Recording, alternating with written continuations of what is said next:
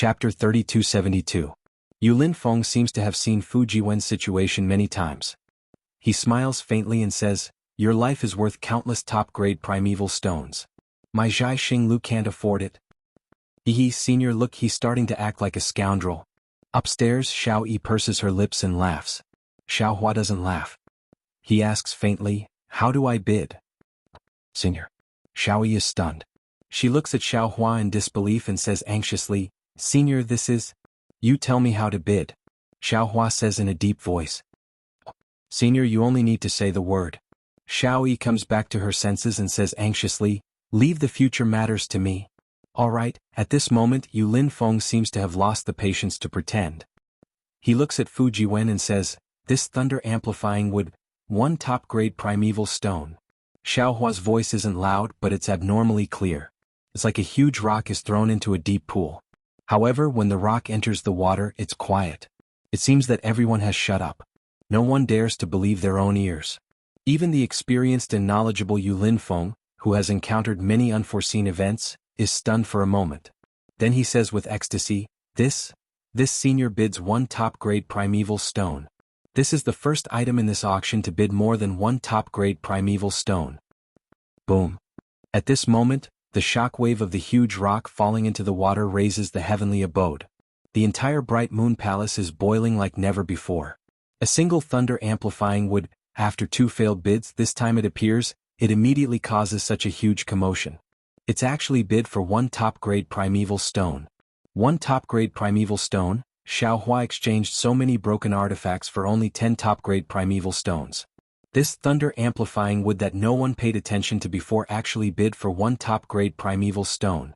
Previously, they thought that 60 top-grade primeval stones was already high enough. However, they didn't think that there's no higher price, only higher. Because this is a battle between two rich and overbearing people on the third floor, and this is only the beginning of their first confrontation. While Bright Moon Palace was seething with excitement, Xiao Hua's balcony had instead calmed down, as if there wasn't the intense reaction that everyone had expected. After half a cup of tea's time, when the atmosphere in the entire Bright Moon Palace had calmed down a little, Yulin Feng took a deep breath and slowly flew up. When he was level with Xiao Hua and the others, he bowed and said, "Seniors, although the thunder-amplifying wood is not bad, our Zhai Xinglu has prepared many good things for you later. If it wasn't necessary for any of the seniors to do so, they wouldn't have bothered to make a fuss over it." This junior asked the two seniors to calm down a little. "No need." The cultivator opposite Xiao Hua said indifferently, "This old man will add 10 high-grade primordial stones. 2 top-grade origin stones." Xiao Hua was even more aggressive. He didn't allow Yulin Feng to ask him and immediately shouted, "Fellow immortal." The cultivator on the other side seemed to be somewhat angry. How could this thunder amplification would be worth 2 top-grade primordial stones? One was more than enough. 3 top-grade primordial stones. Xiao Hua was usually somewhat stingy, but when it came to a matter of life and death or when it came to someone pleasing to the eye, he definitely wouldn't be stingy. Seeing that cultivator's voice floating over the Bright Moon Palace, he immediately shouted, "3 top-grade primordial stones?" This sentence was more powerful than any rebuttal. The other side immediately stopped talking. This. Happiness came too suddenly. Yulin Feng didn't dare to believe it and smacked his lips. He said with a smile, "Since this senior needs the thunder-amplifying wood so much, this item..." "Wait a moment," the person on the other side hesitated for a moment and said, "This junior didn't come here specifically for this thunder-amplifying wood, so the primordial stones in my hands are slightly insufficient. But when I heard about the thunder-amplifying wood, I suddenly remembered that I have a close friend, who should be able to use this item. In a few months it will be her birthday. This junior wants to give this item as a gift. Fellow immortal, please don't give in." This fellow immortal, this junior's identity, will be revealed to fellow immortal after the auction. This junior will definitely thank you greatly. As for this junior's identity, Star-Picking Tower's young master Zhu is very clear. Fellow immortal doesn't need to worry about anything. Hearing this, Xiao Hua was amused. Damn it, if I'm not mistaken, this guy is probably that bullshit young master Duanmo, right? Even if he isn't, for a so-called birthday gift, you're fighting over this thunder-amplifying wood with Fu Jiwen. Look at Fu Jiwen, he's already said that this thunder-amplifying wood is related to his wife's life. You still won't let it go. Even at this point you still want the Xiao to show mercy? Not a chance. This Xiao doesn't care if you're young Master Duanmu or not. Today this Xiao will fight to the death with you. Seeing that Xiaohua didn't speak, that person was overjoyed and said with a smile, "Many thanks, fellow immortal." Cough cough. Yu Linfeng coughed and said with a smile, "Senior hasn't increased the price yet, and this junior will add another top-grade primordial stone." That person suddenly realized and said with some embarrassment. Unfortunately, before Yu Linfeng could speak, Xiaohua said with a smile, "This senior will add 9 top-grade primordial stones." Senior. When the others didn't speak, Xiao Yi hurriedly reminded, "Senior, you can't increase the price anymore." "What?" Xiaohua asked curiously. "This senior also wants this item." "This?" Xiao Yi said with a smile, "Senior, it's obviously your first time coming to this auction. This junior will tell you the truth, the seniors on the 3rd floor all have some background. If it weren't for the last few most important items, it's rare for them to bid like this. Especially that senior on the other side, he's already stated his purpose. He's just short of revealing his identity. If senior increases the price at the beginning of the auction, then that's shedding all pretense of cordiality. This face could be the face of that country's monarch, a sect, or an aristocratic family. Senior, you must think carefully." "And this senior understands." Xiaohua nodded indifferently. Sure enough, the other side was silent and didn't say another word. If nothing unexpected happened, he should be squatting in a corner of the room and drawing circles. "Senior, you've offended that senior." Xiao Yi muttered with a bitter face. Now that things had come to this point, the women who served in the room would most likely be implicated as well. When the city gate is on fire, the fish in the moat will suffer. This had always been an unbreakable principle. If Xiaohua saw that he couldn't afford to offend the cultivator on the other side, he could just say that Xiao Yi didn't warn him and he didn't understand this rule. Wouldn't that be the best way out? Star-plucking tower or the cultivator on the other side might not be able to do anything to Xiaohua, then where would they get their face from? They could only remedy it from a girl like Xiao Yi. This kind of thing had happened before and it wasn't like Xiao Yi hadn't seen it before. Her mood was already somewhat bad. Cough cough. Since senior has increased the price, this item is senior's. Yu Linfeng coughed a bit. He was naturally willing to bid for the thunder amplification wood at a good price, but such a bidding war also made him tremble with fear. With a wave of Yu Linfeng's hand, that thunder amplification would slowly flew in front of Xiaohua. "Does senior want to pay the primeval stones first, or do you want to pay after the auction? If you pay now, you can get this thunder amplification wood now." Xiao Yi forced herself to smile and said, "Senior doesn't need to do anything. You just need to tell this junior what to do." "And naturally I have to pay the primeval stones now," Xiaohua said indifferently. "Also, call that scholar downstairs who revealed his face." "Huh?" Xiao Yi was stunned. "Senior, are you talking about the young master who bid for this thunder amplification wood just now?" "And yes." Xiaohua nodded. He took out the primeval stones from the space and handed them to Xiao Yi, saying, "Just give this thunder amplification wood to him." "No, no way." Xiao Yi cried out in shock as if she had seen a ghost. You actually believe his words? Could it be, you don't believe him?" Xiaohua asked back mercilessly. This junior indeed doesn't believe him." Xiao Yi lowered her head and said, "In this bright moon palace, this junior has seen too much. This junior is unable to distinguish between them. This senior is also unable to distinguish between them." Xiaohua said indifferently, "However, this senior is willing to believe. I'm willing to pay the price of 2 supreme-grade primeval stones. It's 3 supreme-grade primeval stones and 10 high-grade primeval stones." Xiao Yi's heart warmed for no reason. All the fear and guesses from before were swept away. No matter how much this kind of senior evaded the responsibility, it was impossible for him to push the responsibility of offending this senior to her, right? "And go. Pay the primeval stones and give this to him." Xiaohua waved his hand, "Go quickly and come back quickly. This senior still wants to bid for other things." "Yes, this junior will do it right away. If you want to bid, you can bid as much as you want. This junior will settle the transaction with the senior after returning." Xiao Yi took the primeval stones and the thunder amplification wood and hurriedly left. Xiaohua looked below the balcony. Fu Jiwen was looking at him very eagerly. The reason he revealed his true face was to let Xiaohua see it and let Xiaohua make a move. Although this method had the intention of taking drastic measures and forcing Xiaohua could also feel his helplessness when he put himself in Xiaohua's shoes. Thinking about Shui Shui in the space, thinking about how much primeval stones Fu Jiwen's life was worth, Xiao Hua felt that even if he was deceived, it was worth it. In this world, how many men could say these words? However, Xiao Hua didn't dare to wait until after the auction to give the thunder amplification wood to Fu Jiwen. Xiao Hua's heart was like a mirror, but Fu Jiwen didn't know. He didn't know if this kind of trust would allow Fu Jiwen to persist until the auction ended. If he didn't see Fu Jiwen after the auction, Xiao Hua didn't have Fu Jiwen's message talisman and other things. At that time, Fu Jiwen would be so happy that he went silly. He said that he would invite Xiao Hua to his humble home for a chat and didn't leave any jade eyes. If he didn't see Fu Jiwen, then Xiao Hua's 3 supreme-grade primeval stones would be wasted. Fellow immortals. Yu Lin Feng, who was in midair, had already landed. He said with a smile, after the fierce battle just now, many of the rare items have already been returned to their owners. Now, this junior will bring fellow immortals to see the rare items in my hidden immortal continents auction this time. Chapter 3273. While speaking, Yu Lin Feng waved the fan in his hand.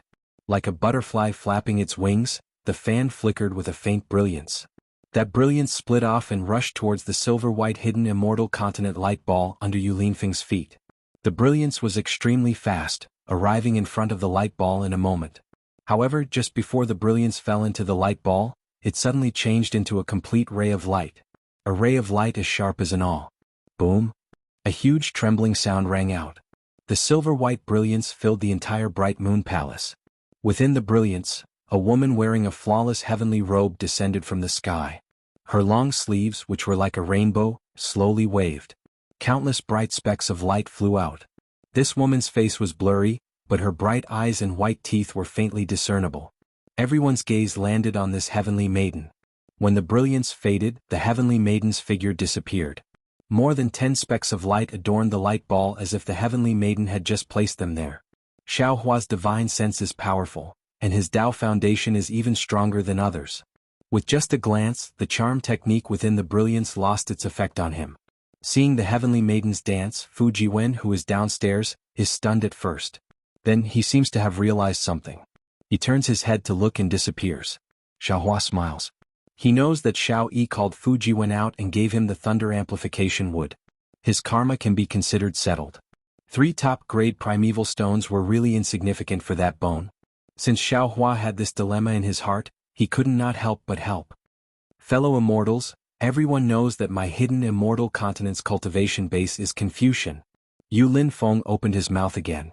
Speaking of Confucian cultivation, although I'm neither high nor low, I also know that I can't do without the 4 treasures of the study. Whether it's the 8 arts of zither, chess, calligraphy, poetry, wine, flower, tea, or the 6 arts of etiquette, music, archery, imperial, and mathematics, they all can't be done without ink, paper, and inkstone. Even my 10 great imperial artifacts. What? Before Yu Lin Feng finished speaking, a slightly hoarse voice called out. Fellow immortal Yu, could it be that you want to bid for the 10 great imperial artifacts today? Cough cough. Yu Lin Feng's face was rather awkward. He smiled and said, Fellow immortal, can you listen to what I have to say? What's more, I was only talking about the 4 treasures of the study, not the 10 great imperial artifacts. If you really want to bid for the 10 great imperial equipment, do you think I can stand here? Ha. That person laughed.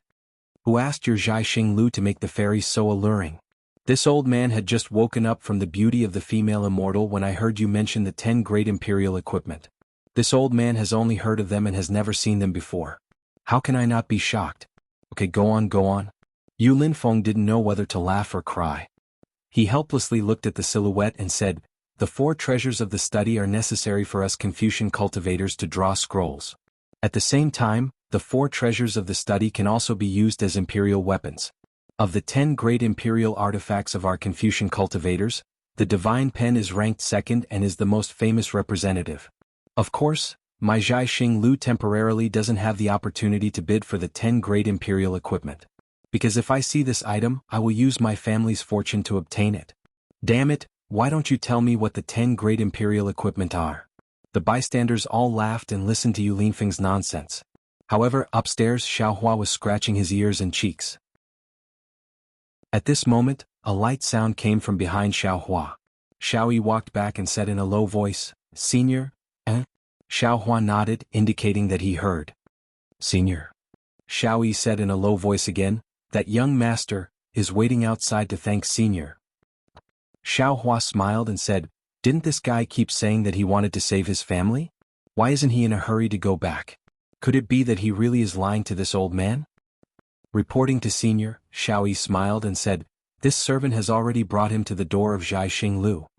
He has already given the item to his servant. Looking at that old servant's appearance, he has already galloped away. He is not a swindler. So fast? Xiaohua stared blankly, then immediately understood. This Bright Moon Palace probably had a special passage that led directly to the door. Moreover, if not for Xiao Yi leading the way, Fu Jiwen would not have been able to come here so easily. Xiaohua originally did not want to see him. After all, he had a wife waiting for him at home. However, he heard Yu Linfeng's chatter downstairs. He could not keep asking Xiao Yi, so he smiled and said, go, let him in. Also, Miss Xiao Yi, you wait outside first. When this old man is bidding, I will call you in. Yes, Senior. Xiao Yi was somewhat unhappy, but she still walked out obediently. Junior greets Senior. Fu Jiwen walked in, looked around, and hurriedly bowed his head and thanked Xiaohua. Xiaohua smiled and did not get up. He waved his hand and said, no need to be so polite. Didn't you take off your mask so that this Xiao could make a move? Now that we are here, we are instead distant? Hehe, so it really is fellow Taoist Xiao. All of a sudden, Fu Jiwen relaxed. He looked to the side and said, this is the highest level place in Star-Picking Tower. Normally, only Confucian cultivators or disciples of aristocratic families can come here. I have never come here before. You also did not reveal your identity, so how could I dare to be careless? How could I succeed if I did not put on a show? Hehe. Xiaohua smiled and did not intend to say more. Fu Jiwen once again respectfully straightened his robe and bowed. However, I came here this time to thank fellow Taoist. If not for fellow Taoist's help, I would not have been able to obtain this thunder amplification wood. And since this thunder amplification wood is actually so important, you should hurry back. The matter at your wife's side is the most urgent. Do you not care about this little bit of formality? Xiaohua stood up and solemnly helped Fu Jiwen up. The old housekeeper has already brought the thunder amplification wood back. This thing, even though the bidding price here is so high, in reality no one will have any ideas about it. Nothing will happen. Fu Jiwen smiled and said, if I did not come to see if it was fellow Taoist Xiao, there would always be a knot in my heart, and it would be detrimental to my cultivation. Especially fellow Taoist Xiao, you are a guest from afar. I have to accompany fellow Taoist no matter what. When the matter in Copper Pillar State is over, I will send fellow Taoist away. It won't be too late for me to return. It can also be considered to be a good host. Ah, just right.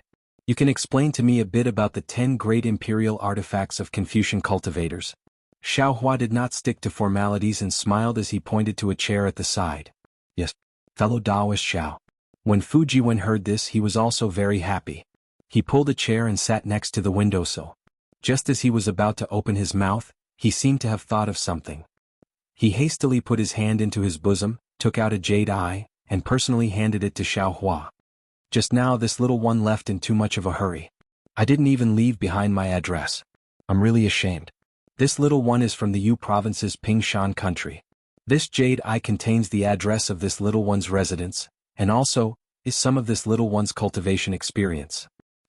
I really don't know how to thank fellow Taoist. The friendship between gentlemen is as light as water. Xiaohua glanced at him, reached out his hand and carefully took it. He didn't check it and sent it into his space. He smiled and said, your jade eyes are actually unnecessary. Hehe, fellow Taoist took it. Only then can my heart be at ease. Fu Jiwen finally let out a sigh of relief. He sat down and looked outside the window. He smiled and said, this place is really good. I can see the outside, but the outside can't see the inside. At this moment, Yu Linfeng, who was in the air, grabbed one of the light spots on the map of hidden immortal continent into his hand. It was a rectangular jade box. The outside of the box was drawn with neat patterns. There were even some characters carved on it. Fellow Taoist Xiao, this jade box is different from the Dao Sect's jade box. Fu Jiwen said naturally, ordinary Dao Sect's jade box would have talismans attached to it to prevent the aura inside from leaking out and attracting the attention of others. But Confucian cultivators use these characters to suppress the aura inside the jade box. Those patterns also have this effect. In short, there are some similarities between Confucian cultivators and Tao sect cultivators, but in essence, there is a difference between heaven and earth. After Fu Jiwen finished speaking, Yu Linfeng pointed his hand and a stream of true energy rushed out. Buzz. The jade box also emitted a faint buzzing sound. Waves of clear air came from the patterns and characters. Kabie, a crisp sound rang out. Roar. Following the crisp sound, the jade box opened and a red fire dragon rushed out of the jade box. A clear dragon roar resounded throughout the bright moon palace.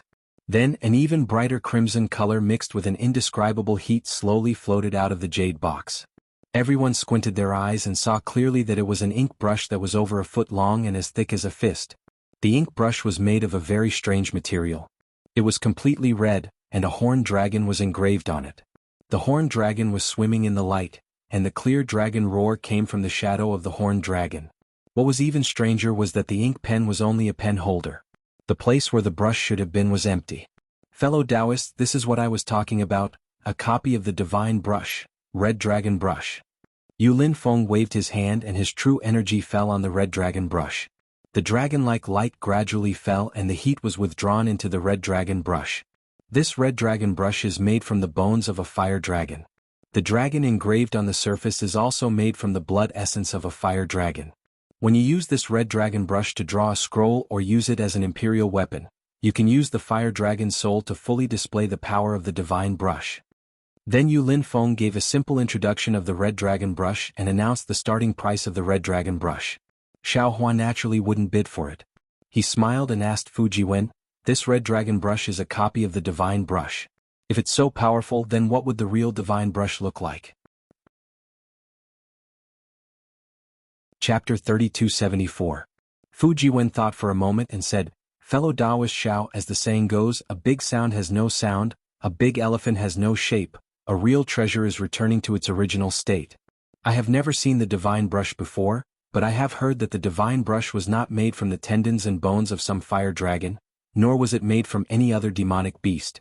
It was made from a type of green bamboo. Only the green bamboo's upright and unbending character could bring out the true noble spirit.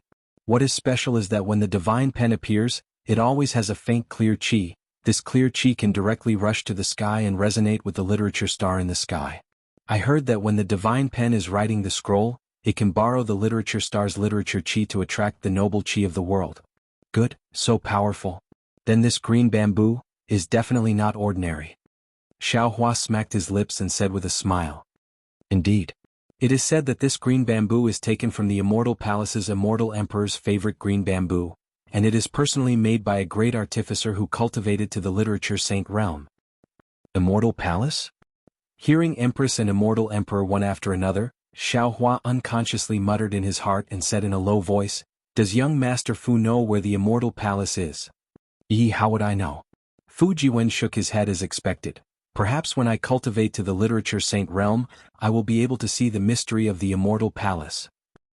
"Why do you say that?" Xiao Hua asked curiously. Fu Jiwen said with a smile, "On the hidden immortal continent, all Confucian scholars who can cultivate to the literature saint realm can receive the invitation of Emperor Go Qin and Empress Dongming to participate in the heavenly bestowal banquet. Although the road to the Immortal Palace is specially guided by the Immortal Palace's warriors, the literature saints don't know where the Immortal Palace is. But after all, they can see the wonders of the Immortal Palace." Xiao Hua nodded slightly. "In other words, even if they participate in the heavenly bestowal banquet, it is impossible to know where the Immortal Palace is." "Yes, it should be. Otherwise, this Immortal Palace has existed for who knows how many years, but there is no rumor of the Immortal Palace's location on the hidden immortal continent." Fu Jiwen nodded. Let's not talk about the Immortal Palace." Xiao Hua did not care about the location of the Immortal Palace. After all, that was the ultimate goal of Confucian cultivation and it was far from him. "Let's talk about the 10 great imperial equipment."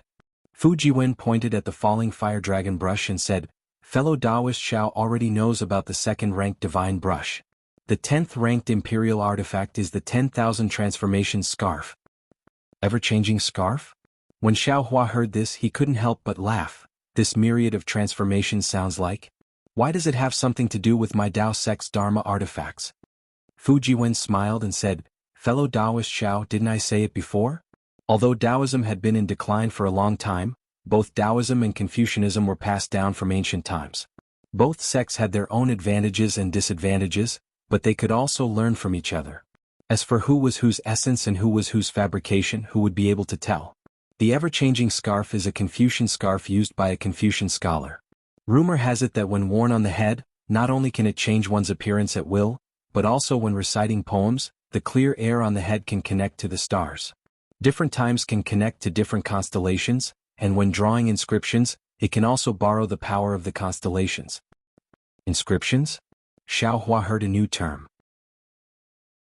Fu Jiwen immediately explained, inscriptions are words that are written with a divine brush and contain an aura of righteousness. When these words are written on paper, the paper becomes a scroll. If it is directly written in the air to counter the enemy, it is called inscriptions. Oh right, the words carved on the jade box just now can be called inscriptions. These inscriptions should be similar to the Tao sect's runes. Xiao Hua nodded. If that's the case, then I understand. These runes and inscriptions are indeed different methods to achieve the same result. The 9th-ranked imperial equipment is misty like immortal robe.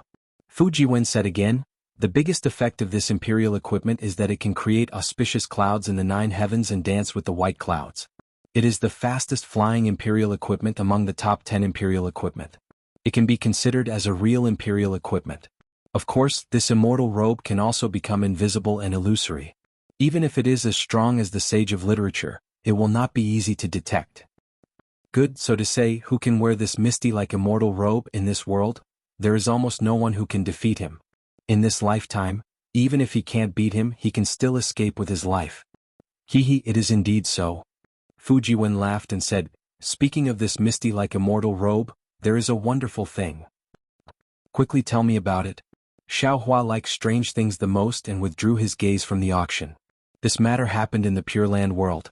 Fu Jiwen said tirelessly, the Buddhist sect has always claimed that they are benevolent and pity the world. They even shout out slogans such as sweeping the floor for fear of hurting the lives of ants and cherishing moths. A Confucian scholar in my hidden immortal continent thinks that human nature is evil. How can there be such a benevolent person? Even if there is such a person, it is impossible for the entire Buddhist sect to be like that. Thus, in front of a famous temple in the Pure Land world, a very ferocious and filthy beggar appeared. Every morning, this beggar would come when it was time to give out porridge and would leave after eating the porridge. He would not give these Buddhist sect monks the opportunity to say Zen. At the beginning, the monks of this temple were very obedient and did not get tired of it. Every day they would chant the name of Buddha and give porridge to this beggar. They would also take advantage of the time when they were giving porridge to explain some Buddhist teachings. Unfortunately, that beggar did not listen at all. This continued for 3 years. The beggars who came to eat porridge left wave after wave. However, this beggar's appearance was the same as before, regardless of rain or shine. The beggar did not change, but the monks who gave porridge began to slack off. From the 4th year onwards, the porridge bowl slowly became half a bowl. Moreover, they no longer taught any Buddhist teachings to this beggar. They only chanted the name of Buddha to deal with him. Since he began to slack off in the future, it will be even more uncontrollable. Xiao Hua thoughtfully said, this monk who gave porridge is not a senior monk of this temple. I'm afraid that he fell into the beggar's trap. Indeed, before the 6th year, the monk who gave porridge had already begun to speak ill of him. Even when there was no one around, he would drive the beggar away. The so-called Buddhist mercy had long been thrown to the back of his head. Fu Jiwen laughed. The most tragic thing was that one day in the 7th year the weather seemed to be extremely cold. Except for this beggar, no other beggar went to eat porridge. And the rule of this temple is that as long as someone comes to eat porridge, they must give porridge. I don't know if this monk was in a bad mood, or if it was cold and he did not want to give porridge or some other reason. In short, this monk actually had a conflict with this beggar when he was giving porridge. He used a porridge spoon to break the beggar's skull, causing his brain to splatter everywhere. Good boy. Xiao Hua laughed. This time, the trouble is really big. Yes, this kind of trouble can really be big or small. Fu Jiwen said in all seriousness, this is also the key to the beggar's test. After all, giving porridge or not, patience or not, are all small things. This life and death is righteousness, whether or not he is a beggar. Alas, this Confucian scholar is really patient. Xiao Hua sighed. He actually spent 6 years of effort to investigate the good and evil of human nature, the hypocrisy of Buddhism. This world is most afraid of this kind of persistent investigation. Fu Jiwen shook his head. If fellow Xiao does not have this kind of persistence, I'm afraid that the road you can walk in the future will not be long. Ah, young Master Fu is absolutely right. Hearing Fu Jiwen's tone, Xiao Hua unconsciously felt warm in his heart. Although these words are not pleasant to hear, they are really for his own good. Moreover, Xiao Hua also heard that Fu Jiwen should be able to sense his cultivation and feel that his cultivation is still shallow. It's only because he has a lot of primordial stones that he can reach the 3rd floor of Bright Moon Palace. This monk has caused a disaster. The safest way is to directly return to the temple and admit his mistake to the abbot and ask the expert in the temple to perform a ritual for this beggar. No matter what, the abbot will not let this monk pay with his life for this beggar. After all, that place is not my hidden immortal continent. Fu Jiwen said again. Unfortunately, this monk was lucky. Seeing that there was no one around and the wind and snow covered the sky, he boldly dragged this beggar's corpse into the wilderness and threw it down the cliff.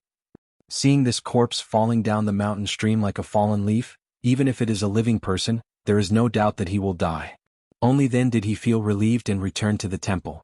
Xiao Hua was speechless and said with a bitter smile, "A pitiful person must have a hateful side." Just now this Xiao felt that this monk was somewhat pitiful. After being stared at for 6 years, who knows how many good deeds he did before this, his moral integrity was destroyed for a moment. But from this monk's actions, not only does he have Buddha in his heart, he also has a devil. This Buddha and devil are the most terrifying. Correct. Exactly. Fu Jiwen nodded and said, actually this monk also has his own difficulties. It is said that the next day is a big day. A bodhisattva from the great Lane temple will come to their temple to give a lecture. Therefore the entire temple was moved by this grand event. This monk originally also had something to do, but he could not refuse to give porridge to this beggar, so he had resentment in his heart. Especially before this grand event, how could he dare to report the matter of him killing the beggar to the abbot's table? He could only quietly cover up this matter. Of course, the weather that day was extremely cold. Other than that beggar who was killed, no one came to eat porridge. Even the entire temple was busy and chaotic. They did not know that a murder had occurred in front of their temple. This day passed by very quietly. That monk who was originally somewhat worried and nervous finally fell asleep. He thought that everything had passed and that everything that he had endured for 6 years had become a passing cloud. However, on the second day that bodhisattva from the great Lane temple came to the temple. Before he opened the altar to give a lecture, the monks in the temple discovered that the chests of all the Buddha statues in the temple had been broken open, revealing holes in the golden body. On each hole, there was a large flamboyant character. Naturally, the abbot did not dare to be negligent. He thought that this was a conspiracy against the bodhisattva and hurriedly reported it to the bodhisattva. After the bodhisattva heard it, he released his Buddha's consciousness to investigate.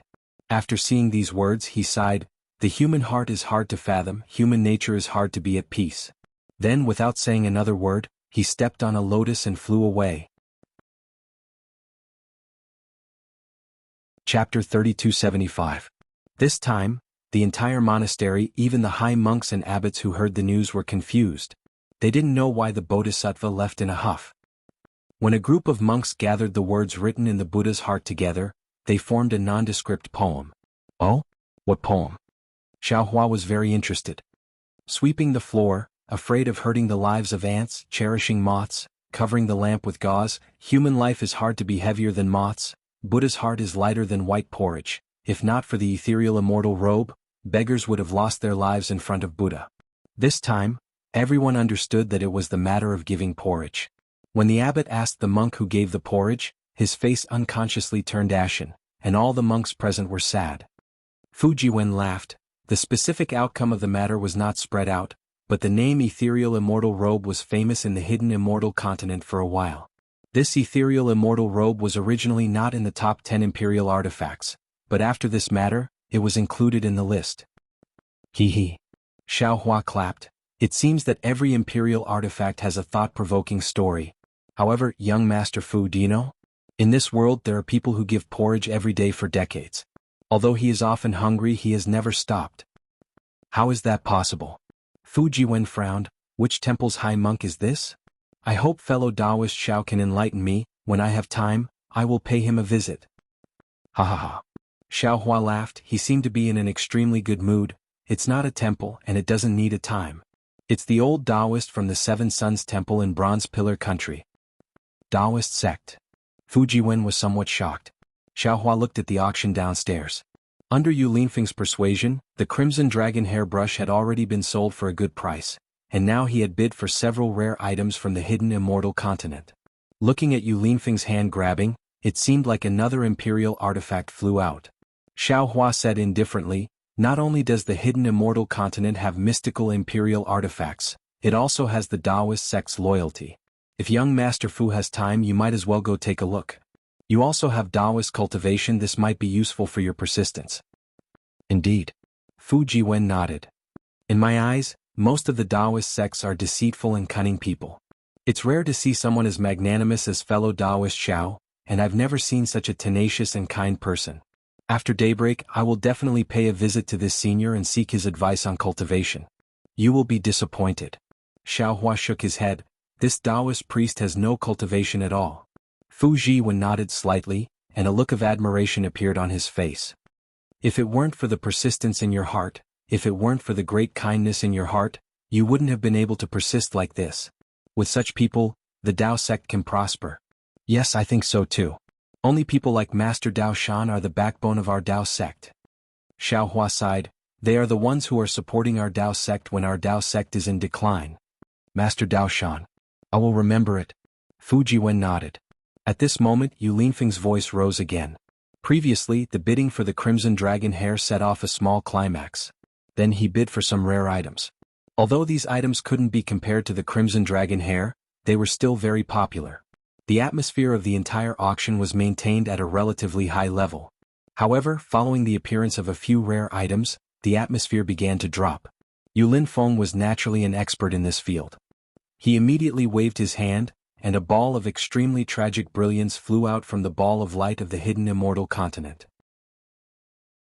It landed in front of him and he said loudly, "Fellow Taoists, can you guess what this item is?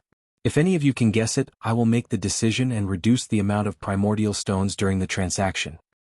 One of the 10 great imperial artifacts. Just as Yu Linfeng's voice fell, an old voice sounded. Yu Linfeng smiled bitterly. "Fellow Taoist, you really think too highly of my Zhai Xinglu. Just now, I already said that my Zhai Xinglu has never bid for the 10 great imperial artifacts." Fellow Taoist, you, at this moment, another voice sounded from the slightly chaotic clamor. "This brilliance looks very strange. It doesn't look like the luster of an imperial artifact, nor does it look like the righteousness of a scroll. But this light is filled with a kind of indescribable brightness. Even my clear eyes technique is unbearable under this brilliance. This really makes me puzzled. If my guess is correct, this isn't a rare item of my hidden immortal continent. No, that's not right. If it isn't a rare item of my hidden immortal continent, how can it be taken out from the ball of light of the hidden immortal continent?" Seeing that his goal was achieved, Yu Linfeng didn't dare to let everyone guess anymore. He hurriedly said with a smile, "Fellow Taoists, what you said is reasonable. However, you didn't completely guess. This item is naturally something that my hidden immortal continent's Confucian sect uses." Saying this, Yu Linfeng opened his mouth and spat out a mouthful of clear air. The clear air landed on the bright ball of light, and it was like a layer of thin clouds covering the ball of light. At this moment, everyone could clearly see that the ball of light was actually a block of ink. However, it was just a block of ink that was 2 inches wide and 3 inches long. In addition to the dazzling brilliance, the surface of the ink block was very smooth. Faintly, there were some small lines on the surface. Those lines were slightly fine, and there was a faint scarlet color. Many cultivators with high clear eyes technique could already see that these lines were some blood vessels. However, it was precisely the blood vessels within these lines that emitted a dazzling light that caused the cultivators who were staring at the ink stick to feel waves of dizziness. Amidst this dizziness, another strange demonic beast was revealed. Light beast. A voice cried out, "I understand. This is blood ink refined from the light beast's light blood." Yes. Hearing this, Yu Linfeng clapped his hands and said, "Fellow Taoist is right. This blood ink is refined from the extremely rare light beast's blood essence in the Thousand Devils sacred realm. It is most suitable for us Confucian cultivators to make scrolls. Of course, this blood ink can only be used by seniors above the level of literature master. Fellow Taoists below the level of literature master must not try it. In particular, Seniors who have reached the level of Great Grandmaster can use this blood ink to write scrolls that have the power of literature saints. A figure not far from you, Lin Feng cried out in shock. How is it so powerful? Aha, that's not all. Without waiting for this person to finish speaking, another voice called out, since this blood ink is mixed with the light beast's blood essence, it doesn't need to be written into a scroll. As long as you hold it in your hand, not only will ordinary demonic beasts not dare to approach you, you can even wander around in the middle of the night. All the evil spirits and ghosts won't dare to approach you. Also, across from Xiaohua, another person called out, with this blood ink on your writing desk, your reading will be like the help of a god. If you practice qi, it will be twice the result with half the effort. Fellow Taoist, what's the starting price for this item? While several people were showing off their knowledge, someone had already asked eagerly. Not only was Yu Linfeng overjoyed, he hastily reported the starting price for this blood ink refined from the light beast's blood essence. On the third floor, Xiaohua smiled and pointed his hand, saying, Young Master Fu, you just said that the crimson dragon hair brush was similar to my Taoist's magic tool talisman brush. Now that this blood ink has appeared, isn't it the same as my Taoist spirit talisman refining? Both use the spirit beast's blood essence and use magic to draw talisman charms? Hehe, that's right. Fu Jiwen said with a smile. A true scroll doesn't need the help of any spirit beast's blood essence, nor does it need the help of a special imperial tool. That so-called divine brush is nothing more than an accessory. This one has only heard of this kind of scroll, and this kind of inscription can only be written by seniors at the level of literature saints. As for the rest, they are all at a disadvantage. And let them bid, left and right. Oh, young Master Fu, if you like something, you can say it. This one only came to take a look. I don't plan on bidding for anything. Xiaohua said with a smile. Fu Jiwen hastily waved his hand and said, This one's needs have already been met. I have no more requests. There's no need to mention this matter again. Up to you, up to you. Xiaohua smiled. That bone was very useful to him. Xiaohua always felt that a thunder-amplifying wood wasn't enough to express his gratitude, so he said this. Fu Jiwen glanced at the enthusiastic bidding. He said with a smile, Just now this one was talking about the misty like immortal robe, the 9th of the 10 great imperial tools. Above the misty like immortal robe is the Myriad Miles Mountain and Rivers fan. Actually, when it comes to this Myriad Miles Mountain and Rivers fan, this one feels that rather than calling it a Confucian cultivator's imperial tool, it would be better to call it a Taoist magic tool. Oh. Xiaohua raised his eyebrows. This imperial tool is different from other imperial tools? Yes. Fu Jiwen nodded. It is said that this Myriad Miles Mountain and Rivers fan's original form is a Taoist magic tool called the Mountain and Rivers Map. However, this magic tool was damaged during a fight and it was extremely serious. Taoist magic tools were unable to repair it, so it was abandoned. Later on, a Confucian great tool master obtained this item and used Confucian magic tools to seal a strand of dragon qi from the 9 continents into it, using the dragon qi to nourish the damaged magic tool. After more than 1,000 years, it was completely repaired. When this Myriad Miles Mountain and Rivers fan is waved, it has the weight of 10,000 miles of mountains and rivers, and it also has the appearance of a majestic dragon qi. Without great luck and the strength of dragons and elephants, it is extremely difficult to resist. Therefore, it is ranked above the misty like immortal robe. Luck? Xiaohua frowned and asked, What is luck? What young Master Fu said about the weight of mountains and rivers, the strength of dragons and elephants, this one can understand, but this majestic dragon qi, great luck. This one can't understand. Fu Jiwen smiled faintly and said, Luck is very illusory. If we look at it in a big way, it is the direction of all things in the world. For example, Confucian cultivators, Buddhist sects, and Taoist sects, whoever can occupy great luck will be able to prosper and develop. In the ancient times, the struggle between Buddhism and Confucianism was a struggle for luck. If Taoist sects' luck was occupied by Buddhism and Confucianism, they would reach a dead end and could only perish and descend into desolation. If we look at it in a big way, it is the development of a country and a family. If a country obtains luck, it will prosper and the country's strength will be strong.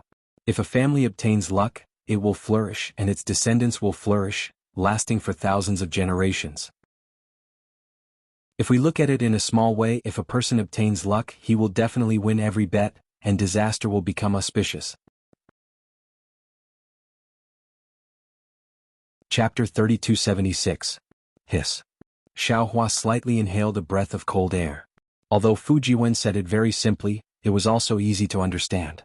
Doesn't the Tao sect have auspicious talismans? Didn't I also get the Phoenix Jade talisman? It seems like I can inexplicably turn misfortunes into blessings many times. Isn't this what Fujiwen said about luck? Because luck is very complicated, Confucian cultivators even have specialized cultivators to research this technique. Unfortunately, I am very unfamiliar with this. Actually, most people only heard about it from hearsay. It is impossible for them to know the details. Fujiwen said again, moreover, it is said that dragon chi and luck are closely related. On the hidden immortal continent, where there are dragon veins, there will be dragon chi, and where there is dragon chi, the luck will be especially vigorous. Therefore, only people with great luck can resist the dragon chi on the fan of 1,000 miles of mountains and rivers. Hee hee. Hearing this, Xiaohua laughed. If this is true, then wouldn't the dragon kings of the four seas become the rulers of the three continents? Wouldn't the dragon palaces of the four seas become the place with the most abundant luck in this world? Fellow Xiao is wrong. Dragon chi, dragon veins and dragon race are not too related. Dragon veins are born from luck, it is just borrowing the dragon shape, and the dragon race themselves do not have luck. Fujiwen also said with a smile, if it is as fellow Xiao thinks, the place with the most abundant luck is Dragon Island.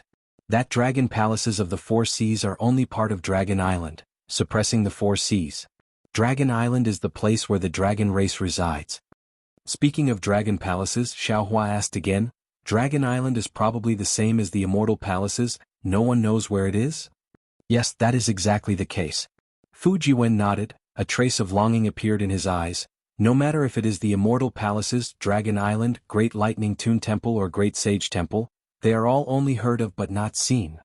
Let's not talk about this anymore. Xiaohua asked, let's talk about the 10 great imperial equipment. Yes, Fujiwen said with a smile, this imperial equipment ranked 7th is a wonderful item, it is called Beauty Jade. Beauty Jade? Xiaohua reached out his hand and scratched his chin a few times as if he understood. He said with a smile, young Master Fu means, all male cultivators should like it. Haha, Fujiwen said, it is said to be so. But I'm afraid that only the man who actually obtained the Beauty Jade would know the specific benefits, right? Sweats, this kind of thing can also be called a imperial equipment? After Xiaohua seemed to understand, he didn't know whether to laugh or cry. Fujiwen explained again, since fellow Taoist Xiao has thought of one of the layers, I'm sure you also understand that when this Jade of Beauty is used, it can transform into a frightening heavenly maiden. It's extremely easy for people with unstable mental states to fall into the trap. Lust is the first blade. Xiaohua sighs and says, the power of this color is even heavier than the power of dragons and elephants, and even heavier than our mountains and rivers. No wonder this Jade Beauty is ranked above the fan of mountains and rivers. That's right. There are several times more male cultivators than female cultivators in this world. It's very difficult to escape from this Jade Beauty. What about the 6th ranked imperial equipment? Xiaohua pursed his lips and smiled. This Xiao is very curious as to which imperial equipment can suppress the Beauty Jade. To be able to suppress the Beauty Jade, it's naturally the words that have existed since time immemorial and run through the past and present. It can turn a woman into a skeleton. Fujiwen says with a smile, without words, without sentences, without text, those beauties can only be a lump of meat, a skeleton. After 100 years, who can still remember them? Inscriptions? It should be said that the collection of inscriptions and scrolls is completed. Fujiwen nods. This imperial equipment is called the 10,000-word book. According to legend, it was written by the earliest 9,999 inscriptions born in the world in ancient times. When the 10,000-word book is used, every word can reach the stars, every word can disturb heaven and earth. It can be said that every word is a gem, every word is heavy, every word is ancient. Under this 10,000-word book, even if the sage of literature can reach the Milky Way, he will still be suppressed by these words. Not even a trace of noble spirit will leak out. 9,999 inscriptions? Xiaohua frowned. Why not 10,000? It is said that when the 10,000th inscription was created, heaven and earth changed colors, gods and devils wept, mountains collapsed and the earth cracked.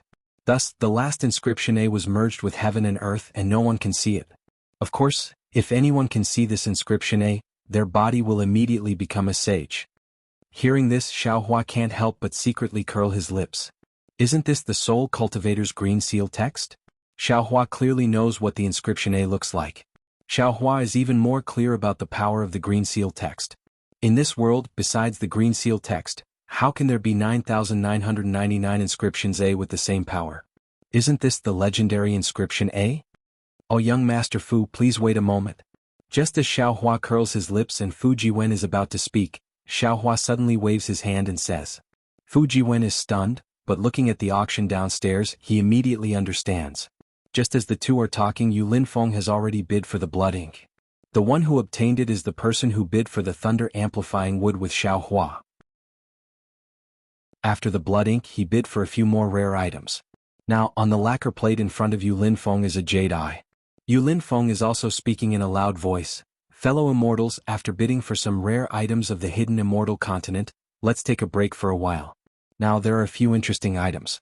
Although they have nothing to do with us Confucian cultivators, if any of you are good at both, you can use a small amount of primeval stones to bid for them.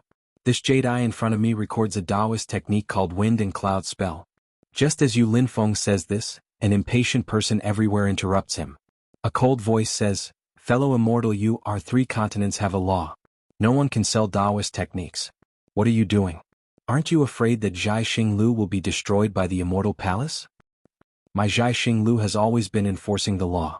How can we violate the iron law of the 3 continents? Yu Linfeng says with a smile, in order to contain the great enemy of us Confucian cultivators, the immortal palace prohibits the sale of Taoist techniques. However, it is only limited to low-level and basic techniques. As for high-level techniques, they don't really care. As for fellow immortals, there are people with peerless aptitudes. I'm afraid many of you also have Taoist cultivation, right?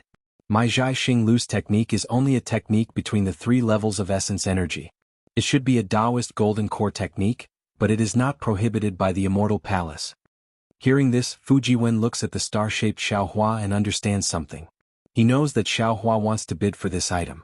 Oh my, a Taoist technique of the 3 levels of essence energy. That voice smacks his lips and says, this thing must cost a lot of primeval stones, right? Not much, not much. 1 top-grade primeval stone. Yu Linfeng waves his hand and says, damn, 1 top-grade primeval stone. That voice seems to want to jump up from below.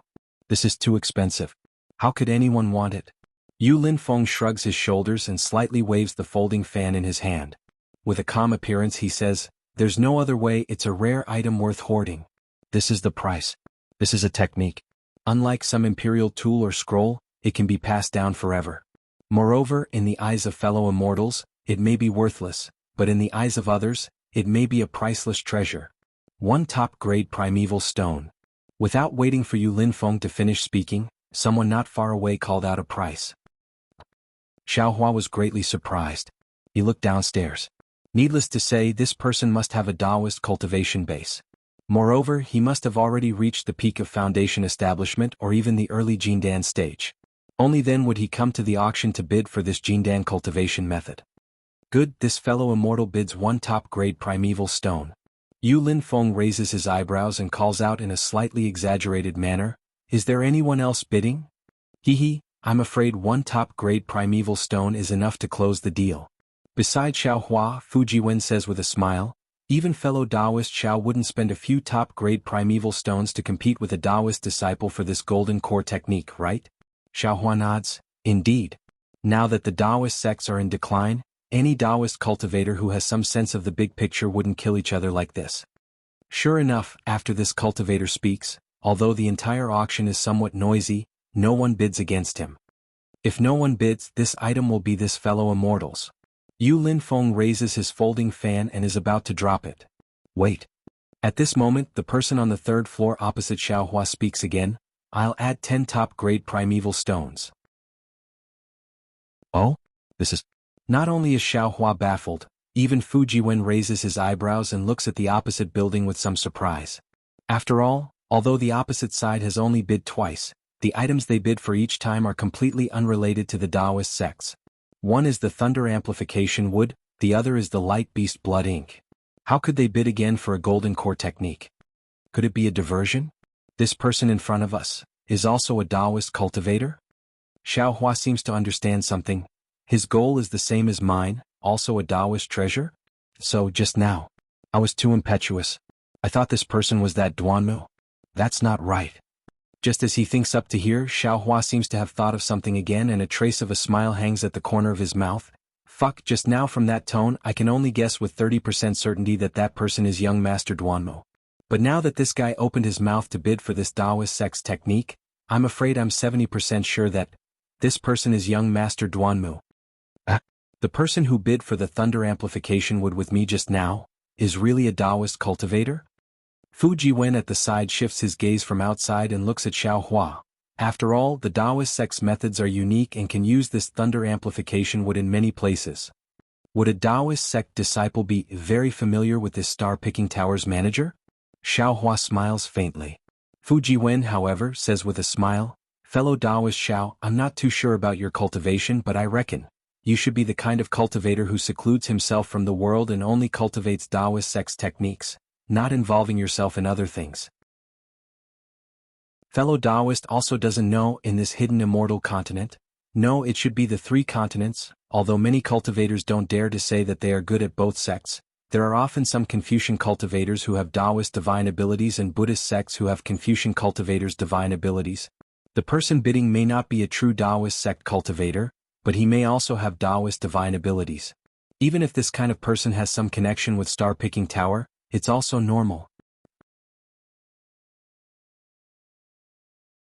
Chapter 3277. Xiaohua had already told Fu Jiwen about his situation. Now that he had asked him so many seemingly ordinary things, Fu Jiwen's explanation was also normal. Especially since Fu Jiwen didn't know about his conflict with Duanmu Gongzi, of course he didn't think as much as he did. Let's wait and see. Xiaohua didn't explain and only responded. Downstairs in this short moment, dozens of high-grade primeval stones had already been added. Finally, the cultivator downstairs helplessly withdrew. Clearly he was somewhat embarrassed. Good, this wind and cloud art will go to this. Yu Linfeng waved his hand. Just as he was about to settle, Xiaohua raised his voice again, 2 top-grade primeval stones. Boom. As soon as these words were spoken, the entire auction was bustling with activity again. Obviously, the first wave of the thunder amplifying wood was caused by Xiaohua and the person opposite him. Now, this inconspicuous jade eyes had successfully provoked a fight between the two. Add 10 high-grade primeval stones. The voice from the opposite side was extremely fast. It was a bit faster than the previous bid with the cultivator downstairs. And this voice, when heard by Xiaohua's ears, actually carried a kind of relaxed, a kind of excitement. It really is this guy. Xiaohua's eyes slightly narrowed. That's right, since Xiaohua could guess that the person opposite him was Duanmu Gongzi, how could Duanmu Gongzi not guess that it was Xiaohua here? Not to mention that Duanmu Gongzi had already met several distinguished guests on the 3rd floor before entering the balcony. Just based on Duanmu Gongzi's words just now, as long as someone paid attention, they would be able to guess that the person on the balcony was Duanmu Gongzi. But Xiaohua still twisted his neck and competed with him. Who else could it be other than Xiaohua? Of course, it couldn't be ruled out that there were other cultivators who urgently needed the thunder-amplifying wood and thus didn't care about Duanmu Gongzi's face. Therefore, Duanmu Gongzi was the same as Xiaohua, bidding with the cultivator downstairs in an uncertain situation. The purpose of this bidding wasn't the wind and cloud art, but Xiaohua's identity. Even the moment Duanmu Gongzi bid for the wind and cloud art, he already denied that Xiaohua was on the balcony and thought that the cultivator downstairs was Xiaohua. Of course, in this way Duanmu Gongzi won the wind and cloud art and ruined Xiaohua's good thing, so Duanmu Gongzi was also happy. After all, it was only a top-grade primeval stone, Duanmu Gongzi could still afford to waste. Since Xiaohua understood the reason, why didn't he stand up to fight? There had already been conflicts left and right, so what was one more? Naturally, Xiaohua's shout had revealed his identity to young Master Duanmu at the same time. How could young Master Duanmu not be excited? 3 top-grade primordial stones. Xiaohua shouted again without hesitation. Fu Jiwen was greatly alarmed and said anxiously, "Fellow Taoist Xiao, although this cultivation method is rare, but it's really not worth 2 supreme-grade essence stones. Add another 10 upper-grade primordial stones." Young Master Duanmu also opened his mouth. Forget it. At this moment, Xiaohua smiled and said loudly, "Just now this old man took advantage of this fellow immortal. This time, even though this old man really desires this jade eye, in order to make up for the injury I inflicted on fellow immortal, I'll give it to fellow immortal." You. Right after Xiaohua finished speaking, a furious roar rose, but it only lasted for a moment before the voice fell silent again. When it spoke again, there was no anger in it. Then thank you, fellow Taoist. Hearing the word fellow Taoist, Xiaohua shrugged and said to Fujiwen with a smile, see, you're indeed a fellow Taoist. This Xiao knows his mistake and corrects it. Can this be considered the greatest virtue? Fujiwen naturally couldn't see Xiaohua's expression, but he stood up apologetically and cupped his hands, saying, alas, it's all my fault. I caused fellow Taoist Xiao to become enemies with this person. At this point, what did Fujiwen not understand? It's just that he thought it was his own matter that made things difficult for Xiaohua. It has nothing to do with you. Xiaohua waved his hand, indicating for Fujiwen to stand up. If there's no accident, that person should be young Master Duanmu of the Duanmu family. This Xiao doesn't know his name, but when I entered Star-Picking Tower, this Xiao inadvertently had an unnecessary conflict with him. Even if this Xiao ignores him, he'll still remember this Xiao in his heart. There's no harm in letting him spend 3 supreme-grade primordial stones to deepen his impression. See Duanmu family. Xiaohua said it casually, but Fujiwen gasped. The Duanmu family was truly a colossus to him. Ignore him. Xiaohua waved his hand. He also doesn't know who this Xiao is. After tonight, we'll go our separate ways. Fujiwen looked at Xiaohua's figure, bit his lips slightly and said in a low voice, fellow Taoist Xiao, the Duanmu family isn't an ordinary family. Even if fellow Taoist has the cultivation of 7th grade essence energy, I'm afraid you won't be able to confront them head-on. 7th grade essence energy? When Xiaohua heard this, he unconsciously felt a little bitter in his mouth. 7th grade essence energy was the cultivation of body integration. Given 1,000 years, who knew if Xiaohua could cultivate into body integration? However, Fujiwen hesitated again and said, the descendants of the Duanmu family are also divided into direct and side branches, and even partial branches. Not everyone with the surname Duanmu can't be provoked. To be able to participate in this kind of auction in Bronze Pillar Nation, they shouldn't be from the direct branch of the Duanmu family. Fellow Taoist Xiao doesn't need to be too worried. And this Xiao understands. Xiaohua's voice regained its calmness. He already had a plan in his heart. This Duanmu family was like the Imperial Thunder sect. Although it was very big, but on the other hand, it also had a lot of disciples. This Duanmu young master's cultivation wasn't very high, but there were probably many disciples like him in the Duanmu family. There might not be any top cultivators who would stand up for some small matter for no reason. You better tell this Xiao what the 5th Imperial artifact is. All right. Fujiwen saw that Xiaohua was calm. Although he was a little anxious in his heart, he could only agree and sit down again. He said, the 5th Imperial artifact is the Divine Devil Chess. Divine Devil Chess? When Xiaohua heard this, he frowned again. This? What chess? How did it become one of the top 10 Imperial artifacts? Fellow Taoist isn't the only one who is puzzled. Even I and many other cultivators don't understand. Fujiwen said absent-mindedly, it said that the reason why the Divine Devil Chess became one of the top 10 Imperial artifacts is because of the mystery of this Divine Devil Chess. No one has ever seen this Divine Devil Chess and no one knows the use of this Divine Devil Chess.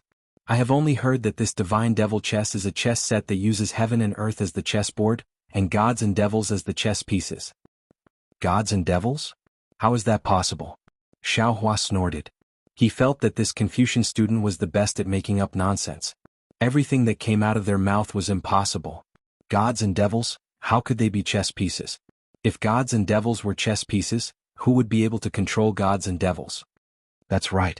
Fujiwen withdrew the trace of worry in his eyes and said with a smile, that's right. However, I have also heard of some legends that are related to this Divine Devil Chess. Xiaohua looked downstairs. The auction had started again. Yu Linfeng actually took out some Dao sect talisman crafting and alchemy techniques to bid. These talisman crafting and alchemy techniques were obviously more popular than golden core cultivation techniques. Many cultivators began to bid. Of course, the price of these secret techniques was far less than the golden core cultivation techniques. Suddenly, Xiaohua's heart moved and he secretly said, damn it, I forgot. I have now reached the peak of golden core stage. Although I still don't have any signs of condensing a nascent soul, and I don't know how to condense a nascent soul, I should prepare these nascent soul pills and nascent soul birth pills. Now in these 3 continents, Dao sects have declined, and it's hard to say if there are any nascent soul cultivators. Where would there be people who can refine nascent soul pills and nascent soul birth pills for them? I'm afraid I have to refine them myself. It said that only pills refined by pill masters who surpass nascent soul can truly form a nascent soul. However, in terms of cultivation and comprehension of heavenly Tao, my green-robed primordial spirit may not be inferior to a nascent soul cultivator. I wonder if the nascent soul birth pills and nascent soul birth pills he refined are useful? No matter what, I don't have the pill formulas here, and I have to find the pill formulas of these pills in these 3 continents. Alas, it's really difficult. Young Master Fu. Xiao Hua's ears perked up, waiting for Yu Linfeng to finish refining the pill formulas. At the same time, he said to Fu Jiwen, "Quickly tell me about the legend." Fu Jiwen cleared his throat and said with a smile, "This legend is different from Misty like immortal robe. According to legend, tens of thousands of years ago, there was a flourishing empire on this hidden immortal continent called Dongqin. This Dongqin empire's territory was vast, and it occupied most of Qing province and Su province among the 9 provinces of hidden immortal continent. It was more than 10 times bigger than the second-ranked country. Moreover, this Dongqin empire's several generations of kings were extremely wise. Under their political and military skills, this Dongqin empire's people were rich, and the country was prosperous, attracting tens of thousands of countries. However, in the end, an extremely ambitious monarch appeared in the Dongqin Empire. He wanted to be the ruler of the entire hidden immortal continent, so he began to develop his military force and frantically expanded.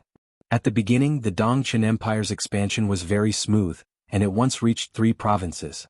However, when the Dongqin Empire attacked a nameless small country in Yan province, they encountered an unprecedented resistance. Many of the Dongqin Empire's famous generals died in this small country. In the end, the king was enraged and personally led the army to attack. This king was said to have a cultivation of 5th grade essence force, and he had countless generals under his command. All of them were 3rd or 4th grade essence force cultivators. Under the king's frantic attack, that small country was forced to retreat, and finally reached the end of the line. Just when the Dongqin Empire's king thought that victory was in his hands, he heard a series of earth-shattering roars from thousands of miles away. The originally clear sky was instantly covered with dark clouds, and the entire ground was also covered with black flames. In this drastic change in the sky, a huge chessboard appeared. On the left and right of the chessboard, there were 6 godly generals and 6 demon generals. Each of them had their own responsibilities and they charged out from the chessboard.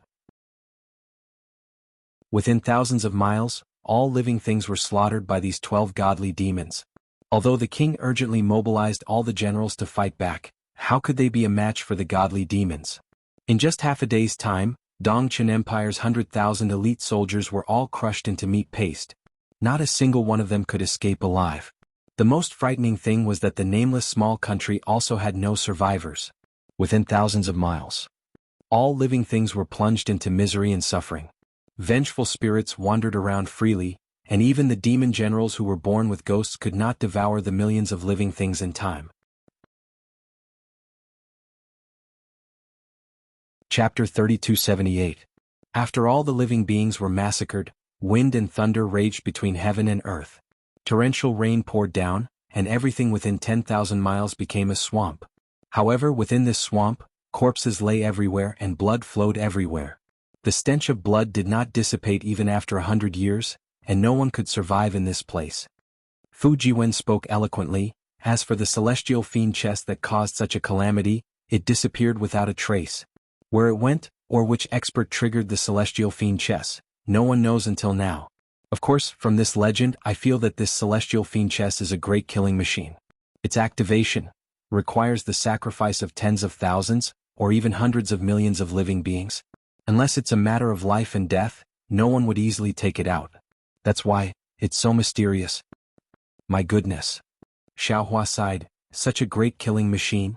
I'm afraid it's ranked first among the 10 great imperial artifacts, right? Why is it only ranked 5th? Fu Jiwen shook his head. This celestial fiend chess is too bloody, Confucian cultivators would never place it first. Actually, Xiaohua laughed again, this legend is too exaggerated to the point that I feel that it's all made up. Look at that so-called Dongqin Empire, they're crazy and exaggerated. Do those Confucian aristocratic families not care? Although Duanmu aristocratic family is a first-class Confucian aristocratic family, it's not difficult for them to reach out and take care of this matter, right? Secondly, that monarch was actually able to cultivate to the 4th grade of origin power. How long is his lifespan? He's probably tired of being the monarch, right? Thirdly, so many famous generals have fallen in this nameless small country, that monarch, how could he personally go into battle? Furthermore, life is the most important thing. Fourthly, since Dongchen Empire is so powerful, it must have 10 great imperial artifacts, right? Can't the ones ranked first suppress the celestial fiend chess? Haha. Fu Jiwen laughed. Fellow Taoist Xiao, don't nitpick too much. This is just a legend, who knows if it's true. However, there's one thing that's true. It's that 10,000 miles of blood pool, Fu Jiwen said. Today that blood pool is still uninhabitable and it's still abnormally bloody. Even birds can't fly over that blood pool. Back then I even made a trip there. Is that so? Xiao Hua asked curiously. That place is in Yin province. Yes, it's Celestial Fiend blood pool. If there is a chance, this Xiao will personally go and take a look. It was very strange. When Xiao Hua heard this very unfamiliar name, a trace of feeling suddenly appeared in his heart. This feeling was indescribable, as if it was a kind of summoning? Oh, that's right. As soon as Xiao Hua felt this, he immediately asked, the God and Devil blood pool is the place where the God and Devil chest disappeared. Could it be that no one went there to see it? Xiao, Confucian, Xiao Hua, Confucian, Yin, Confucian, Taoist and incult cultivators, fiends, Yin, 1,000 years, and Confucian, Xiao, Conficand and Anan years. Xiao, Yate. Xiao, 8 Yen. Xiao.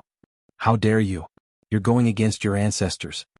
Just as Xiao Hua sighed and wanted to listen to the stories of the other 10 great imperial equipments, he heard a few angry curses that sounded like rolling thunder coming from downstairs, instantly attracting Xiao Hua and Fu Jiwen's attention. The two of them thought to themselves at the same time, this? What's going on? At this auction, Yu Linfeng had a row of 4 scrolls open in front of him. These scrolls were all rolled up together and tied together with purple threads. In front of him, the so-called rotten scholars that Xiao Hua had just seen walked out of the crowd. They stood under these scrolls and scolded, Yu Linfeng, you are also a disciple of us Confucian cultivators. Your star-plucking tower is also a branch of us Confucian cultivators. How can you be so blinded by primeval stones? The so-called imperial artifacts, the so-called spiritual herbs, the so-called blood ink, you can just bid. Those are only used for cultivation, defense and attack. But although the calligraphy and paintings of the great scholars of the early years contain an unparalleled noble spirit, they themselves represent the academic achievements of these great scholars. They are the crystallization of their lifetime's knowledge, and can't be compared to those earthly imperial artifacts and scrolls. You're bidding for the painstaking efforts of these great scholars in public? Isn't that a disgrace to culture? Isn't that a disgrace to your ancestors? Although Yu Linfeng's expression was somewhat awkward, he still carefully cupped his hands and said, Seniors, although these scrolls are the writings of great scholars, they're still scrolls. Our star-picking tower can't just keep these sacred objects in our tower, can we? We have to let these great scholars' knowledge be admired by the younger generation, right? Perhaps our star-picking tower's method is a bit wrong, a bit vulgar and can't enter your eyes, but it's still our star-picking tower's way of commemorating and valuing these great scholars, right? Bullshit. An old man with a bald head and a few strands of white hair under his chin raised his walking stick and swung it at Yu Linfeng in midair. He scolded, I'll beat you to death, you unfilial junior. The calligraphy and paintings of great scholars are elegant objects that can only be admired in a quiet room. Once these elegant objects are here, they're stained with the stench of money. Inside, the noble spirit that all of you are drooling over is also somewhat inferior. Although these calligraphy and paintings have an incomparably pure noble spirit, these are the condensation of the great scholar's essence, qi, and spirit. They're not used for ordinary attacks. Another old man raised his trembling arm and said, You little bastard, your words are even better than singing. Who doesn't know that you're using these calligraphy and paintings as scrolls? Using the essence, qi, and spirit of these great scholars to fight for you? When the essence, qi, and spirit of these calligraphy and paintings are gone, these calligraphy and paintings will become trash. AI, what a wastrel. Ha ha ha. Upstairs, Xiao Hua laughed, thinking, Isn't this the rotten scholar that Xiao Yi mentioned just now, who's here to cause trouble? They treat the scrolls of those great scholars as their heirlooms and don't allow Zhai Xinglu to bid for them. But, is this possible? Sure enough, Yu Linfeng said loudly, Seniors, if you feel that these calligraphy and paintings are the painstaking efforts of great scholars and can only be admired in a quiet room, Then why don't you bid for these calligraphy and paintings? If they're in your hands, won't my Zhai Xinglu be more at ease? Your Zhai Xinglu is blinded by greed. Don't tell me the base price of these calligraphy and paintings are in supreme-grade primordial stones. How can a few poor old men like us afford to bid for them?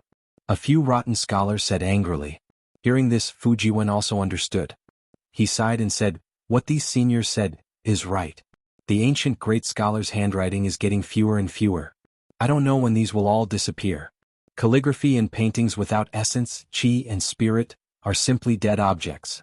It's impossible to show the style of the great scholars of various sects." Xiaohua just stood there and spoke without pain. He waved his hand with a smile. If the old doesn't go, the new won't come.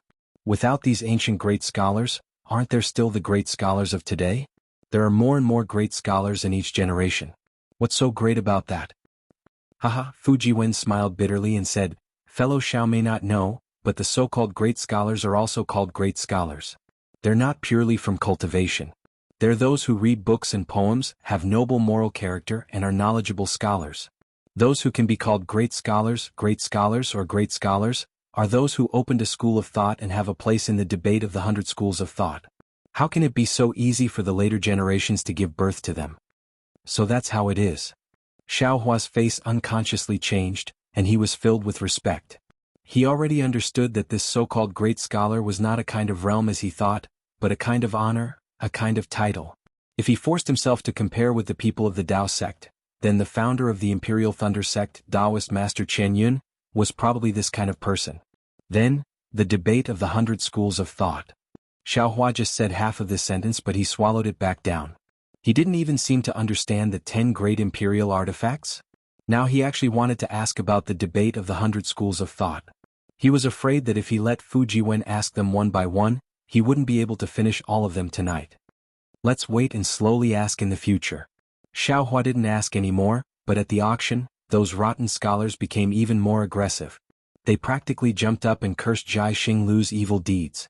From the calligraphy and paintings of the great scholars to the cultivation methods of the Confucian school, and even the imperial artifacts of the Confucian school, they all became Zhai Xinglu's crimes of forgetting their ancestors and betraying their ancestors. No matter how Yu Linfeng explained, he was not allowed to bid on these great scholars' calligraphy and paintings. Xiaohua was a bit bored and was just about to ask about the 10 great imperial artifacts when he suddenly became vigilant. He raised his eyebrows and asked, "Xiao Yi, what's the matter?" Reporting to Senior, someone sent a visiting card and wants to come and pay a visit to Senior. Xiao Yi's voice came from outside. Xiaohua's eyes turned and he said with a smile, "Come in first." "Yes, Senior." As Xiao Yi spoke, she walked in with a golden visiting card. Just as she was about to respectfully hand it over, Xiaohua hurriedly waved his hand and said, "Don't be anxious. This old man is just asking, is the owner of this visiting card an honored guest on the 3rd floor?" "Yes, Senior." Xiao Yi nodded and said, "Any honored guest on the 3rd floor of the Bright Moon Palace can pay a visit to each other if they don't want to hide their identity." Just now, this servant not only saw several attendants of the honored guest carrying visiting cards to other pavilions, but also saw 2 honored guests enter other rooms. "Who sent this visiting card? Do you know?" Xiaohua asked again. Xiao Yi shook her head. "This servant doesn't know. The one who sent the visiting card was also Xiao Yi, not that Senior's attendant. And since that's the case, this old man doesn't need to look at this visiting card." Xiaohua said with a flick of his sleeve, "Tell that Xiao Yi exactly what I said."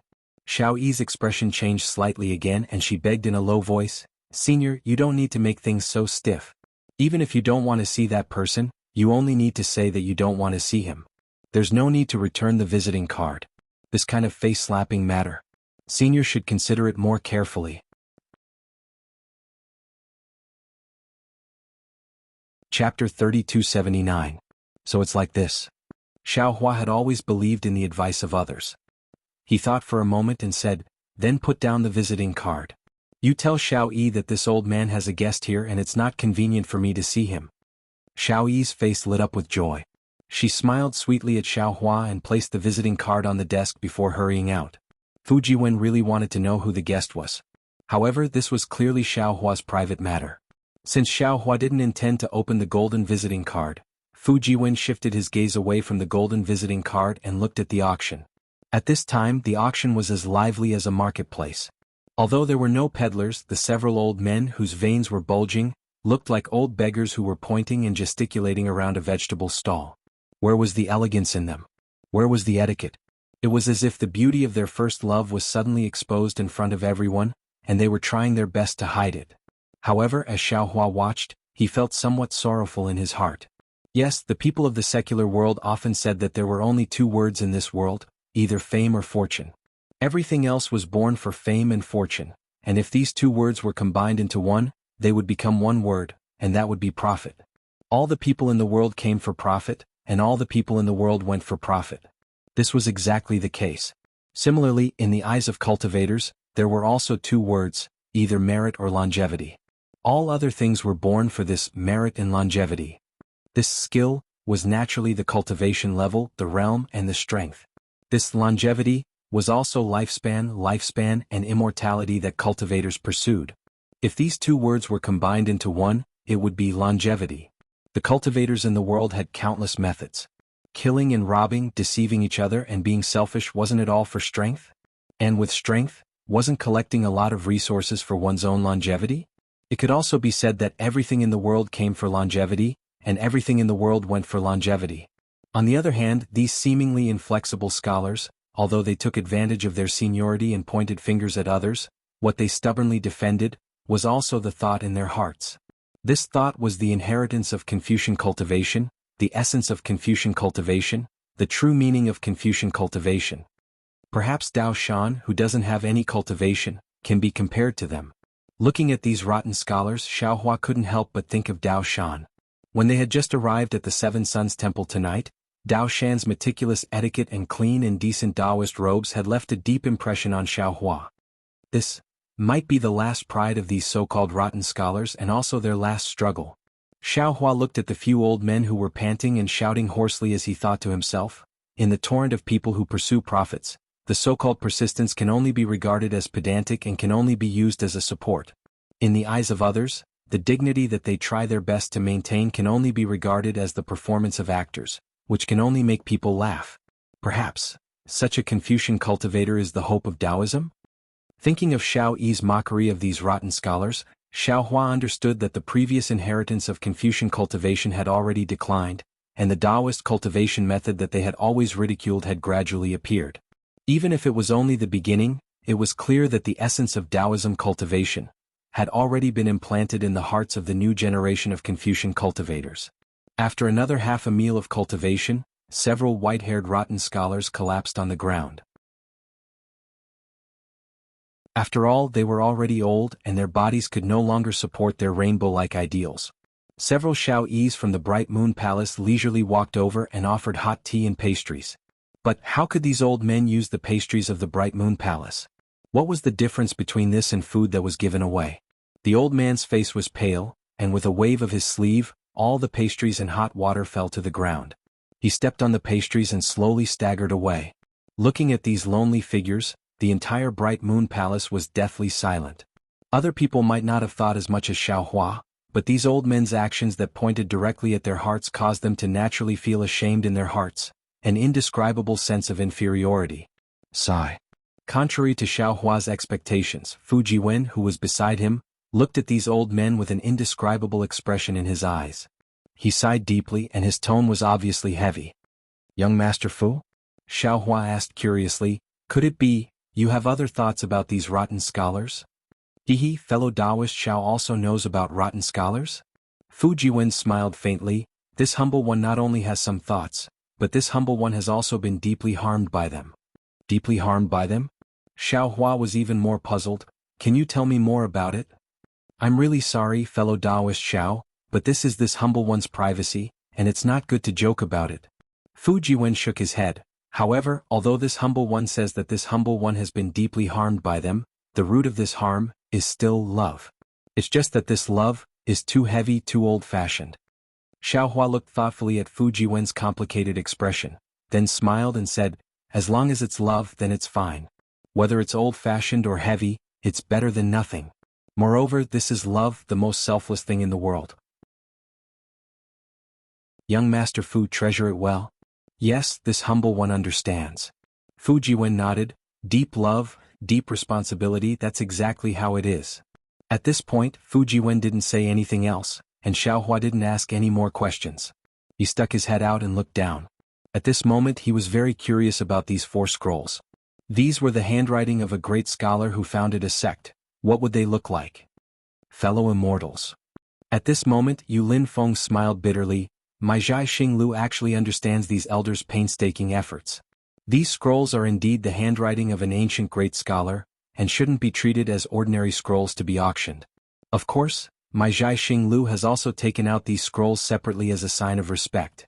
Moreover, my Zhai Xinglu has always been a place for auctions. Since my Zhai Xinglu has obtained these scrolls, it means that these scrolls can be auctioned. Moreover, our Confucian cultivation is the grandest cultivation method in the world, and we can't stick to the rules. We can only innovate at every moment and maintain a fresh flow of water. This is the only way to ensure our Confucian cultivation's solid position in the 3 continents. Forget it, this humble one won't say much. Either way, others will be criticized, and this humble one will silently guard my heart. This humble one is currently the host of this auction, so this auction will be a success. Yu Linfeng pointed at the scrolls in front of him again and smiled bitterly. Also, this humble one would like to say that the handwriting in these scrolls, although it's also left behind by a great Confucian cultivator, it's not the great Confucian you all mentioned just now. For example, the scroll on the left has the word law written by the great Confucian of the legalists, Senior Han Cheng. Fellow immortals, think about it, if it's really the handwriting of a great Confucian who founded a sect, then it's a treasure of calligraphy in the world. Not to mention that my Zhai Xinglu can't afford it. Even if we want to bid, we have to save it for last. Haha, fellow immortal, you don't hold back your resentment. A cultivator laughed. The old man's words make sense, and your Zhai Xinglu's actions are also reasonable. There's no right or wrong in this world. Fellow immortal, why don't you open Senior Han's treasure of calligraphy and take a look? That's right, fellow immortal, you, hurry up and open Senior Han's treasure of calligraphy. We can't wait any longer. Many people started shouting, and even more people looked eagerly at the other 3 scrolls. They really wanted to know who the great Confucian handwriting that Zhai Xinglu had put up for bid belonged to. Everyone, please wait a moment. I still have to inform the officials of the Copper Pillar State. If the great Confucian handwriting is opened, it'll cause too much of a commotion. Yu Linfeng said, gesturing to a corner of the Bright Moon Palace. There, a woman in palace robes hurried over. Fellow Taoist Xiao, upstairs, Fu Jiwen explained to Xiaohua. The legalists are a branch of Confucian cultivators. Because they believe in using law to rule the country, there's no need to be close or distant, there's no need to be high or low, there's no need to judge by law. They're called the legalists. The famous ancient figures Guanzhong and Zichan were the pioneers of the legalists. Li Kai, Shangyang, Shenbuhai, Shindao, and the others founded the legalists. In the end, Han Fei combined Shangyang's law, Shindao's power, and Shinbuhai's technique, to form the culmination of the legalists' ideology. Therefore, Han Fei can be considered the great scholar who founded the legalists. He received the honorific title of Z, and is known as Han Fei Z. Note, in the future esoteric debate, the 3rd place won't be listed solely for the ancestors. It's in accordance with history. However, everyone must remember that this is just a name. There's no need to take the rest seriously. Apart from Senior Han Fei Z, the other representatives of the legalists are Li Si and Shangyang. As for Senior Han Cheng, he's a descendant of Senior Han Fei Z. As for which generation, I'm not too sure. Apart from the legalists, what other 99 schools are there? Xiaohua finally couldn't help but ask. Fu Jiwen smiled and waved his hand. Fellow Taoist, you misunderstand. The esoteric debate is just a description of the numerous and complex schools of thought. There aren't really 100 schools of thought. To be honest, according to the historical records, there were many schools of thought that hadn't been founded. How could there be only 100? There were more than thousands. Confucianism is actually this prosperous? Xiaohua was truly amazed. Apart from the legalists, the most famous schools are the Confucians, the Mahists, the militarists, the scholars, the Yin-Yang school, the school of vertical and horizontal, the school of miscellaneous, the school of farmer, the school of fiction, the school of martial arts, and other schools of thought. Fu Jiwen said simply. Even if it's just these simple and famous schools, I'm afraid fellow Taoist Xiao will be confused if I explain them one by one. Why don't you take a look at what scrolls the Bright Moon Palace is selling, and I'll slowly explain them to fellow Taoist. Hee, that's great, Xiaohua nodded. To be honest, when he heard the legalist say something like, "Don't be too close or distant, don't be too noble or lowly, cut off by law," Xiaohua felt a headache coming on. He was a genuine Taoist cultivator. Although he had some Confucian foundation, he didn't have the slightest understanding of any theories or poetry. How could he possibly understand? He might as well listen to the stories of the 10 great imperial artifacts. Chapter 3280. Yu Linfeng smiled and raised his hand. Han Cheng's scroll slowly flew to Yu Linfeng's eyes. Yu Linfeng carefully reached out and pinched the purple thread. With a gentle tug, the scroll slowly unfurled. Swoosh! A pure white light shot out from where the scroll was unfurled, as if opening a door under the sun. Buzz! Another sword hum followed the white light. Boom! The light was so dazzling that even someone as strong as Xiaohua couldn't help but squint. Before he could get used to the light, another muffled thunderous sound rushed out from the scroll like a torrential river, going against the heavens and rushing towards the top of the bright moon palace. Si-la-la. With a sound that sounded like it was crushing dry weeds and smashing rotten wood, the defensive primary formation on top of the bright moon palace was instantly destroyed by the overwhelming gang qi contained within the white light. Not only did the countless sword cries within the bright moon palace resonate, but the overwhelming gang qi also pierced straight into the night sky like a giant sword. Bright Moon Square was a place that didn't sleep. It was brightly lit and people didn't sleep at all. Jianghu was an extremely mysterious place to them. Because those who could come to Bright Moon Square were all rich, but rich people might not be able to go to Jianghu. Even if some people who didn't know the details wanted to take a look at Jianghu, they didn't have any vitality stones or traces of cultivation. It was difficult for them to enter Jianghu. Now, this giant flying sword was like a heavenly soldier rushing into the night sky. Everyone within 10 miles could see it clearly. How could they not be shocked? Inevitably, everyone in the Bright Moon Lane escaped from the nephrite and the fine wine. They stretched their bodies to look at the flying sword in the night sky, gesticulating with their hands and feet. They were abnormally excited as they discussed incessantly. Such a grand occasion was even more beautiful than any fireworks. Although all eyes in Bright Moon Square were focused on Jianghu, although those who hadn't slept yet were also focused on Jianghu, the vast energy that represented righteousness and righteousness couldn't illuminate the night sky. Between the light and darkness, there were still some ghosts that wandered freely in the darkness, undisturbed by the sharpness of the flying sword. This is the sword qi of a sword cultivator. The moment Han Qing opened the scroll, the brilliance was so brilliant that Xiaohua couldn't help but close his eyes. However, even so, the large law character still passed through Xiaohua's eyes and engraved itself into his mind. Every stroke of this law character was in the shape of a flying sword. The entire brilliance rushing into the night sky was also a soaring sword energy. Xiaohua, who was used to seeing sword qi in Dawn Rain Continent, couldn't help but groan. He completely understood in his heart, this sword cultivator is indeed a branch of Confucian cultivator. Moreover, it actually originated from Confucian cultivator's legalism. Alas, there are laws in the mortal world with punishment as the guiding principle. There are laws in heaven and earth with the sword as the guiding principle. Isn't the law of heaven and earth swept away by sword energy? Inside the Bright Moon Palace, the sounds of metal clanging could be heard. Some were the cries of swords and some were the cries of weapons. Even some of the weaker cultivators had their true energy stirred. Whoosh! Yu Linfeng shook the scroll in his hand, and the scroll slowly closed up. The sword light that soared into the sky was absorbed into the scroll. Naturally, the sounds of metal clanging within the Bright Moon Palace gradually faded away, and the palace gradually returned to its previous calm.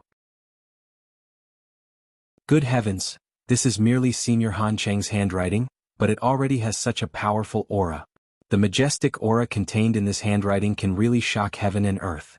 Even after fellow immortal you put away the scroll, this one still hasn't seen Senior Han's original handwriting. If someone were to hold this scroll, wouldn't it be comparable to an imperial weapon? A shocked voice couldn't help but speak. I just don't know. If it was Senior Han Fizi's original handwriting, what kind of aura would it have? Fellow immortal, what you said is also this one's thoughts. Yu Linfeng's eyes flashed with fervor as he looked at the scroll in front of him. Although this one hasn't seen that kind of heaven-shaking aura, this one heard from the seniors of Star Plucking Tower that if it was Senior Han Fizi's handwriting, this brilliance should be able to penetrate the outer realms and reflect the power of the outer realm stars. No evil in the world can resist this power of starlight. In particular, if it was Senior Han Fizi's handwriting, what broke through just now wasn't my Bright Moon Palace's origin array, but all the restrictions within a radius of 100 li would no longer exist. Damn it. Others didn't say anything, but Xiaohua jumped up first and scolded with a smile. How is that possible? This thing isn't a real spiritual treasure. Without anyone activating it, how can it have such power? Unfortunately, before Xiaohua finished speaking, Fujiwen laughed and said, Fellow Taoist Xiao, you're still lacking what Yu Linfeng said. I'm afraid it's not enough to describe Senior Han Fizi's original handwriting at his peak. According to this one's ancestors 100,000 years ago when the demon realm invaded. What? Demon realm invaded? Xiaohua's eyes flashed with a trace of surprise.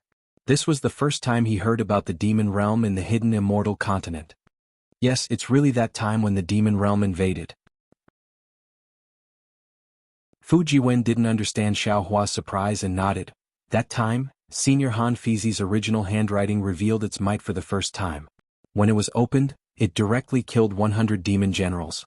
100 demon generals. Xiaohua was flabbergasted. He already knew from Zhang Qingxiao that the strength of a demon general was comparable to the golden core and nascent soul stage of the Tao sect. This Senior Han Fizi's handwriting was actually able to kill 100 nascent soul stage demon generals.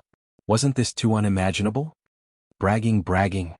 Although Xiaohua didn't refute, it was obvious that he was already secretly criticizing. It's exactly 100 demon generals. Fujiwen laughed. Fellow Taoist, don't think this one is exaggerating. The righteous chi of us Confucian cultivators is the nemesis of the demon realm. Although their physical bodies are incomparably powerful, the demon flames and demon blood they cultivate have no resistance in front of the righteous chi of us Confucian cultivators. Especially when they invaded my hidden immortal continent, in front of the righteous chi that has been settled for hundreds of millions of years, it was like a drop of water falling into a sea of fire. How could it set off a big wave? Oh, this one understands? Xiaohua nodded. There is righteous chi in heaven and earth. Since ancient times, it has been supporting the justice of the world. As long as there are people, there will be this kind of aura, everlasting. No, what fellow Taoist said is wrong. Fujiwen shook his head. There is righteous chi in heaven and earth. This righteous chi has existed since ancient times and does not vary from person to person. Where there are people, there is righteous chi. Where there are no people, there is also righteous chi. Can be said that everything has righteous chi. Even the demon realm also has righteous chi. And this righteous chi is the true chi cultivated by Confucian cultivators. It is not the spiritual chi of heaven and earth cultivated by the Tao sect. Boom. Fujiwen's words were like a stone rushing into Xiaohua's ancient well that had remained motionless for 10,000 years. Xiaohua instantly became like a clay statue. An indescribable fluctuation emitted from Xiaohua's body. The stardust that was originally covering his image instantly turned into dust and floated around Xiaohua. Of course, in just an instant, the starlight and silver light in Xiaohua's eyes retracted. All the dust fell around Xiaohua and turned back into stardust. A sudden realization came from Xiaohua's mouth. So it's like this, so it's like this. This one was wrong. Yes, Xiaohua was really wrong. His mistake was inconceivable. He had always been cultivating the righteous chi of Confucian cultivators, but what he refined was only the spiritual chi of heaven and earth. How could it be the righteous chi? No wonder he had been cultivating for 100 years and was still unable to condense his core. It turned out that the path he started on was wrong. And his success in refining essence into chi, most of it was because of the core that he passed on to others, right? Fellow Taoist Xiao? Fujiwen was somewhat puzzled. He hesitantly asked Xiaohua, what's wrong? Nothing. Since he found the root, Xiaohua immediately felt refreshed. He said with a smile, this one always thought that the righteous chi was the spiritual chi of heaven and earth. Who knew that it was actually so different? Oh, that's natural. Fujiwen understood and said with a smile, this is the difference between the Tao sect and Confucian cultivators. Of course there are differences. However, sometimes, the righteous chi has the spiritual chi of heaven and earth, and the righteous chi within the spiritual chi of heaven and earth. However, it may not be possible to distinguish them clearly. Then, how can one distinguish the righteous chi? Xiaohua asked tentatively, is it possible that there is a secret technique within the basic cultivation method of Confucian cultivators that is the same as the Tao sects? It's not the same. Fujiwen waved his hand and said, The reason why Confucian cultivators are called Confucian cultivators is because they use the righteous qi as their foundation. They rely on Confucian to distinguish the righteous qi. Although everyone more or less has the righteous qi in their body, how can a common person like a common person understand the righteous qi? Only people like us who read and recite scriptures can read the righteous qi from the ancient characters. Only then can we use this righteous qi to trigger our own righteous qi. With our own righteous qi, only then can we draw in the righteous qi of heaven and earth. And I've learned. Xiao Hua nodded. He understood that the cultivation of Confucian cultivators was still the same. It seemed that the so-called secret technique was just an opportunistic trick of the Dao sect. Suddenly Xiao Hua's heart jumped. He seemed to have a bad premonition. He seemed to have thought of something and hurriedly asked, Fu Jiwen, just now, did you see something? Fellow Daoist Xiao, what are you talking about? Fu Jiwen was surprised by Xiao Hua's question. He didn't know what was going on. Xiao Hua saw Fu Jiwen's ignorance and unconsciously felt relieved. In the moment when he was absent-minded, Shui Shui saw his death. Master Kuqin also saw his death. Xiao Hua didn't want this Confucian cultivator in front of him to follow in their footsteps. It's nothing. Xiao Hua waved his hand and said with a smile.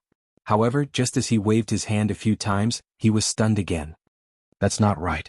If Confucian cultivators don't need the spiritual qi of heaven and earth to cultivate, then what spirit stones do they use? If they don't use spirit stones, why do they still use spirit stones on the hidden immortal continent? Xiao Hua seemed to have suddenly woken up. He seemed to have suddenly become confused. He frowned and thought.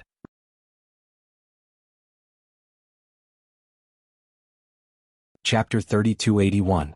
Forget it, let's just ask.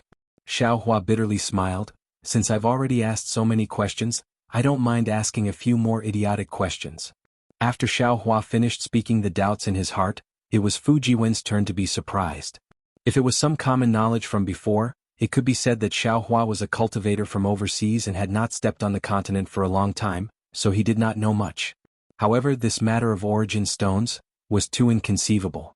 Cough cough. Xiao Hua smiled. Young Master Fu, I've always been a lone cultivator and I've always been self-sufficient, so I really don't know about this. Nothing. Fu Jiwen hurriedly waved his hand. What you know is what you know, what you don't know is what you don't know. Fellow Daoist Xiao is indeed magnanimous, but I'm still lacking. Then Fu Jiwen gave a simple explanation. Contrary to Xiao Hua's expectations, this primordial stone also contained righteous qi. However, from what Fu Jiwen could see, the primordial stone was slightly inferior to the primordial qi used for Daoist cultivation. Of course, Confucian cultivators also had methods to absorb the noble spirit from the source stone.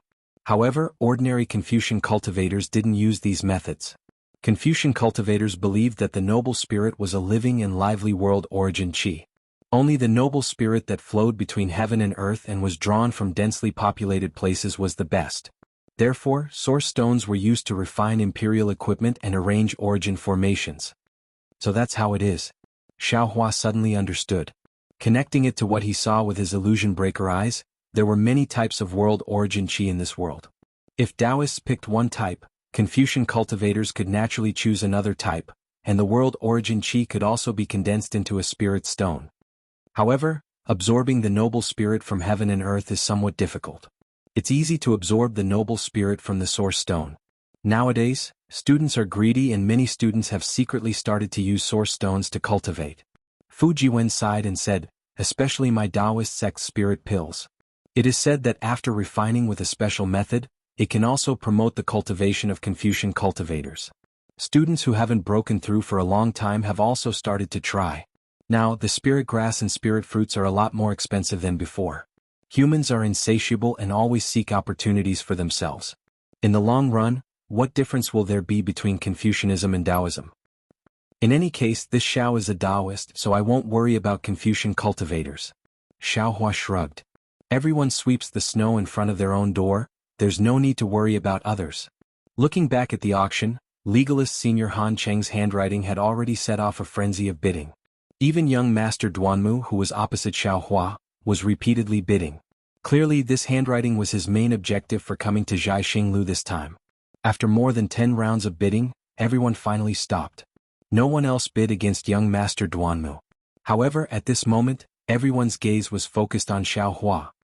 He thought that Xiaohua hadn't opened his mouth to bid from beginning to end. Ah, Xiaohua laughed.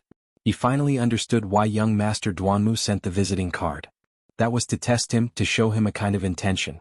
That was to not let Xiaohua compete with him in order to reach the bottom line in his heart. Add 10 high-grade primordial stones. Xiaohua said indifferently. Boom. Everyone immediately cheered loudly. This one will also add 10 high-grade primordial stones. Young Master Duanmu's tone was also indifferent. It didn't matter if Xiaohua increased the price, the key was that he couldn't force him step by step. In the end, it was just as young Master Duanmu thought. Xiaohua only increased the price once, conveying that he already knew the meaning and didn't say anything else. This caused the cultivators who wanted to watch the show to feel sad. All right. Yu Linfeng had a smile on his face. With a wave of his hand, great scholar Han Cheng's handwriting flew into young Master Duanmu's pavilion. With another wave of his hand, the second scroll slowly landed in front of him. This is the second great scholar's handwriting today. Fellow immortals may not be familiar with this great scholar, but fellow immortals definitely know about Confucianism. This great scholar is the Yinyang school's old master Zhou Yuanhan. Along with Yu Linfeng's long voice, he stretched out his slender finger and pulled the purple silk thread. As the scroll fell, two bright and dark rays of light suddenly appeared. Although it was somewhat inferior to Han Cheng's sword qi, the light and dark rays had a solemn air of annihilation. At the same time, these two rays of light soared into the sky, higher than the previous sword qi, and formed the shape of a huge yin-yang fish in the night sky. As the brilliance of this yin-yang fish circulated in the night sky, thousands of evil spirits scattered in the night sky, causing the entire bright moon square to seem to tremble. Clear yang is the sky, turbid yin is the earth. Above the earth is the clouds, below the sky is the rain. Rain comes from the earth, clouds come from the sky. Yin and yang are the Tao of heaven and earth, the outline of all things, the parents of change, the origin of life and death, and the abode of the gods. Fu Jiwen looked at the yin-yang fish in the sky through the broken origin array of the bright moon palace and sighed. Heaven and earth have yin and yang turn into two qis. Everything can be divided into two sides, yin and yang. This school of yin-yang advocates controlling the yin and yang of heaven and earth, using the two qis of yin and yang to kill all things. The great scholar who established the school of yin-yang was Zhou Yan. Later on, because he was called Zi, he was given the name Zhou Yanzi. This old master Zhou Yuanhan is most likely his descendant. AI, the esoteric debate is indeed formidable. Xiaohua clapped his hands and said. Even though our Taoism also has the saying that Tao begets one, and one is divided into yin and yang, but the profoundness of yin and yang is truly obscure.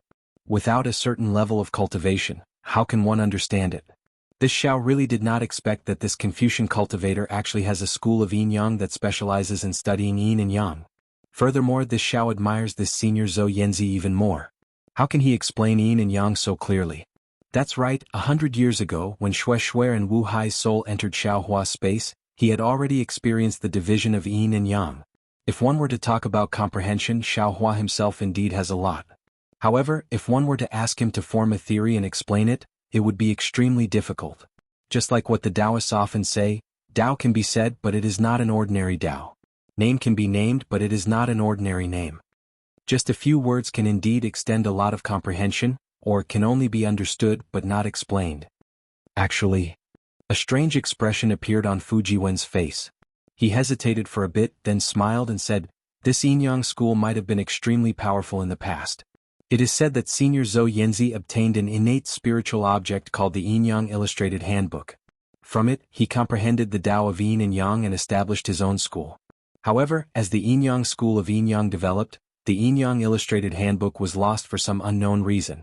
The Yin-Yang school of Yin-Yang's research on Yin and Yang gradually deviated. Didn't fellow Taoist Yu Linfengji say it clearly just now? Everyone might not know about Zhou Yanzi, but almost everyone in the Yin-Yang school knows about him. That's because the current yin and yang, more or less falls into the intersection of yin and yang. Some crooked sects, such as the Yin-Yang Unity School, also pass down some of their secret techniques from the Yin-Yang school of Yin-Yang. At this point, Fu Jiwen did not say anything else. Xiaohua was also a person who had undergone dual cultivation. How could he not understand? Perhaps some dual cultivation secret technique, some fusion technique? These yin and yang mating techniques were the things that the Yin-Yang school of Yin-Yang was talking about, right? Decline. Xiao Hua smiled bitterly. This might be the current situation that those so-called rotten scholars don't want to see. Fu Jiwen smiled and said, time flies, clouds and flowers pass by like water. On this hidden immortal continent, not only are the dynasties of 10,000 countries replaced, even the 100 schools are also being washed away by great waves. Only schools and doctrines that can adapt to the changes of the times can truly be preserved. These are not things that can be done by humans. Back then the Tao sect was tyrannical for a period of time.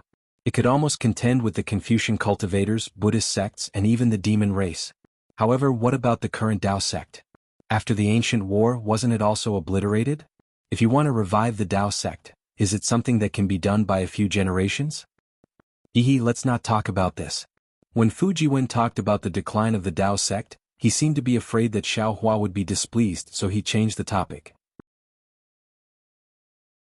Looking at the fierce bidding scene downstairs, he said, such a rare Yin-Yang school of Yin-Yang writing, doesn't fellow Taoist Xiao want to bid for one?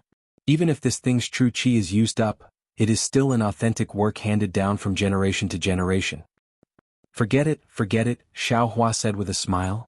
If it was some Yin-Yang illustrated handbook, if it was some harmony secret manual, this Xiao would still be interested.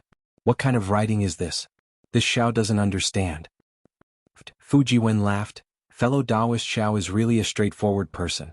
If it was an ordinary Confucian scholar, they would definitely not say these words. You dare to do it while hiding in your room but don't dare to say it when you come out? Xiao Hua snorted disdainfully. If you want to say it, you have to use alternative words. For example, the joy of the boudoir is even greater than the one who draws the eyebrows. Fellow Taoist Zhao's straightforwardness is a disgrace to the refined. Damn it, to turn a good yin-yang into a marriage, isn't this a disgrace to the refined? Xiao Hua really couldn't see through the act of covering one's ears while stealing a bell. Especially using words to replace imagination, it was really annoying. While the two were talking, that Zhou Yuanhan's old man Zhou's calligraphy was also bought by a certain senior on the 3rd floor. Xiao Hua also clearly saw that young Master Duanmu also seemed to slightly raise the price and immediately gave up. Clearly he also had a tacit understanding with the others. Xiao Hua could know and Yu Linfeng even more so. However, this was a kind of mutual compromise. The price of the calligraphy was something that both sides could bear.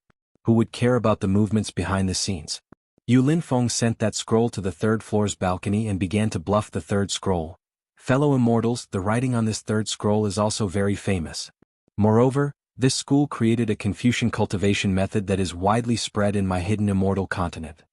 As he said that, Yu Linfeng opened this scroll again. Hua, like a burst of water, 10,000 rays of brilliance poured out from the scroll. Like the Milky Way pouring out, it directly rushed into the night sky. It was incomparably gorgeous. Noble Spirit River. Dozens of young voices shouted in unison, this is the school of vertical and horizontal Confucian cultivators. Haha. Yu Linfeng laughed loudly and said, correct. The river character on this scroll is the authentic work of the school of vertical and horizontal Confucian Lu Cheng, Lu Wenxing.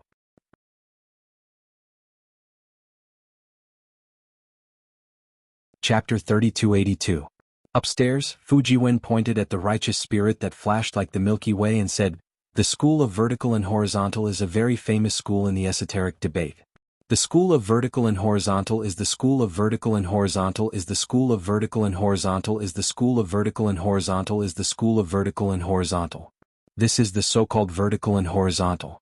The school of vertical and horizontal was created by the two seniors Zhang Yi and Su Qin.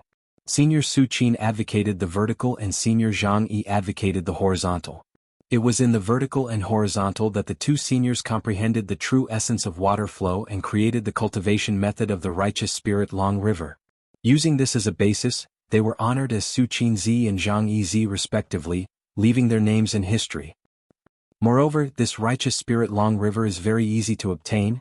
It is the simplest among the many cultivation methods of the Confucian cultivators. Therefore, once this cultivation method was spread out, it was immediately passed down. In the ancient times, the number of disciples of the school of vertical and horizontal were as many as the hairs on an ox. The Confucian cultivators who answered in unison just now were most likely disciples who cultivated the righteous spirit Long River. Of course, now that this cultivation method has been spread out, they may not necessarily be disciples of the school of vertical and horizontal. As Fu Jiwen spoke, many cultivators began to bid again. This time the liveliness was even greater than before. This was because great scholar Lu Cheng's handwriting not only had the same righteous spirit Long River as the previous handwriting, but also the true essence of the righteous spirit Long River could be found in this handwriting. This was the so-called killing two birds with one stone. All the Confucian cultivators who cultivated the righteous spirit Long River naturally rushed like ducks. After seeing the righteous spirit Long River of legalism, school of yin-yang, and school of vertical and horizontal, Xiaohua was looking forward to the handwriting in the last scroll. He simply didn't ask about the 10 great imperial artifacts that Fu Jiwen hadn't explained yet. He smiled and stuck his head out, looking at the sounds of bidding below with interest. Fu Jiwen saw that Xiaohua's attention wasn't here and didn't say much. He looked at Xiaohua's star-like figure with some confusion. He really didn't understand why Xiaohua asked him so much common sense. That's right, common sense. As a cultivator of the hidden immortal continent, whether they cultivated Confucian cultivators, Buddhist cultivators, or even Taoist cultivation methods, as long as they grew up here, they should know this common sense. Although Xiaohua was a Tao sect cultivator and didn't understand the cultivation of Confucian cultivators, the 100 Schools debate was an ancient story. The 10 great imperial artifacts were stories that ordinary people grew up listening to. How could Xiaohua not know? Even if he was an overseas rogue cultivator, he still had to grow up, right? Fu Jiwen did not believe that a cultivator who grew up in the hidden immortal continent would not know about the 10 great imperial equipment. Perhaps fellow Taoist Xiao came from the 1,000 Demons sacred realm or the Pure Land world. This was Fu Jiwen's final guess, but this guess was immediately doubted by himself. Essence stones, who in the 3 continents didn't know about them. Maybe he came from the Pure Land. That place doesn't need vitality stones. When the dust settled, to everyone's surprise, the authentic work of the school of vertical and horizontal's great scholar, Lu Wenxing, was not bought by the cultivators on the balcony. The final bidder was an unknown cultivator on the ground floor. Hee, looks like I'm not the only one who's keeping a low profile. Xiaohua laughed. Fu Jiwen frowned and said, that might not be the case. In my opinion, I'm afraid several small aristocratic families or several sects gathered together to bid. Who cares who he is? It has nothing to do with me. I've never cultivated the noble spirit river, and I don't know anything about authentic works. Xiaohua stretched. Moreover, this star-picking towers auction it's really boring. There's nothing that I want. Fu Jiwen laughed and said, right now the auction is for Confucian cultivators. Tao sect's items are very rare. What about the especially precious items? Perhaps at the end, fellow Taoist Xiao, please don't be impatient. I know. Xiaohua nodded and pointed outside the window, saying, what I want to know now is, who is the owner of the last scroll? Which school is it from? The most famous of the 100 schools of Confucian cultivators are Confucian, Mahist, Legalist, Military, School of Famous, Yin-Yang, School of Vertical and Horizontal, School of Miscellaneous, School of Farmer, School of Novels, and School of Vertical and Horizontal. Just now, 3 great Confucian scrolls appeared: School of Legalism, School of Yin-Yang, and School of Vertical and Horizontal. As for the 4th school, it's hard to guess. Fu Jiwen's curiosity was also great. He pinched his chin and looked at Yu Linfeng holding the 4th scroll in his hand. Yu Linfeng's face carried a trace of mystery. His hand was placed on the purple silk rope, but he didn't release it. Instead, he raised his head and looked around, saying with a smile, this last scroll, I don't know if it's out of everyone's expectations. Before Yu Linfeng finished speaking, his finger shook. Boom. A violent vibration sounded, as if 10,000 horses were galloping. A 5-colored brilliance mixed with an indescribable noble spirit rushed out from the scroll. Ah? Xiaohua was used to seeing the brilliance of Taoist cultivators' treasures. This 5-colored brilliance didn't count as anything magical. But Fu Jiwen actually jumped up from his chair in shock, shouting in shock, This is Confucian's 5 cheese unifications? Sure enough, that 5-colored noble spirit rushed into the night sky and actually formed an auspicious cloud several meters in size, illuminating half a mu of the sky. That 5-colored brilliance was different from when it rushed out just now. This time, it was extremely gentle, even more silky than a lover's gaze. And above this auspicious cloud, endless starlight faintly sprinkled down, enveloping the auspicious cloud. It really is Confucian's 5 cheese unifications. Fu Jiwen raised his head and said excitedly, Zhai Xinglu is indeed amazing, to actually be able to find the authentic writings of Confucian great Confucians. Nowadays, on the hidden immortal continent, the authentic writings of Confucian great Confucians, have long been extinct. That's right, that's right. At this time Xiao Hua suddenly shouted in hindsight, "Young Master Fu, you just said that there must be Confucian writings among the century-old theories. Is Confucian the same as Confucian cultivators?" Of course they're not the same. The excitement on Fu Jiwen's face hadn't disappeared, and he answered with a smile, "Confucian cultivators are naturally a kind of cultivation method, just like what I just explained to fellow Taoist, using the noble spirit of heaven and earth as the foundation. And Confucian is a school of Confucian cultivators. It's just that the influence and scale of this school is far greater than the sum of the other schools, so this cultivation method is also called Confucian cultivators. It's not what fellow Taoist thinks, that Confucian cultivators are Confucian cultivators." At this point, Fu Jiwen smiled bitterly again, smacking his lips and saying, "Although that's the case in reality, Confucian cultivators account for 90% of Confucian cultivators. Saying that Confucian cultivators are Confucian cultivators is not impossible." Who was the great scholar who founded Confucian? Xiao Hua's eyes lit up and he asked with extreme curiosity. Speaking of Confucian cultivators, Fu Jiwen was also in high spirits, and he spoke frankly with assurance, "Confucian cultivators are one of the most important schools of thought in the 100 schools of thought. Confucian cultivators use the 6 arts as their method: advocate, etiquette, music, benevolence, and righteousness. They advocate loyalty and forgiveness, and they advocate the golden mean. They advocate rule of virtue and benevolence. Confucian cultivators emphasize the function of education, and they believe that heavy education and light punishment is the only way for a country to be stable, and the people to be rich and happy. They advocate education without discrimination, and they should educate both the ruler and the ruled so that the whole country from top to bottom becomes a person of high moral character." The founder of Confucian was surnamed Kong and his name was Chiu. His courtesy name was Zhong and I. He was from Yu Province's Lu country, and after he founded the Confucian school, he was revered as Confucius. Today he is respectfully called Eternal Paragon by the later generations of Hidden Immortal Continent. The core of his theory is benevolence. He advocates love, and demands that people should love each other and get along harmoniously. To realize benevolence, one must be tolerant of others, and do not do to others what you do not want done to yourself. And the system or code of conduct that embodies benevolence is restrain oneself and return to etiquette. Confucius's works include poem, book, etiquette, music, and so on. These 5 books are the most famous, and they are often called the 5 classics by Hidden Immortal Continent. Other than Confucius, there are 2 other important figures in Confucian. One is Meng Ku, whose courtesy name is Ziyu. Senior Meng Ku advocates benevolence, and further proposes that the people are the most important, the state comes second, and the ruler is the least important. His ethics is good by nature. The other is Sun Kuang, and people at that time called him Sun Qing. He advocates benevolence, and righteousness, and the way of the king, and using virtue to convince people. He also proposed that the ruler is the boat, and the commoners are the water. The water carries the boat and it also capsizes the boat. These 2 were also respectfully called Zi by later generations, Meng Zi and Sun Zi. The 4 books that Hidden Immortal Continent often refers to, De Shui, the Golden Mean, the Analects and Meng Zi, were written by these 3 great scholars. Although the cultivation method of Confucian cultivators was passed down from ancient times, it doesn't matter what it was called in the beginning. After Confucian cultivators appeared, this cultivation method became Confucian cultivators. Xiao Hua understood and sighed, the influence of Confucian cultivators on Hidden Immortal Continent is so deep. These opinions and propositions, although they are not cultivation, they are enough to have an impact on cultivation.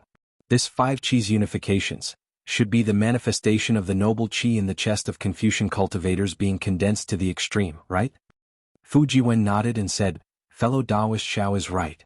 Confucian cultivators emphasize on entering the world, which is different from Taoist cultivators. Therefore, all Confucian cultivators have their own opinions to govern the country and educate the people. This is related to cultivation but also has nothing to do with it. This 5 Qis unifications is the purpose of Confucian cultivators. As long as one cultivates to the realm of 5 Qis unifications, one's physical body can become a saint, and one can ascend." Hiss. Hearing this, Xiao Hua sucked in a breath of cold air, as if he had thought of an inconceivable question. He almost blurted out, "Then, the place where Confucian cultivators ascend, is the immortal world? Is this immortal world the same as the immortal world of Taoists?" Ha ha ha. Fu Jiwen laughed heartily. "Fellow Taoist Xiao, if you want me to answer this question, I'm afraid you have to wait for me to cultivate to the realm of 5 Qis unifications, ascend to the immortal world and then return from the immortal world, right?" Hearing this, Xiaohua touched his nose and helplessly said, "This is indeed true." At this time at the auction, the people who were as shocked as Fu Jiwen were also boiling with excitement. The people who were familiar with each other were not only whispering, but even the people who didn't know each other were also saying something loudly. If they weren't showing off their talent, then they were showing off their knowledge.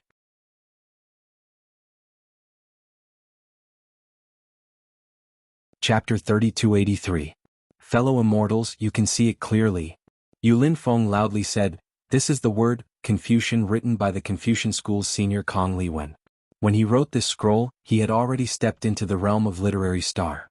Therefore, the auspicious clouds of the 5 Qis unifications can also attract the starlight from the sky to destroy evil and exorcise demons. If this book was written by Confucius, the sage Kong Liwen, it would definitely be a clear cloud with a righteous aura. Not to mention the starlight, even if one's eyesight was slightly poor, they might not be able to see it." Fu Jiwen sighed, "Unfortunately, this one has only heard of it. This is the first time I've seen the handwriting of a great Confucian scholar." "Oh, why is that?" Xiaohua was somewhat puzzled. The Confucian school emphasizes the path of the golden mean. The golden mean is impartial and without fault. The common principle is the natural order of the heavens, the pinnacle of subtlety. Confucius's righteous aura must be quiet and without a trace, without the smoke and fire of the mortal world. This one understands. Xiaohua nodded. Although he didn't quite understand the meaning of this sentence, within the Tao sect's magical techniques, the brilliant ones didn't necessarily have great power. It was precisely those magical techniques that contained terrifying power that were extremely restrained and wouldn't waste unnecessary spiritual qi. Seeing Yulin Feng put away the scroll, the soaring righteous aura disappeared. Xiaohua heard the bidding sounds downstairs and his heart itched. He secretly pondered whether he should also get one to play with. Actually, this path of the golden mean originated from Confucius, but it flourished with Zhu Shi, old man Zhu. Fu Jiwen sorted out his mood, slowly sat down and said casually, "What, Zhu Shi? Old man Zhu?" Xiaohua heard this and was suddenly shocked. "Is it the Confucian Zhu family?" "Oh? Fellow Xiao actually knows about the Zhu family?" Fu Jiwen was greatly surprised. Xiaohua laughed. Hee, this one can't possibly not know anything. I've heard of this Zhu family. I wonder how they are now. How are they now? A strange expression appeared on Fu Jiwen's face again. He looked out of the window and said, "The Zhu clan has been passed down since ancient times and has lived in Wuyuan County of Shuzhou. Back then, Zhu Shi, old Master Zhu's name shook the hidden immortal continent. He was known as another great master after Confucius who could be respected as Z. However, after the war between Confucianism and Buddhism, for some unknown reason, the once prosperous Zhu clan actually declined. In the end, it actually disappeared without a trace. Now, there are many surnames of Zhu on the hidden immortal continent, but I have never heard of anyone who is the true descendant of the Zhu clan." Xiaohua inwardly nodded his head. He already understood that the Zhu family had likely been annihilated by the Tao sect.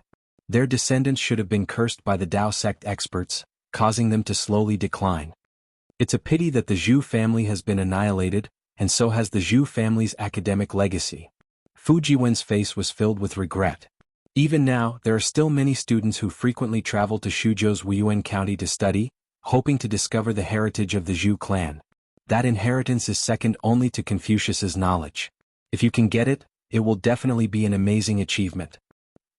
Obtaining and achieving are two different things. Xiaohua laughed. Fellow Taoist Xiao is right. But since you can get it, you might be able to break through the Zhu clan's academic legacy and become a great scholar. Fu Jiwen also nodded his head. Who wouldn't like this kind of temptation?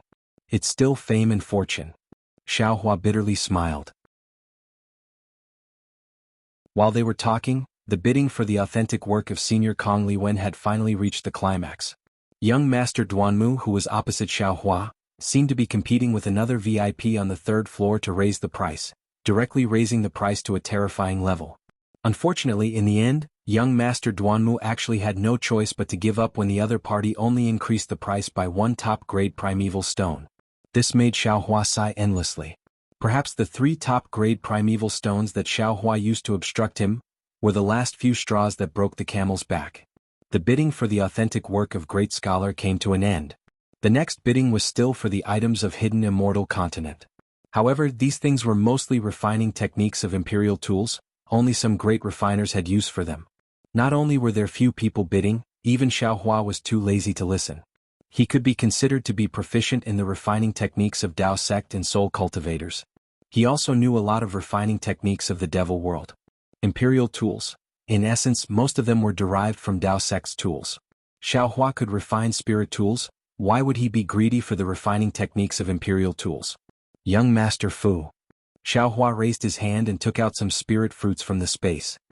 He handed them to Fu Jiwen and said, "Try these spirit fruits, and then continue to analyze the remaining 10 great imperial tools with this Xiao." Okay. Fu Jiwen clapped his hands and took the spirit fruit.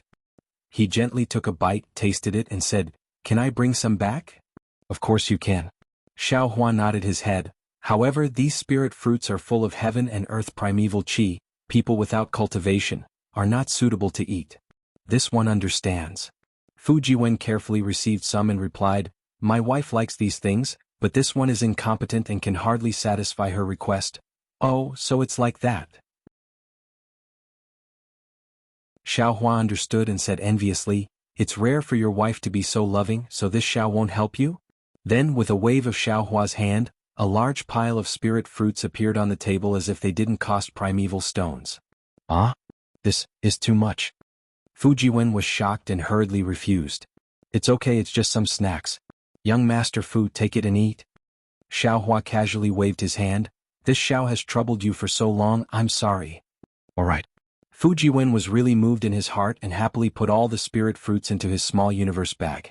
Then he took out a bright red fruit and said while eating, "Ranked above the mysterious demon chess are the tranquil flute and the heavenly sound zither. The reason why these 2 imperial equipment are placed together is because these 2 imperial equipment were used by the people of the Immortal Palace before the Golden Boy and Jade Girl were conferred into the Immortal Palace. Just now, didn't this one tell fellow Xiao that this music is one of the 5 classics of the Confucian school, and the art of music is also one of the compulsory lessons for students? The tranquil flute and the heavenly sound zither are imperial equipment that mainly use sound attacks.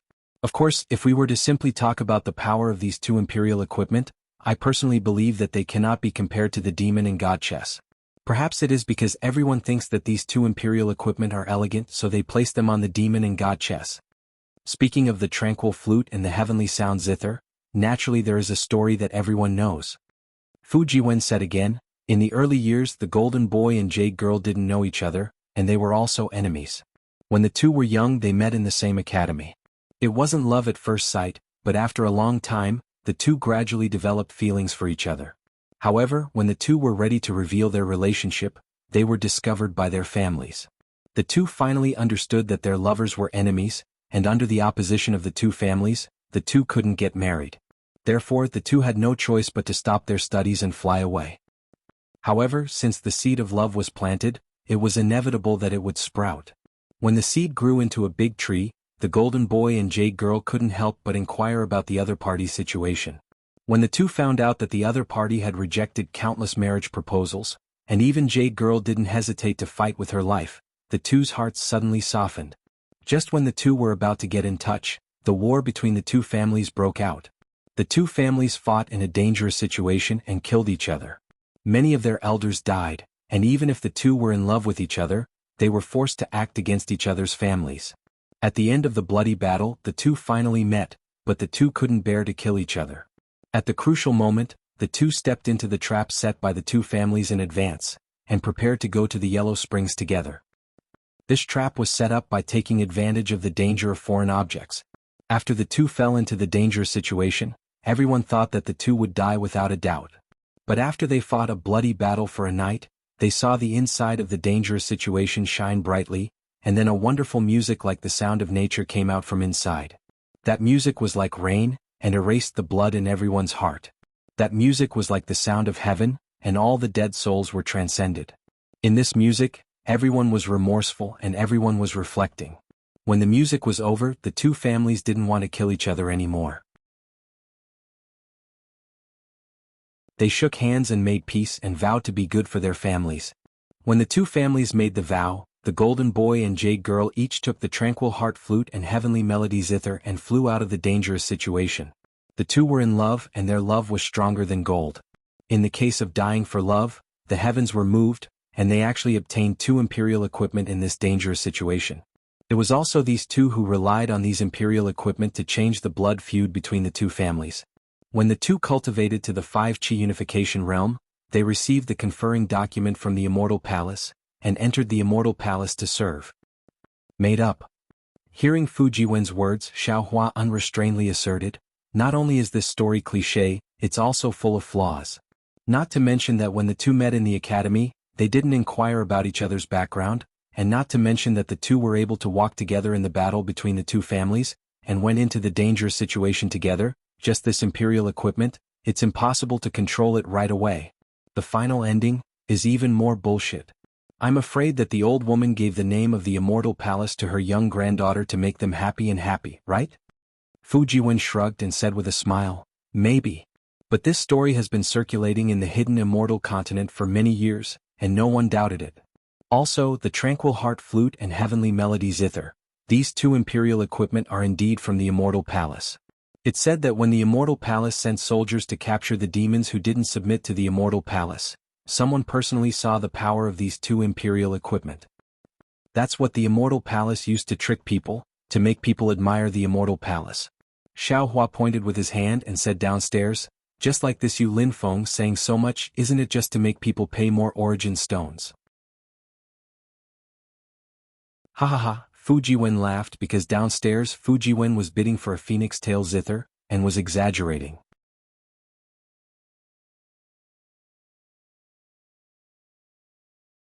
Chapter 3284. By the way, what do you mean by Immortal Palace capturing unruly demons? Xiaohua asked in confusion. Does Immortal Palace still care about Hidden Immortal Continent? Hidden Immortal Continent has tens of thousands of countries and hundreds of millions of people. Fu Jiwen explained, these ordinary governance rights are all in the hands of the kings of the 10,000 countries. Immortal Palace naturally won't intervene. Even if the country's power changes, Immortal Palace still won't care. Even if a power different from Confucian cultivators appears, Immortal Palace may not intervene. But if these powers openly compete with Immortal Palace, openly oppose Confucian cultivators, and openly slaughter Confucian cultivators, then Immortal Palace will definitely kill them. According to what I know, 800 years ago in the Yong province, there was a powerful bull demon who wanted to establish his own empire. Moreover, he treated the common people of the Yong province as his food. This angered the Immortal Palace, and they sent troops to kill that bull demon. Oh, isn't Bull Demon a demon of Thousand Demons' sacred realm? Can Immortal Palace just kill it? Xiaohua asked in surprise. The real demons of Thousand Demons' sacred realm have never disdained to come to Hidden Immortal Continent and Western Paradise. The demons that can appear in Hidden Immortal Continent are not the orthodox demons of Thousand Demons' sacred realm. Moreover, Thousand Demons' sacred realm's Great Sage Palace has also publicly announced that any demon that enters Hidden Immortal Continent and Western Paradise will be killed without mercy. Fu Jiwen said with a smile. So Immortal Palace also didn't show mercy to this bull demon. So that's how it is. Xiaohua understood. When he was about to ask what the number 1 ranked imperial equipment was, Yu Linfeng pressed his hand down. The Hidden Immortal Continent's light ball that was just flickering with brilliance immediately dimmed, and the light ball next to it started to glow. Fellow immortals, all the rare items of Hidden Immortal Continent's Confucian cultivators have been sold. Now I will take out some rare items from Western Paradise. Please bid. As Yu Linfeng's voice fell, dang dang dang. The sound of the wooden fish rang out from the ball of light, and the complete Sanskrit chants rang out at the same time. Amit Ba. The old monks who were sitting steadily had no choice but to put their palms together and stand up to shout. Namo Amit Ba. A Buddhist chant resounded throughout the entire place. The ball of light suddenly expanded and turned into a barefooted Buddha that was several feet tall.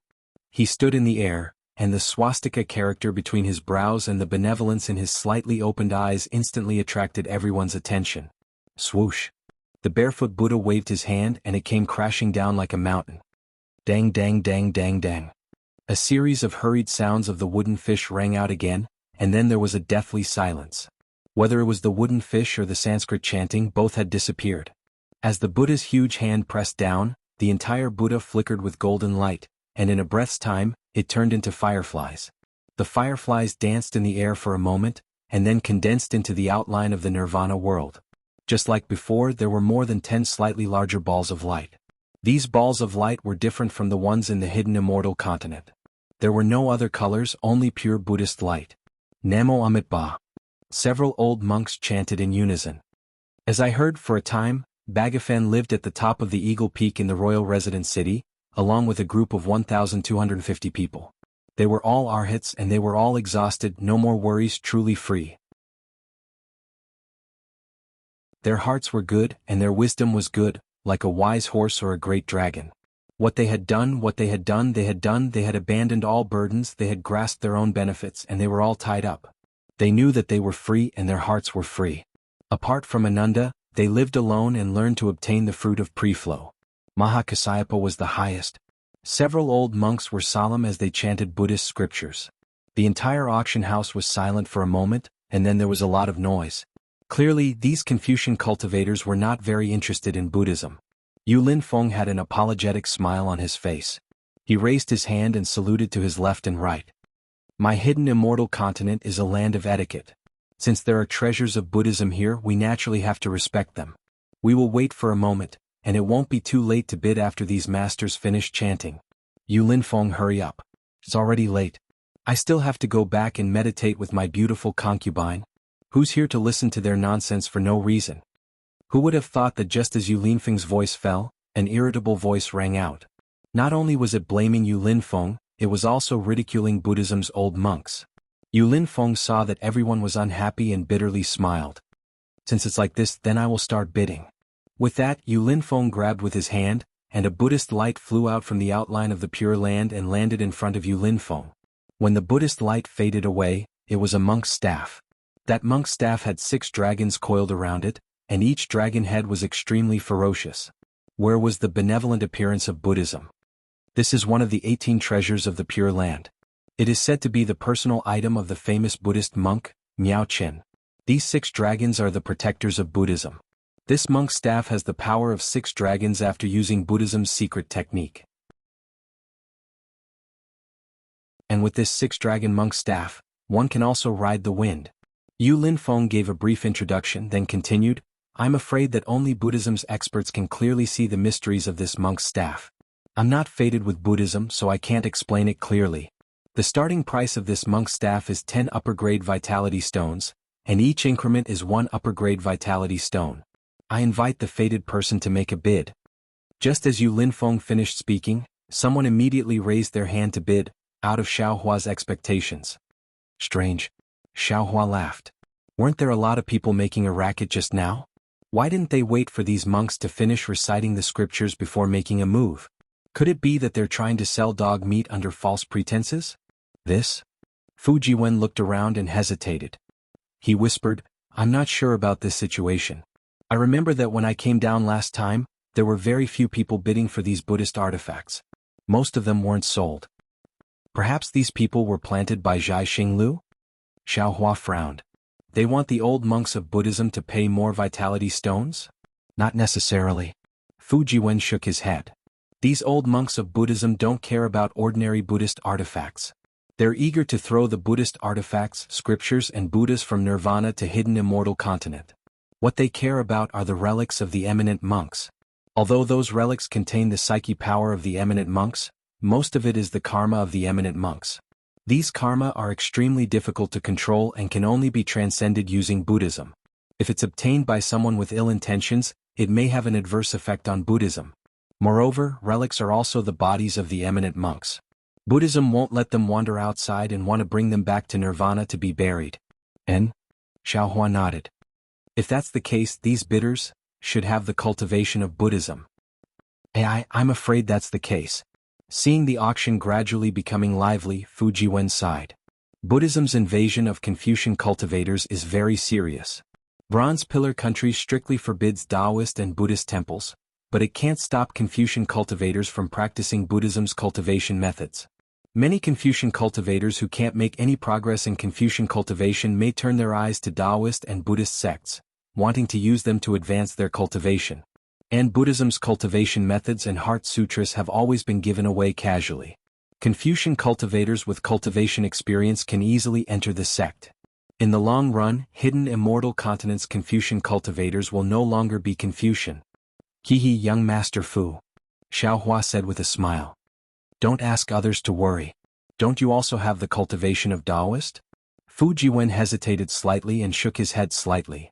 My situation is different from theirs and also different from fellow Xiao. All right. Xiaohua didn't pursue the matter.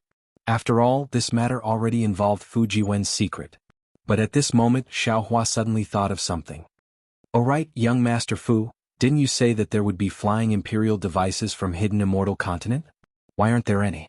The last time I came, I saw Bright Moon Palace bid for quite a few flying imperial devices. This time, I'm afraid there aren't any left? Fu Jiwen said hesitantly. Or perhaps, when the last few imperial devices are up for auction, we'll bid again? Forget it, let's wait and see. Xiaohua nodded and looked at the auction. After the 6-dragon staff, there were some other Buddhist artifacts or prayer beads or alms bowls or incense burners. There was even a water bottle with a willow stuck on it. Seeing the aqua vase appear, Xiaohua almost jumped up. However, when he saw the numerous sprouts on the willow tree that were trying their best to grow, he sat down. It was very obvious that the willow tree branch was a living thing. Perhaps it was broken off by some little bird at dusk and inserted into the aqua vase. After thinking for a while, Xiaohua asked again, Young Master Fu, do you know what the Buddhist sect's bhikkhu's 18 objects are? Of course I know. Fu Jiwen said very casually. The 18 objects are the 18 objects that Buddhist sect's eminent monks often carry with them. These 18 objects are the Buddhist sect's eminent monks' protection. Unfortunately, one of them has committed a minor sin. Among them there are 3 grades, heavy, medium and light. That is, Lisani is shedding, which is a heavy sin. Libo is Tuji Luo, which is a medium sin. The rest are light sins. These ordinary Buddhist sect monks only use 6 kinds of things. Lisani, Libo, and water pouch. These 6 kinds of things are known as the bhikkhu's 6 objects. Although this humble one did not deliberately listen to these things, the monks who are everywhere often preach them. This humble one listened and understood. Immediately after, Fu Jiwen looked at the kasaya that he was bidding for. He pointed at it and said, in fact, these 18 objects are what ordinary people need in life. They are Yangji, which is a wooden chip used to remove the stench in the mouth. Bathing bean, which is a powder ground from soybeans, beans and peas, which is used for bathing and washing. Lisani, which refers to the 3 kinds of clothes of Sangha, Yudoro, and Antua. Libo, which refers to the army's 3 kinds of clothes. Libo, which is a water bottle used to hold water for washing or drinking. Libo, which is also known as a measuring vessel, which is used to hold food. Libo, which is a cloth on the ground or on the bed when sitting or lying down. Libo, which is a staff with a libo on the head. When walking, the libo vibrates to alert people of insects on the road, or when begging to attract people's attention. Incense burner, which is an instrument used to burn incense and invite Buddhas. Libo, which is also known as a water filter, a cloth used to filter insects in water. Libo, which is a cloth used to wipe hands including face wipes, body wipes and feet wipes. Knife, which is used to cut clothes, shave hair and cut claws. Libo, which is a flintlock used to strike a fire. Libo, which is a tool used to pluck out nose hairs or thorns. Libo, which is a bed made of rope, which is convenient for sitting in meditation.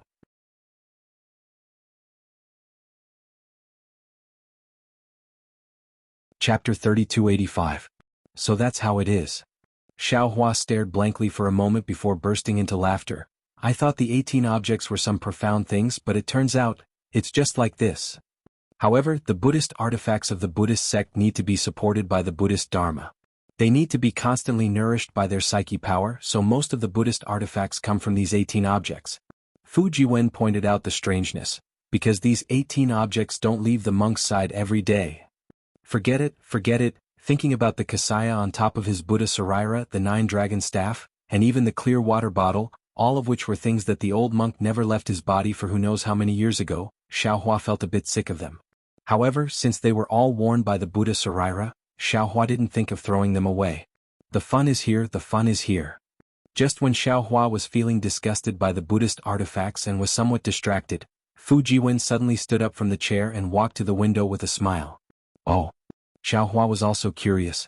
He looked outside and saw that there were dozens of jade boxes lined up in front of Yu Linfeng. Each jade box was wide open, and inside were sariras as big as chicken eggs and as small as soybeans. These sariras were of different quality. Some emitted pure Buddhist light while others emitted multicolored light. Not only Xiao Hua, who had already condensed a fourth-stage lotus platform, could tell at a glance, but even a Confucian scholar who didn't have the cultivation of a Buddhist sect could also tell.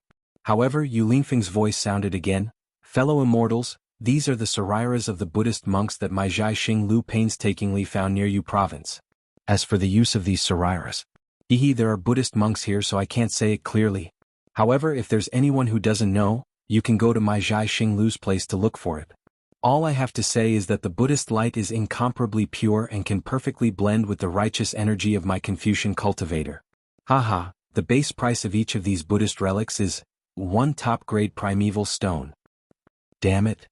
Xiao Hua didn't know whether to laugh or cry. This is the hidden immortal continent. 1 top-grade primeval stone, what kind of concept is that? Just now, the true work of the great Confucian scholar only used a top-grade primeval stone as the base price. How could these relics have a base price of 1 top-grade primeval stone? What was more special was that these relics were of different qualities. Zhai Xing Lu's starting price was 1 supreme-grade primordial stone. Wasn't that clearly bullying? However, someone had really stepped forward to be bullied by Zhai Xing Lu. As soon as Yu Linfeng finished speaking, a voice shouted, "I'll add 10 top-grade source stones for that untainted relic." This old man will add 50 upper-grade primordial stones? No, a relic of this quality can raise my nature energy by 2 grades. I'll give you 2 supreme-grade primordial stones? Ha! Fu Jiwen laughed. These people are really not afraid of trouble. Last time, when everyone made fun of these old monks, they still cared about their reputation and added upper-grade primordial stones one by one. This time they actually added 2 top-grade primordial stones at once. Are they sure that these old monks are going to take action? Xiao Hua faintly smiled and asked, if the old monk were to go into silent meditation, this Xiao would like to see how they will deal with this. That won't happen. Fu Jiwen shook his head and said, Buddhism emphasizes that monks don't lie. Whatever they say should definitely be believed. According to this one's knowledge, every time Zhai Xing Lu holds this kind of auction, they will definitely be present. All the relics will never be left behind. All of them will be bought by them. Monks don't lie? Say that again after you've seen people like Hanju? Xiao Hua was rather disapproving of this sentence, but hearing the end, Xiao Hua was flabbergasted. Then how much primordial stones will they spend? Fu Jiwen snorted and said, Fellow Taoist Xiao, why don't you see who is behind them? Who? Xiao Hua seemed to have understood something, but he still asked. Behind them are the kind men and women of Burial Immortal Continent and Western Paradise Continent. The daily offerings of these trillions of kind men and women are unimaginable to ordinary people. These monks are relying on these offerings to straighten their backs and dare to challenge here. This is why they dare to say that every relic must be bought. Fu Jiwen sneered, it is also because of this, the relics here, these monks must buy them. Otherwise, they won't be able to answer to these kind men and women. Sigh. Xiao Hua listened and looked at the several monks whose expressions were calm as if they were not affected by the increasing bidding price of the relics. He sighed and said, respectfully welcoming the relics of the eminent monks back to Western Paradise Continent and letting the departed souls of these eminent monks rest in peace. This is originally a very good thing. If both sides were kind, it would be a good thing. But now one side is trying their best to raise the price, secretly rejoicing in their own gains, while the other side is fearless and unhesitatingly taking out the offerings of others. This is already not a good thing to respectfully welcome, but an evil thing to flaunt. I'm afraid this is one of the methods Buddhism uses to attract believers in Burial Immortal Continent, right? Fu Jiwen thought carefully and of course also felt sad. He nodded and said, Fellow Taoist Xiao is right. Even if this one is just a bystander watching the show, it seems like I'm also helping the tyrant. That's natural. Xiao Hua nodded and looked at the entire Bright Moon Palace.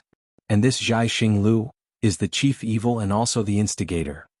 The secular people are right. Money is the source of all evil. Zhai Xing Lu accumulates wealth like this. At this point, Fujiwen did not dare to talk nonsense anymore. Seeing that the monk from the Buddhist sect did not respond, the several Confucian scholars who had been aggressively bidding immediately lost their confidence. They began to raise the price one by one. However, the number of people who raised the price also decreased. Quite a number of people chose to withdraw. After all, not everyone was willing to try this kind of stimulation that was similar to beating drums and passing flowers. Amit Ba. Suddenly, one of the few old monks who looked relatively young took a step forward. He put his palms together and bowed to the surroundings. These relics are something that my Buddhist sect must obtain. I'm sure everyone already knows that. As for the meaning of the relics, this old monk also does not want to say much. These are the wandering souls of my Buddhism sect. This old monk is under the orders of the Buddha Lord to welcome them back to Western Paradise continent. These relics can increase a Confucian cultivator's noble spirit, but correspondingly, the negative karma in the relics will also be added to the cultivator's body. Everyone here does not understand the secret arts of my Buddhism sect and does not know how to eliminate negative karma and get rid of negative karma. In the future you will definitely be tired of this negative karma. Therefore this old monk advises everyone here that greed is easy to breed and negative karma is difficult to eliminate. Practicing honestly is the right path. As he spoke, the monk pointed at the dozens of relics floating in the air. These are the wandering souls of my Buddhist sect's Arhat. My Buddha Lord is willing to redeem each wandering soul with 3 supreme-grade primordial stones. If anyone here is willing to pay a higher price than my Buddhism sect, then please go ahead. My Arhat's wandering souls cannot rest in peace in Western Paradise continent. My Buddhist sect's hundreds of millions of benefactors who sincerely worship Buddha will also not be at ease. This monk? Upstairs, Fujiwen was stunned. He actually dares to threaten? Looks like the Buddhism sect also has no surplus food. Xiao Hua sighed and looked at Yu Linfeng. He knew this monk's threat was nothing. The only one who would suffer losses was Zhai Xing Lu. Yu Linfeng's brows frowned a little, then he laughed and said loudly, "The Buddhist sect's master has already made a big bid. I wonder which immortal friend wants to increase the price? How can there be anyone who wants to charge forward?" Fujiwen lost interest and walked back to the chair from the window. He sat down and said, "This is hundreds of supreme-grade primordial stones, who can afford it?" Just now this monk already said those harsh words. If some idiot increases the price by 1 supreme-grade primordial stone and these monks really give up, wouldn't this idiot cry himself to death? What if I take this idiot? Xiao Hua looked at the dozens of relics, his heart beating wildly, and he almost blurted out. Fujiwen was disdainful. Fellow Taoist Xiao is neither a Confucian cultivator nor a member of the Buddhism sect. Why would you take this idiot? If you want to be, it should be someone from Zhai Xing Lu. Yes. Xiao Hua sucked in a breath of cold air and hurriedly suppressed the greed in his heart. Nonsense, it was a blessing to have 3 cultivators, but from another point of view, it was a great tragedy. In this conflict between Confucians and Buddhists, he might be caught in the middle. He might as well be a Taoist loose cultivator. Why would he expose his Buddhism sect cultivation for no reason? That's true, Xiao Hua nodded and looked at the scene. He smiled and said, "I bet that Zhai Xing Lu will definitely test it out." Fujiwen shook his head slightly. "I don't think so, because there's really no need. Let's wait and see." Xiao Hua smiled but didn't say anything. Sure enough, after Yu Linfeng's words fell, no one spoke. After half a cup of tea's time, Yu Linfeng said helplessly, "If no one bids, this old man will add 3 supreme-grade primordial stones for each relic." A slightly shaky voice came from downstairs. Damn it. Fujiwen almost jumped out of his chair. This is too fake. The people downstairs, can they have hundreds of supreme-grade primordial stones? According to the rules, they have no right to bid at all. Haha, there's no need to be so angry. Xiao Hua smiled. This is just like how young Master Duanmu tested me. Zhai Xing Lu must give the Buddhism sect face, and the Buddhism sect must give Zhai Xing Lu an answer. This auction is just a question and answer, nothing more. And this Xiao is sure that the bidder will definitely get something from this supreme-grade primordial stone. Sure enough, just as Xiao Hua thought, the monk said lightly, "This old monk will add 1 supreme-grade primordial stone for each relic." That person didn't make a sound. Yu Linfeng laughed and waved his hand. The dozens of jade boxes closed at the same time and flew to the monk. The monk bowed and said, "Amit Ba, many thanks to Zhai Xing Lu for your help."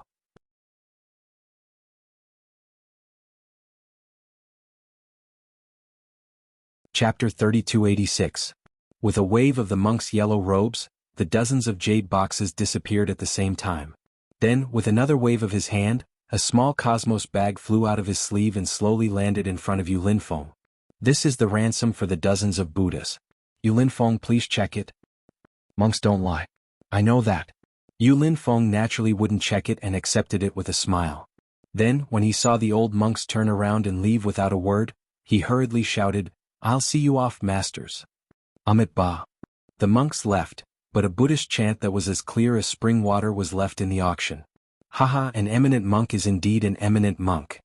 Although this Buddhist chant didn't contain a trace of psychokinesis, it was enough to hear one's heart.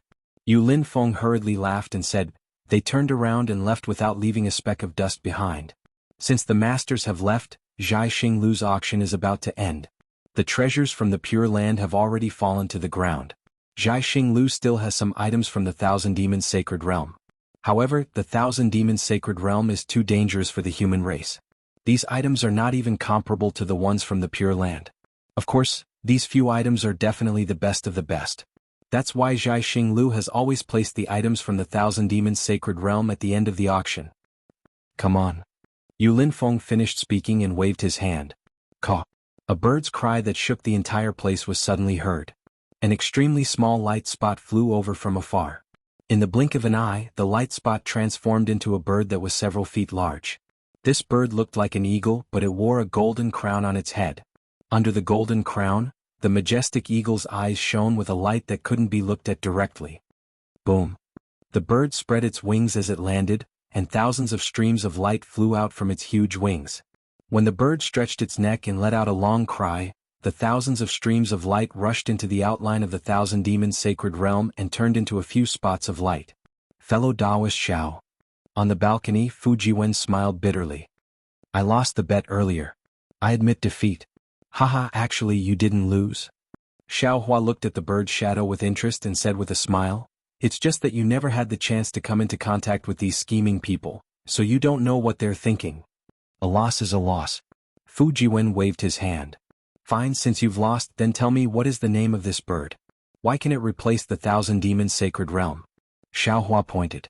Contrary to Xiao Hua's expectations, Fu Jiwen actually shook his head and said, "I know very little about the Thousand Demons Sacred Realm, and I don't know what this flying beast is. If I'm not wrong, then this beast should be a great sage of the Thousand Demons Sacred Realm. Only a great sage can represent the Thousand Demons Sacred Realm." "Alright, then what is a great sage?" "Saints are supreme beings." Fu Jiwen explains, "Our hidden immortal continent's saints are supreme beings in the human realm. The great sage of the Thousand Demons Sacred Realm is the title of the most powerful demon." Xiao Hua was naturally not satisfied with this kind of answer.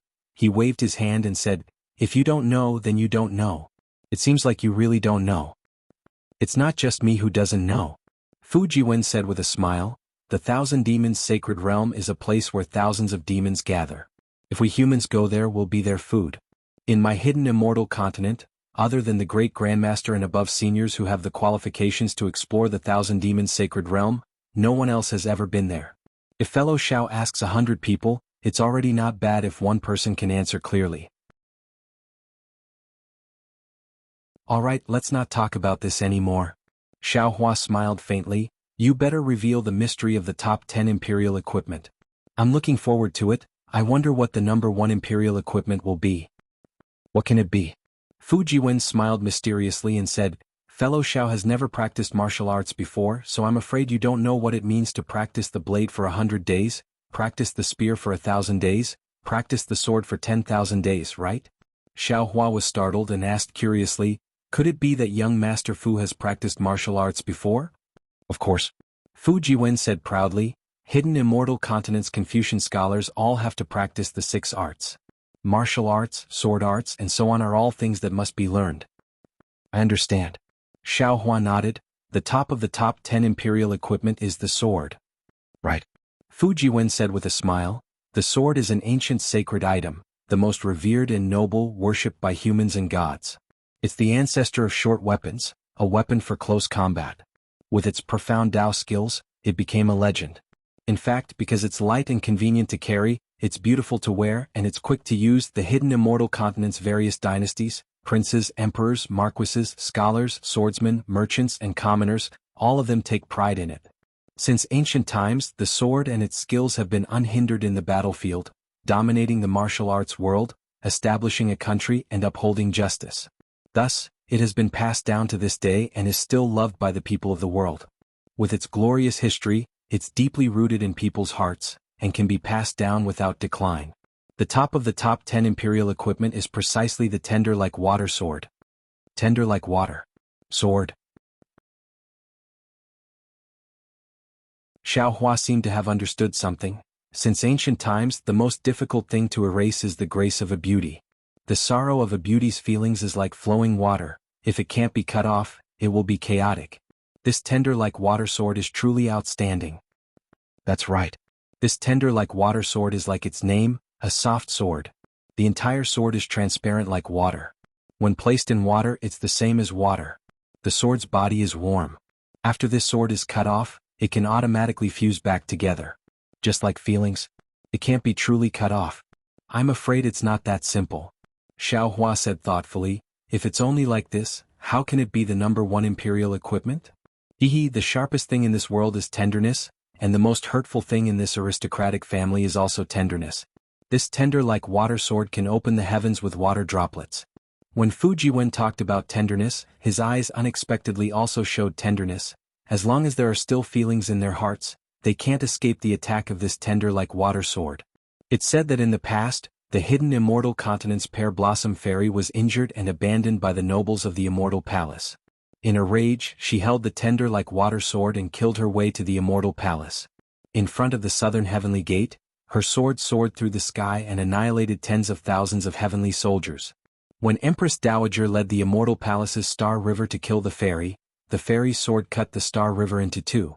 Unfortunately, this tender-like-water sword was broken by the starlight in the Star River and turned into a morning star that disappeared into the horizon. The pear blossom fairy even charged into the Star River with hatred, and her body and soul were destroyed. From then on, no matter what imperial equipment was born, it would be difficult for it to surpass. This tender-like-water sword has always been listed as the number one imperial equipment. Xiao Hua sighed. This is another sad but beautiful story. I wonder if this story is the number one imperial equipment story? Or is it tender-like-water sword that is the number one imperial equipment? What's the difference? Fu Jiwen laughed. The things you can't get are always the best. The faintly discernible legends are always the most beautiful. The memories in a person's heart are always the most profound. Strange, hearing this, Xiao Hua suddenly thought of his own wishful staff and immediately interrupted. The ancestor of short weapons, the staff is also the number one weapon. Why isn't there a staff in the top 10 imperial equipment? Staff? Fu Jiwen scratched his head and laughed. Fellow Taoist Xiao must be joking. A staff, isn't it just a staff? How can it be in the top 10 imperial equipment? Forget it, I won't play the lute to a cow with you. Xiao Hua casually waved his hand, but before he could continue, his expression changed and he hurriedly looked at the auction hall. In front of Yu Linfeng there was a jade slip. That's right, it was a jade slip commonly seen in the Dawn Rain continent. At this moment, it was floating in front of Yu Linfeng. Yu Linfeng said, Fellow Taoists, this item is the jade I used by the ancient Taoists before they were destroyed by us Confucian cultivators. It should have been placed in the Taoist trifling item auction, but because this item was obtained from the Thousand Demons sacred realm, it wasn't taken out until now. This item's inspection method is different from the jade eye. After Zhai Xinglu obtained it, we searched through the ancient records and found out that this item was called a jade slip. After that, Zhai Xinglu specially found a Taoist expert and used their unique divine sense to inspect it. Only then did we find out that it was a 5 elements escape technique. Oh, to be more specific, it should be a commonly seen high-level escape technique in the hidden immortal continent called the water avoidance technique. This item is really rare. At least I've never heard of it before. According to the person who inspected it, after practicing this escape technique, one can borrow the water of heaven and earth's spiritual energy to fly. It's even more powerful than us using the water avoidance technique to travel in the Jianghu. When the Taoist sect was flourishing, it must have been extremely precious. However, now that the Taoist sect has declined, according to that person, there isn't even a person who can use the elementary water escape technique. How could there be someone who needs this higher level escape technique? Even when Zhai Xinglu saw that this item was of little value and wanted to sell it to that person bitterly smiled and refused. Thus, Zhai Xinglu could only bring it here to bid. It's a bit strange. Although Xiaohua was excited, he had already calmed down. He pinched his chin and said curiously, "Why did this guy say such a secret so clearly? Isn't he afraid that no one will bid?" Haha. Fu Jiwen at the side laughed and said, "This is the third time I've heard this. This whatever jade slip is the same as the amplifying thunder wood that I want, no one will bid for it. If not for it being more rare than the amplifying thunder wood and having a higher base price, this guy would have already taken it out when the bidding started." "What's the base price of this item?" Xiaohua hurriedly asked. "1 piece of top-grade primeval stone." Fu Jiwen was really familiar with it and said without hesitation. Xiaohua cursed loudly, "Damn it, this is indeed a rare item worth hoarding. This kind of broken jade slip is actually sold for 1 piece of top-grade primeval stone?" Yes, this item is just like the golden core cultivation method. In some people's eyes, this item is trash.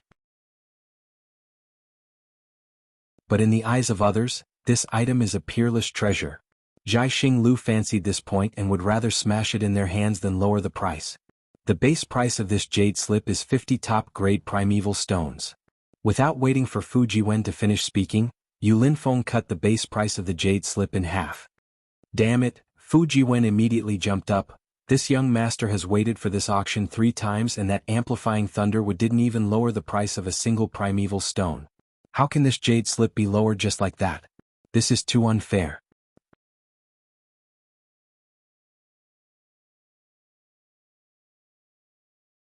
Chapter 3287. Hehe, it's not unfair. It's your bad character.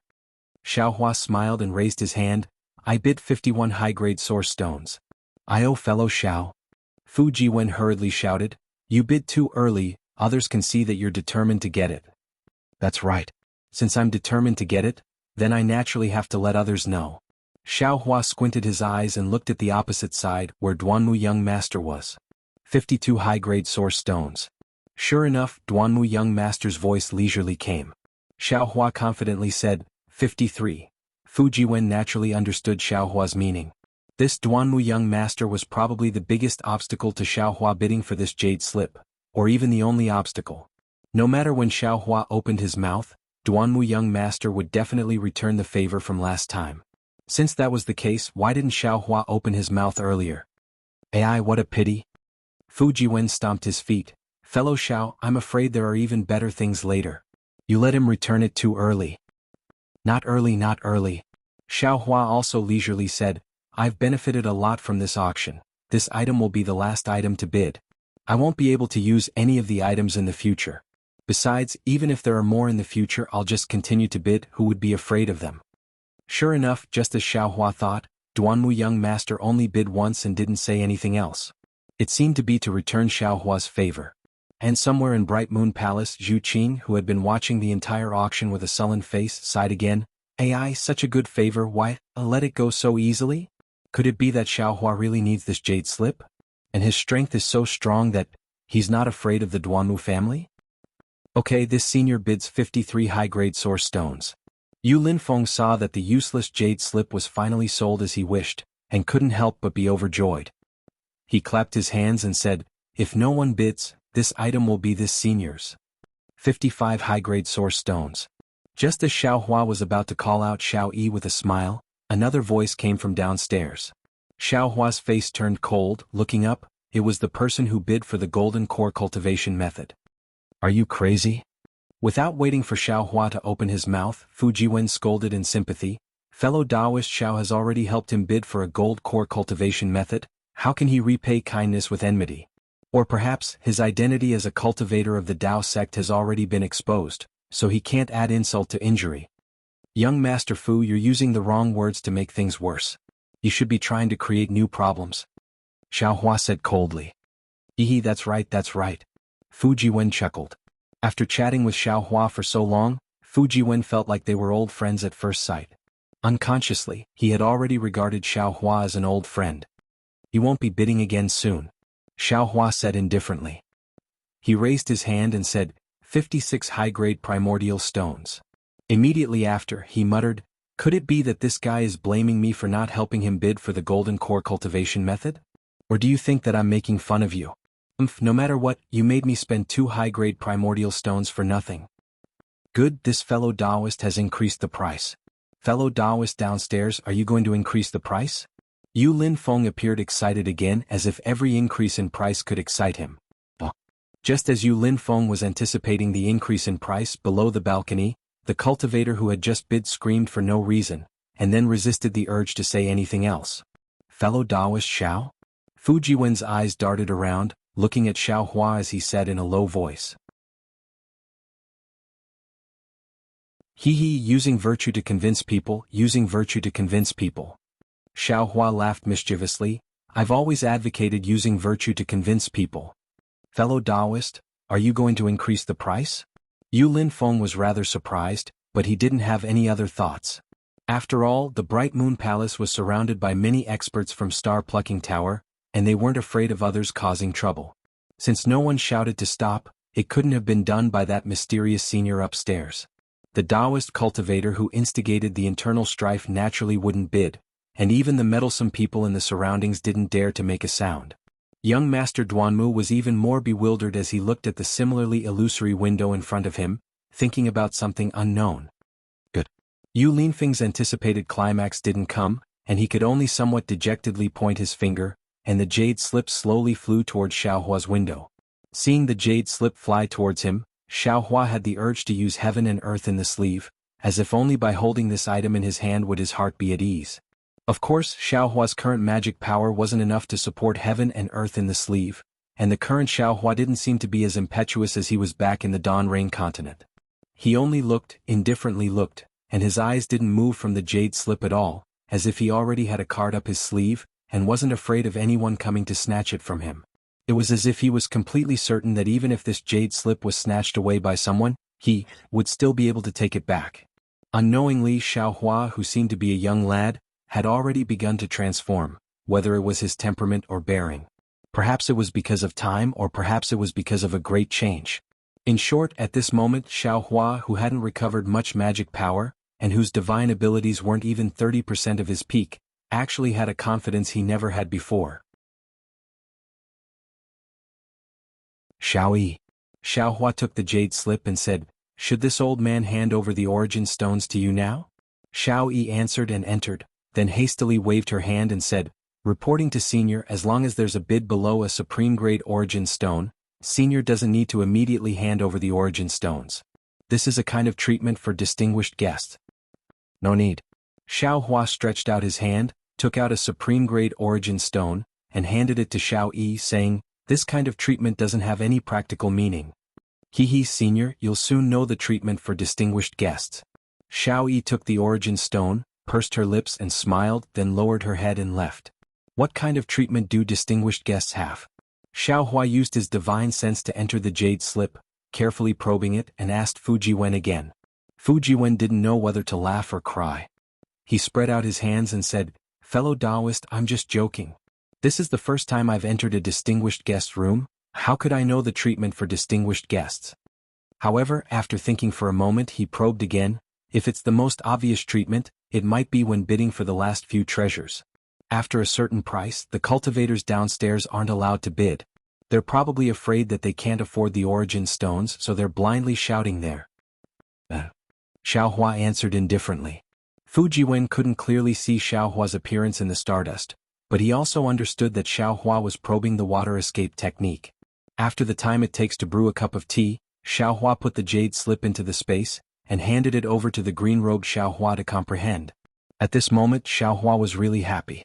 Although this water escape technique wasn't a high-grade water escape technique like Yu Linfeng said, it was still a mid-grade water escape technique. After fusing with the water, it was an escape technique that relied on the water energy of heaven and earth to fly. In other words, as long as it was a place with water energy of heaven and earth, one could use this escape technique to fly. It wasn't like before where there was real water to be able to escape. As for the water avoidance technique from the West Sea, Xiao Hua had already finished comprehending it with the Buddha's Sarira. That technique was very strange and required the so-called origin energy to be used. However, Xiao Hua didn't know what origin energy was, so he couldn't test it out. Xiaohua closed his eyes for a moment and pondered a little. He knew that although these two water escape techniques weren't of the same origin, the realms of the escape techniques were connected. If he finished cultivating the water avoidance technique, he could naturally continue to cultivate the mid-grade water escape technique. Oh, right, isn't there someone in front of us who knows about origin energy? It's a waste not to ask. Xiaohua glanced at Fu Jiwen, who was also silently looking at the auction, and came to a realization. He hurriedly smiled and said, "Young Master Fu, I still have a question to ask." "Fellow Taoist Xiao, why are you so polite? Please ask." Fu Jiwen hurriedly moved his gaze away from the window and said with a smile. Xiaohua said, "I would like to ask, what is origin energy? Is it the magic power of Confucian cultivators?" "Yes." Fu Jiwen said curiously, "Taoism is magic power, Buddhism is psychokinesis, Confucian cultivators are naturally origin energy. But why do some demons' cultivation techniques also mention origin energy?" Xiaohua asked curiously, "This is what I don't understand." "Oh, I understand." Fu Jiwen said with a smile, "Does fellow Taoist know about the 9 grades of origin energy and the 27th rank?" "I naturally know about this." Xiaohua nodded. "Then it's easy to explain." Fu Jiwen explained, "Because the 3 continents have magic power, psychokinesis, and origin energy." "Oh, I'm not very clear about the 1,000 demons sacred realm, this kind of classification is too heterogeneous. However, some cultivation techniques can be used regardless of magic power, psychokinesis, or origin energy. Therefore, Confucian cultivators use origin energy to refer to all magic power, psychokinesis, and origin energy." "So it's like that." Xiaohua nodded and said, "These Confucian cultivators are really tyrannical. Origin energy is 9 grades, the substitution of origin energy is convenient for them." "It can't be helped." "Who asked the hidden immortal continent to have the most Confucian cultivators?" Fu Jiwen smiled, then pointed outside the window and said, "Fellow Taoist Xiao, didn't you just say that you want to look for flying equipment?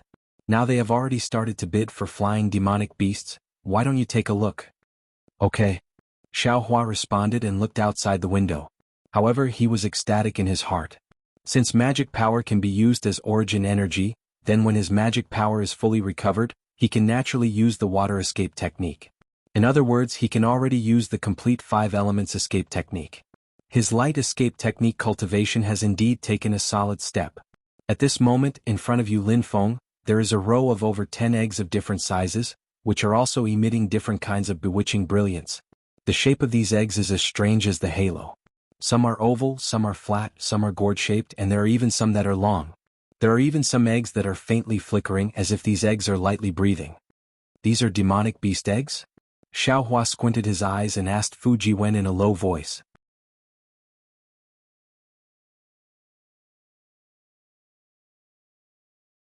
Chapter 3288. Without waiting for Fu Jiwen to answer, Yu Linfeng unfolded his fan and pretended to wave it a few times.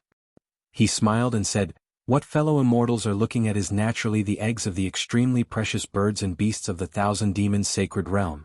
Everyone knows that the Confucian cultivators of the hidden immortal continent can't be compared to the demons of the 1,000 demons sacred realm.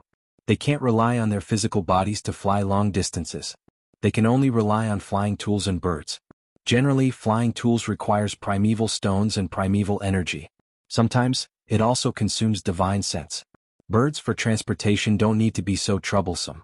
As long as you communicate with them, you don't need to think too much. You can sleep and be taken away by the birds. What's more, a well-trained bird is a great help to us. They can also help you kill any evil cultivators you encounter. And these birds and flying beasts are best raised from young. Sign a blood contract with them before they hatch. If you erase the blood contract with the birds and flying beasts, then sign a new one, the bird's spirituality will disappear a lot. The eggs of the birds and flying beasts in front of me are all from the 1,000 demons sacred realm. They weren't raised in captivity by the hidden immortal continent. Therefore, you don't need to worry about the spirituality of these birds and flying beasts after they hatch. Of course, if any fellow immortal is unlucky and can't hatch the eggs, or if the hatched demonic beast doesn't have spirituality, my Zhai Xing Lu won't take responsibility." "Ah." Yu Linfeng teased a few words. He flung his fan and said, "The first egg is a cloud crane egg. The starting price is 5 high-grade primeval stones. 6, 10. Following Yu Linfeng's words, the entire auction hall became lively again. After all, these flying beasts were commonly used. Many people came here for these eggs. How could they be patient? They hurriedly bid. But, fellow Taoist Xiao. Fu Jiwen stole a glance at Xiao Hua. Seeing that he didn't do anything, he said with a smile, I want to bid for a wood-attributed green crane. I hope fellow Taoist Xiao can help me. Xiao Hua smiled and said, no problem, you can bid as much as you want. It's not what fellow Taoist Xiao thinks. Fu Jiwen said with some shame, Dao friend helped me bid for the thunder amplification wood, so I should have given all these high-grade primeval stones to Dao friend. However, I have been thinking that these upper-grade primordial stones are not enough to compensate fellow Taoist. I don't know how I can compensate or repay fellow Taoist. But now, I'm not paying attention to fellow Taoist's gift, and I'm bidding for the birds instead. All right. Xiao Hua hurriedly waved his hand, there's no need to mention this again. Just now, young Master Fu gave me a lot of pointers and that's more than enough to repay him. Young Master Fu, you can bid as much as you want. There's no need to think too much about it. All right. Fu Jiwen sighed. Actually, the reason why I bid for the green crane is because I want to wait for my wife to escape, and take her to travel the world. Escape? Xiao Hua raised his eyebrows, thinking that he had misheard, but Fu Jiwen seemed to have blurted it out. His face was a little embarrassed and he immediately looked out the window, not saying another word. Since Fu Jiwen didn't say anything, Xiao Hua naturally wouldn't ask any more. Soon, the price of the cloud crane egg reached 23 high-grade primordial stones, and it was bought by a cultivator downstairs. Following that, the fire snake, blue luan, cloud howl, chick-yi, shihong, and other bird beasts were all bought by 20 or so high-grade primordial stones. Unfortunately, these bird beasts were not of the wood attribute. Fu Jiwen didn't say anything. Fu Jiwen, who always looked calm, was actually a little anxious. He stood in front of the windowsill and looked at the decreasing number of beast eggs. Fortunately, when the third last beast egg was auctioned, it was the wood attribute cloud crane that Fu Jiwen wanted, and he almost couldn't wait to bid. His bid didn't matter, but everyone was a little hesitant. After all, everyone had seen the bid for the water escape technique. Who would dare to compete with a virtuous senior? After a slight awkward silence, this cloud crane was actually bought by Fu Jiwen for 10 or so high-grade primordial stones. But at this critical moment, young Master Duanmu started to bid again.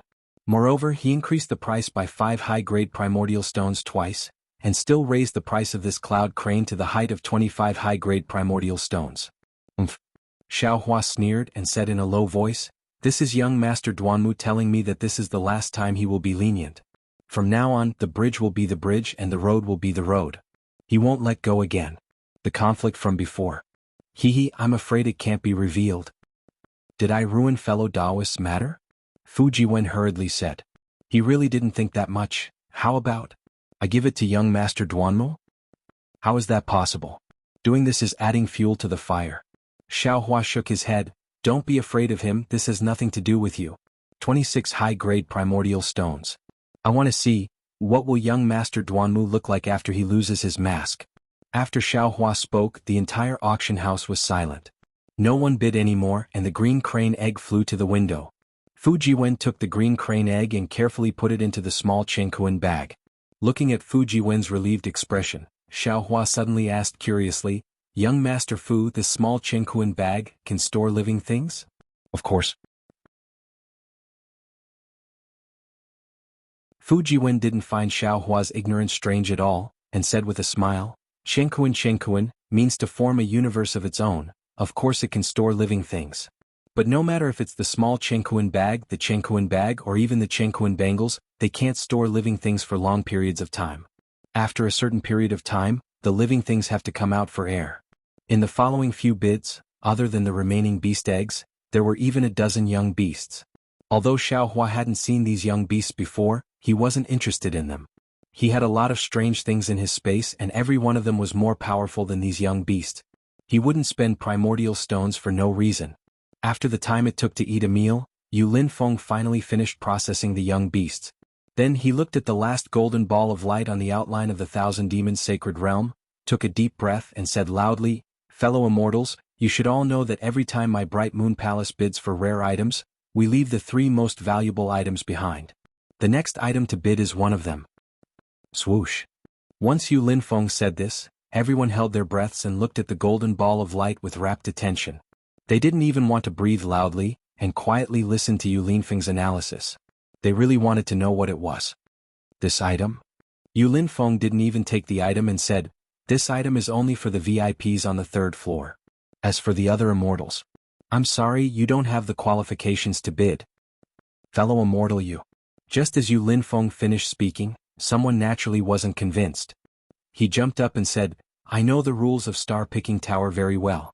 When the price of a rare item is set, only the VIPs on the 3rd floor are qualified to bid. But this item hasn't even revealed its base price yet, so we're not allowed to bid? Could it be, this item's base price has already exceeded?" At this point, the cultivator seemed to have understood something and couldn't close his mouth. This was the first time he heard that the Bright Moon Palace bid for an item with a base price of more than 10 top-grade source stones. AI, it's not just the base price. Yu Linfeng waved his hand and sighed, "Even if you have enough source stones to bid, you still have to consider whether you have the strength to protect this item, whether you have the life to protect this item." Sigh. Many people sucked in a breath of cold air. With a wave of Yu Linfeng's hand, the golden light slowly flew closer. The golden light was blazing. Although it hadn't revealed its true appearance, the indescribable heat was like the scorching sun, and it already made everyone in the Bright Moon Palace feel anxious and thirsty. A feeling of difficulty arose in everyone's hearts. Unconsciously, everyone slightly narrowed their eyes, but the desire in their eyes was even more intense than the scorching sun. They stared fixedly at the light, wanting to know just how rare this item was. When the light landed in front of Yu Linfeng, it was actually dozens of feet wide.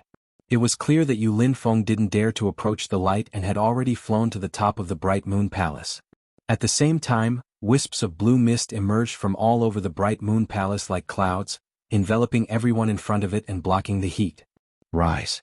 Yu Linfeng clapped his hands and a rare imperial artifact that looked like an ink brush came out of his sleeves. He let out a roar like spring thunder and reached out his hand. The brush was about to throw towards the golden light. Wait. Just at this moment, an extremely loud and clear voice that was even more shocking than muffled thunder came from the windowsill on Xiaohua's left. Asai. Even someone as strong as Xiaohua's mind was shaken by this voice. Xiaohua couldn't help sucking in a breath of cold air, and looked to his left in disbelief. This window, it seems like there hasn't been a bid. There hasn't even been a sound, right? It seems like their goal is this golden item. When Yu Linfeng heard this voice, his body naturally trembled, and the ink brush remained in his hand. However, Yu Linfeng's face didn't reveal the slightest bit of displeasure. He cupped his hands and said, "Senior upstairs, may I say something? There's no need to open this item." That voice was very imposing, and in people's ears, it seemed to resonate in their hearts. There was an inconceivable power that made people submit from the bottom of their hearts. Yes, this little one understands. Yu Linfeng actually agreed and withdrew his hand, putting the ink brush back into his sleeve. Cough, cough. A clear coughing sound appeared at this time, and a ball of green light floated from the night sky of the Bright Moon Palace. Within the light, Zhu Qing had already changed into green clothes, and slowly flew down like a student rushing to take the exam. When Yu Linfeng saw Zhu Qing, he immediately sweated profusely. His usually calm expression was replaced with panic, and he hastily bowed and said, "Tower Lord, this subordinate, and you can go down." Zhu Qing didn't talk to Yu Linfeng as warmly as she talked to Xiaohua. Just a few words made Yu Linfeng feel a chill in his heart. He didn't dare to ask anything and hastily floated down from the sky. However, he still didn't dare to approach the golden light, and followed the edge of the Bright Moon Palace to stand in the shadows.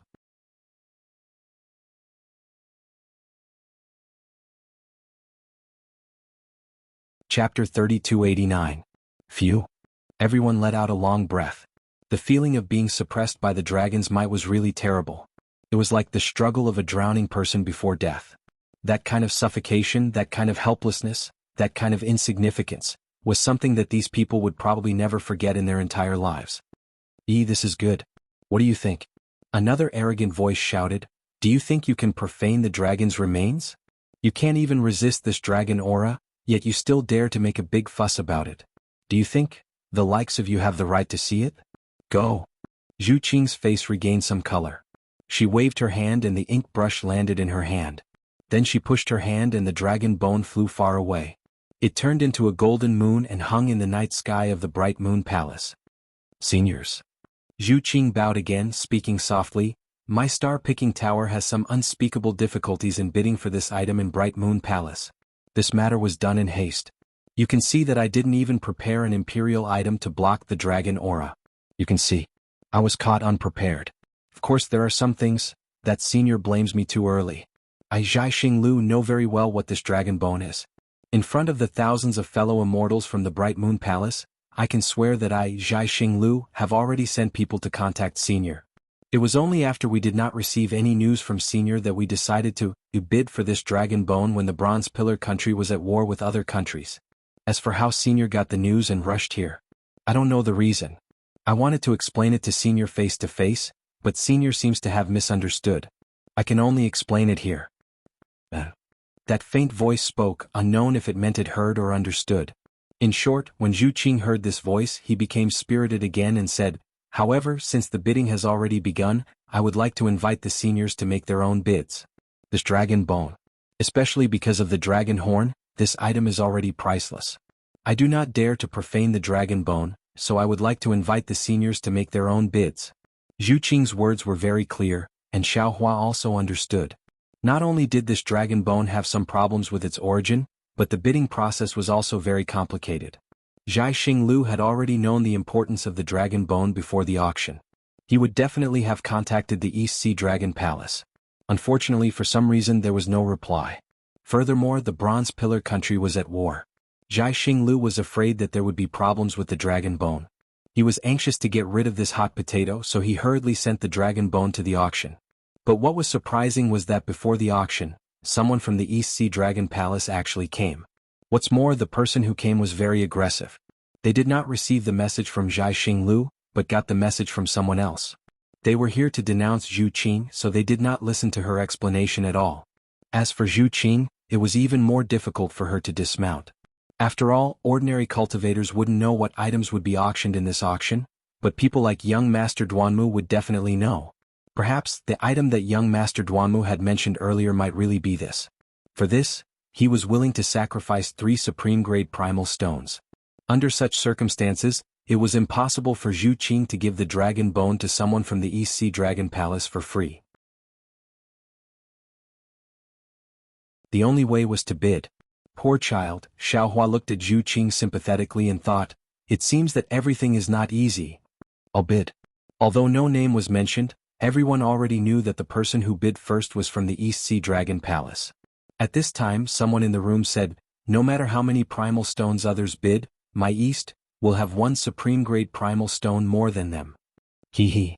Before the person from the East Sea Dragon Palace finished speaking, the voice that was a little leaky laughed shrilly and said, "I know that your East Sea Dragon Palace has countless treasures, but it's not only your East Sea Dragon Palace that has treasures in this world. I have 10 supreme-grade primal stones more than the East Sea Dragon Palace." Then all the other forces entered the auction and started bidding. On the balcony, Xiaohua squinted his eyes and looked at the golden moon. He secretly pondered whether or not he should bid.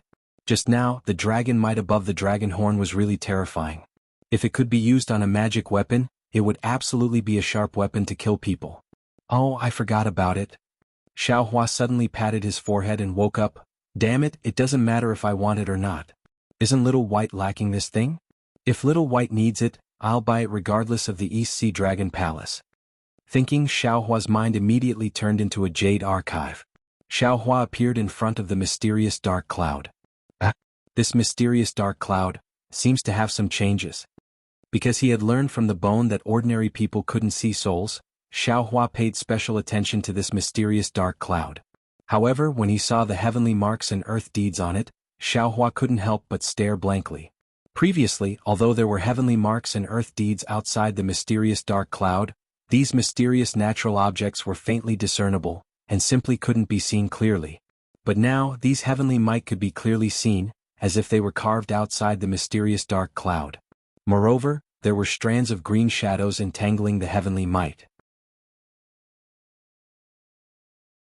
Those heavenly marks and earth deeds were already like a tight armor wrapping around the mysterious dark clouds, and these green shadows gave off a green glow outside the armor, adding another layer of protection.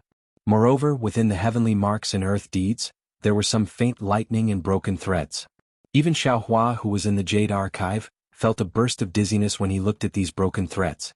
Suddenly, a scene of 5 thunderbolts roaring appeared in front of his eyes.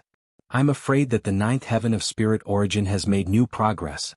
Xiaohua was overjoyed. His figure hid in the dark cloud. The moment Xiaohua's figure disappeared into the dark cloud, millions of lightning and broken threads were born from the dark cloud. However, as soon as Xiaohua touched Xiaohua's figure, his figure disappeared without a trace. Haha, Xiaohua, you're here? When Jade Archive Xiaohua's figure appeared in the sky, the little white dragon immediately sensed it. The huge dragon head poked out from the top of the sky and called out with a smile. Xiaohua glanced at Xiaohua. At this time, the sky was incomparably spacious. Many green seal characters fluttered in the sky as if they were alive. Xiaohua's incomparably huge dragon body was already entrenched at the junction between the sky and the sky, covering the entire horizon. Those countless dark green soul strands were like seaweed in the sea, entwining the dragon body. When the soul strands danced, the dragon body also danced. Countless dark green splendors were like fireflies that filled the sky. The soul cultivator Xiaohua also transformed into 100 zhang tall giant. His whole body was not surrounded by the soul strands. His body was everywhere. I'm here, Xiaohua said indifferently. He looked at the soul cultivator Xiaohua, who ignored him and saluted. Fellow Taoist, you've worked hard. Buzz buzz. Countless green seal characters rushed out from the sea of soul strands. The soul cultivator Xiaohua's figure slowly shrank, turning into the same appearance as Xiaohua. He also cupped his hands and said, Fellow Taoist, I have a bone here and a soul treasure called the Soul Bridge. I don't know if I can give it to fellow Taoist to cultivate? Xiaohua asked with a smile. Xiaohua didn't smile. He only said indifferently, Fellow Taoist, please give it to me. Comprehending the bone and refining the soul treasure is my duty. Previously, my cultivation was insufficient and I couldn't control the 9th heaven of spirit origin. Now with Xiaobai's help I can barely do it. Good. Xiaohua laughed. The bone and soul treasure were comprehended by him, and even the soul treasure was refined by him. Now that he had the help of Xiaohua, wouldn't he be able to save himself some trouble? Fellow Taoist, please take a look. With a wave of his hand, the Jade Archive Xiaohua pulled the bone out of space and handed it to the Soul Cultivator Xiaohua. The Soul Cultivator Xiaohua didn't even bother to look at it. Instead, he opened his mouth and several soul strands shot out like tentacles and swallowed the bone. Xiaohua looked at this action with a dumbfounded expression. He smiled bitterly and said, Fellow Taoist, we are of the same origin. Can you be a bit more refined? Otherwise, don't say you know I in front of Xiaobai. And Xiaohua responded indifferently. Obviously he didn't take this to heart. Xiaohua waved his hand again and said, This is another bone. There is a green seal character recorded in it. I haven't comprehended it yet, so I'll give it to you. Xiaohua opened his mouth again. Xiaohua hurriedly withdrew his hand, and the bone disappeared into thin air. Give it to me. Xiaohua stretched out his hand and asked Xiaohua for it. Pay attention to your manners. Xiaohua put the bone in Xiaohua's hand. The soul cultivator Xiaohua took the bone and slowly placed it in front of his forehead, pressing it against his forehead. Good, that's how it should be. Jade Archive Xiaohua praised with satisfaction. Unfortunately, before he could finish speaking, Xiaohua slapped his hand down, causing a ripple to appear on his forehead. Then his knuckles sank back in. Xiaohua didn't know whether to laugh or cry. He could only say helplessly, Fortunately, this can be considered as some progress. What about the soul treasure? Let me see it. Xiaohua asked again. It seemed that he was very bored in the 9 heavens of spirit origin, and these bones and soul treasures were good things for him to pass the time. Fellow Taoist, are you sure there is no problem? Xiaohua still didn't dare to send the soul bridge that hadn't been refined into the mysterious dark clouds, and asked tentatively. Xiaohua said indifferently, Fellow Taoist, if you want to take it, then take it. If you don't want to take it, then slowly refine it. Okay, Xiaohua waved his hand, wanting to drag the bone ball to the endless sky.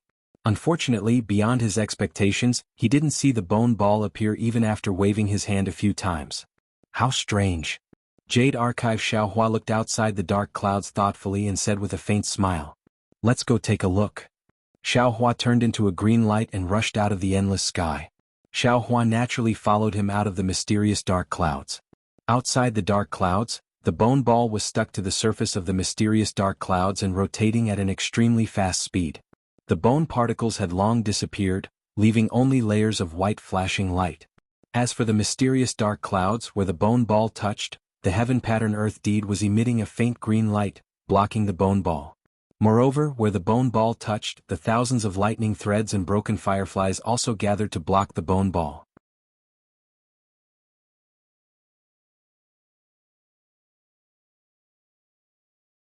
Chapter 3290. This thing is a genuine soul item. According to the bone, it can change the shape of the soul bridge according to the soul of different people. It matches the heavenly pattern and earth deed of the soul. Only then can it enter the soul of another person. Soul Cultivator Xiaohua said indifferently after taking a glance at it. Seems. I can only refine it myself. Jade Archive Xiaohua smiled bitterly. Really? You're underestimating me too much. Soul Cultivator Xiaohua waved his hand and the bone ball fell into his hand. Then he opened his mouth and spat out a mouthful of green gas that covered the bone ball. The bone ball flew into the air and entered Xiaohua's mouth along with the green gas.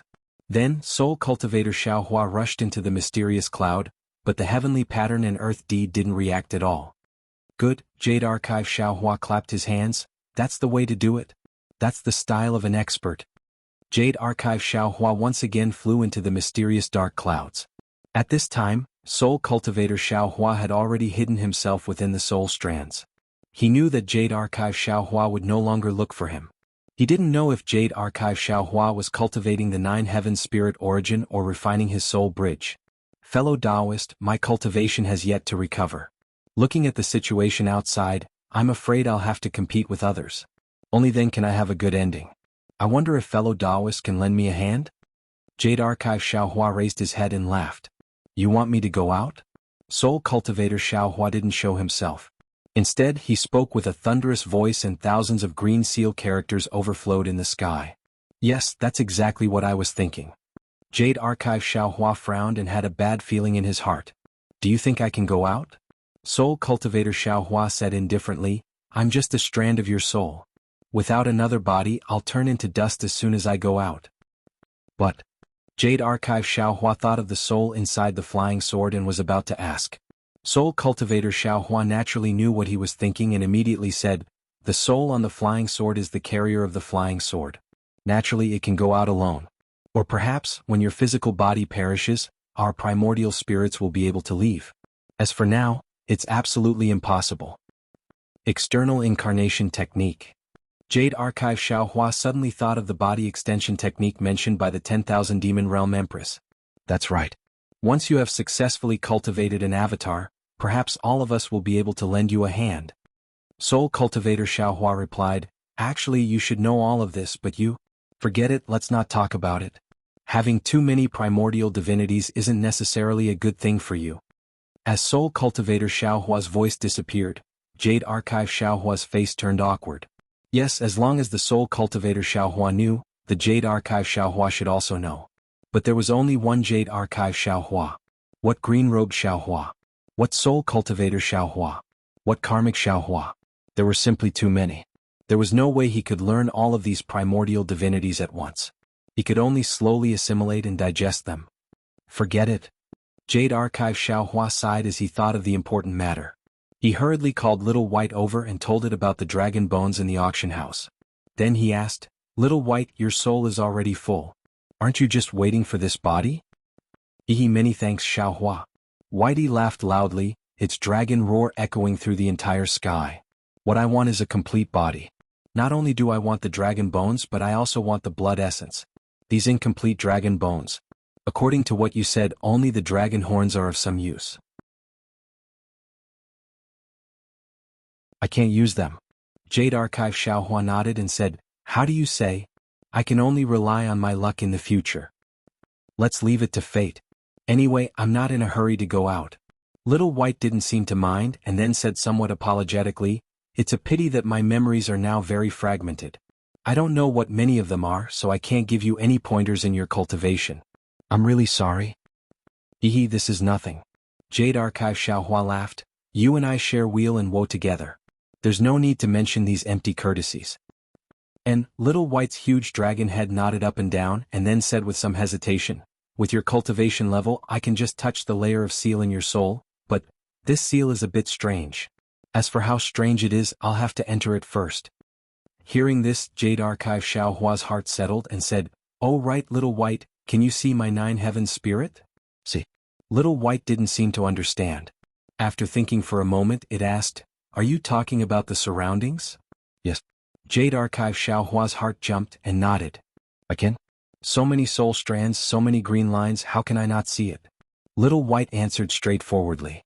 Jade Archive Xiaohua shook his head slightly. What I mean is, when you enter here, can you see the shape of this place? I understand. You're talking about the appearance of this soul. Little White suddenly realized. That's right. Of course I can't see it.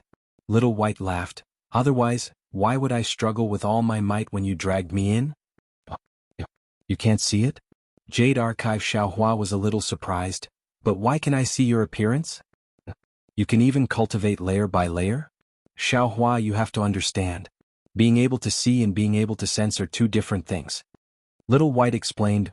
Moreover, the soul is fused with the body and is protected by the body. Others can't see it. A soul that has left the body can be called a soul and is no longer a soul.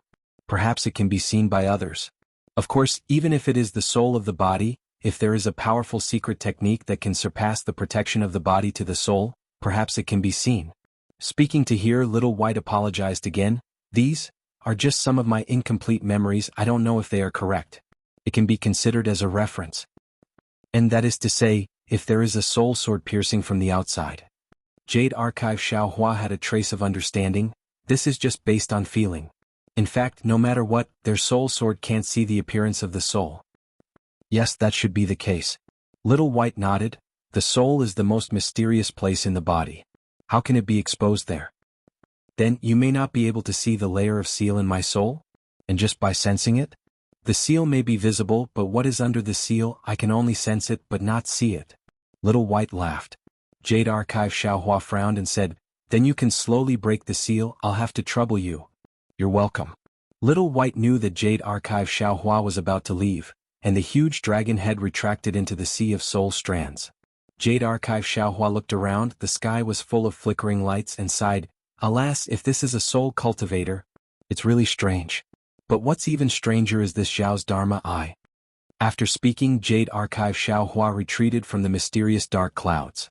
However, when his primordial spirit returned, he was shocked again when he looked at the auction field. He saw that the auction field, which was very lively just a moment ago, was now completely silent. Even Zhu Qing was silently standing in the air with her lips tightly shut. Although there was a trace of a smile on her face, there was a trace of strangeness in her eyes. Strange? Xiaohua was puzzled. It was only a moment, what happened? However, the bright moon, which was as bright as the sun, was still hanging there. Obviously, the bidding for the dragon bones was not over yet. Xiaohua raised his eyebrows and was about to ask Fujiwen when he suddenly saw Zhu Qing's somewhat helpless expression. He came to a realization, damn it, this is the voice transmission of the people from the Dragon Palace, young Master Duanmu, and a few cultivators who have the strength to bid for the dragon bones. Thinking of this, Xiaohua laughed in his heart. In this world, there is nothing that can't be compromised. As long as there are enough benefits, everything can be exchanged. A set of dragon bones can be measured with top-grade primordial stones, and a promise can also be measured with top-grade primordial stones. These people just now were all very aggressive. One wanted to add 1 top-grade primordial stone more than the others, and another wanted to add 10 top-grade primordial stones more than everyone else, as if the dragon bones were something that must be obtained. But in fact, only the East Sea Dragon Palace had the intention to obtain it. The others were just looting a burning house wanting to gain benefits from it. It seems that I should have bid just now. Maybe I can even get a high-level water escape technique. Strange. Just when Xiaohua was thinking whether it was too late to bid now, Fujiwen whispered, This has been discussed for a long time, why hasn't the result come out yet? Could it be that, besides the East Sea Dragon Palace, there is someone who urgently needs this thing? Ha ha ha. For a moment, Xiaohua was dumbfounded. Xiaohua was definitely not the only smart person in this world. Although Fujiwen's cultivation was ordinary, he obviously understood the strangeness of it. What does young Master Fu think? Besides the East Sea Dragon Palace, who else needs this dragon bone? Xiaohua naturally did not know, so he could only ask in order to advance and retreat. Fu Jiwen looked out of the window at the slightly strange third floor and whispered, "This dragon bone may be an excellent material for refining weapons in the eyes of Taoist cultivators. In the eyes of Buddhists, it is also a material for refining Buddhist weapons. In the eyes of the East Sea Dragon Palace, it is the remains of a senior to be revered and collected. But in the eyes of Confucian cultivators, the most important thing is the fate of the royal family." What? The fate of the royal family? This dragon bone has something to do with fate? That's right. Fu Jiwen nodded. The fate of the royal family is related to the amount of imperial qi of the royal family descendants. And the dragon aura on the dragon bone, especially the dragon horn, can be transformed into imperial qi with the help of Confucian cultivators' secret techniques. Xiao Hua understood and glanced at the third floor's windowsill. There must be a royal family of the Bronze Pillar country on the third floor? Also, Zhai Xinglu is eagerly bidding for this dragon bone, probably because they are afraid of attracting the attention of the royal families of various countries. Especially the royal family of the Bronze Pillar country. There is definitely no royal family of the Bronze Pillar country here. Fu Jiwen said decisively. There can only be the royal family of another country. And the king of the Bronze Pillar country is definitely not in the country. The regent should be the crown prince, and the relationship between the crown prince and Zhai Xinglu is ordinary.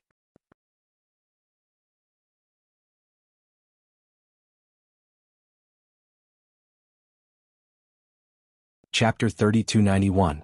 Yes, yes, yes. When Xiao Hua heard that Fu Jiwen was able to read so much information from it, he couldn't help but feel surprised. However, after thinking about it for a moment, he couldn't help but be convinced. He nodded and said, "If the king of the Copper Pillar country was here, this dragon bone would definitely be left in the royal family of the Copper Pillar country. But since the dragon bone is being auctioned here, your king must not know. Since he doesn't know, Zhai Xinglu won't inform the other royal family members. Otherwise, Zhai Xinglu won't exist in Bronze Pillar country.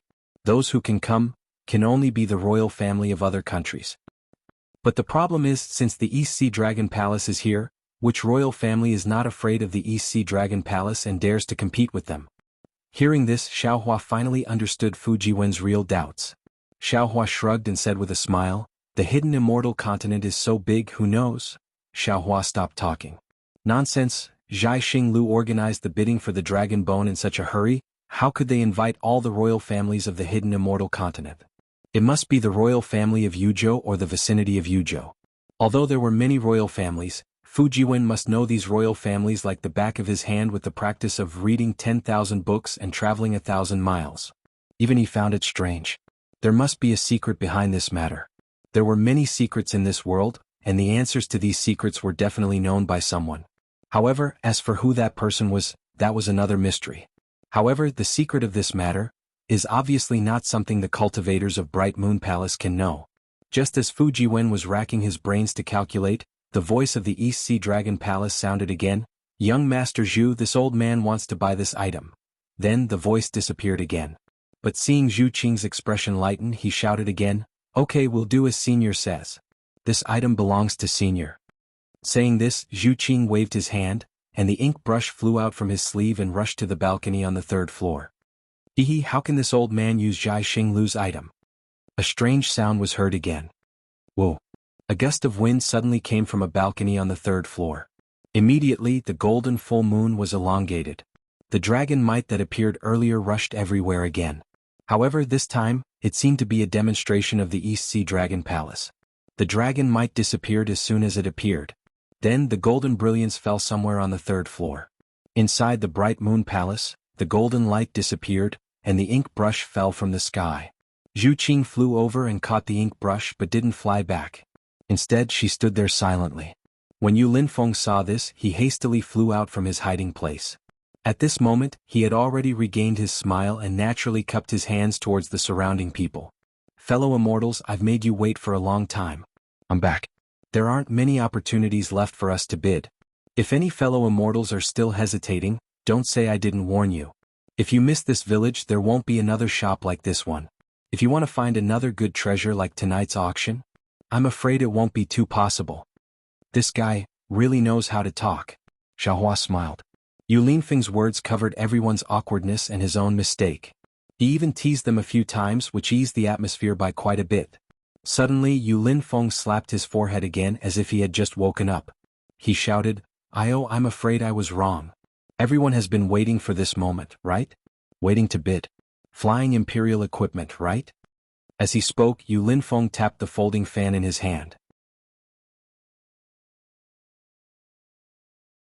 A small boat flew over from the distant light spot.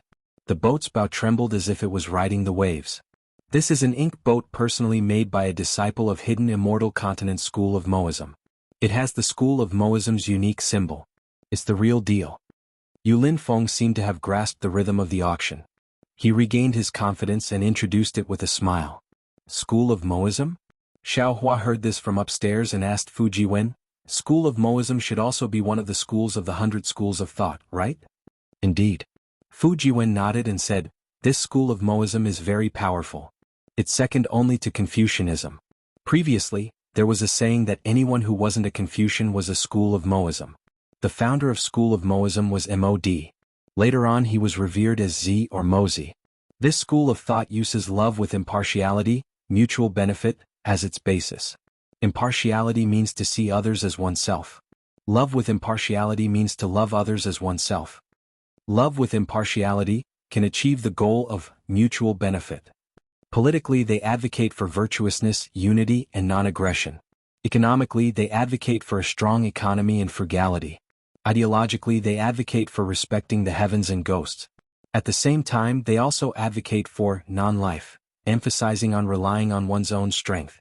Love with impartiality, non-aggression, virtuousness, unity, frugality, non-happiness, heavenly will, understanding ghosts, and non-life. This is what all disciples of School of Moism must practice.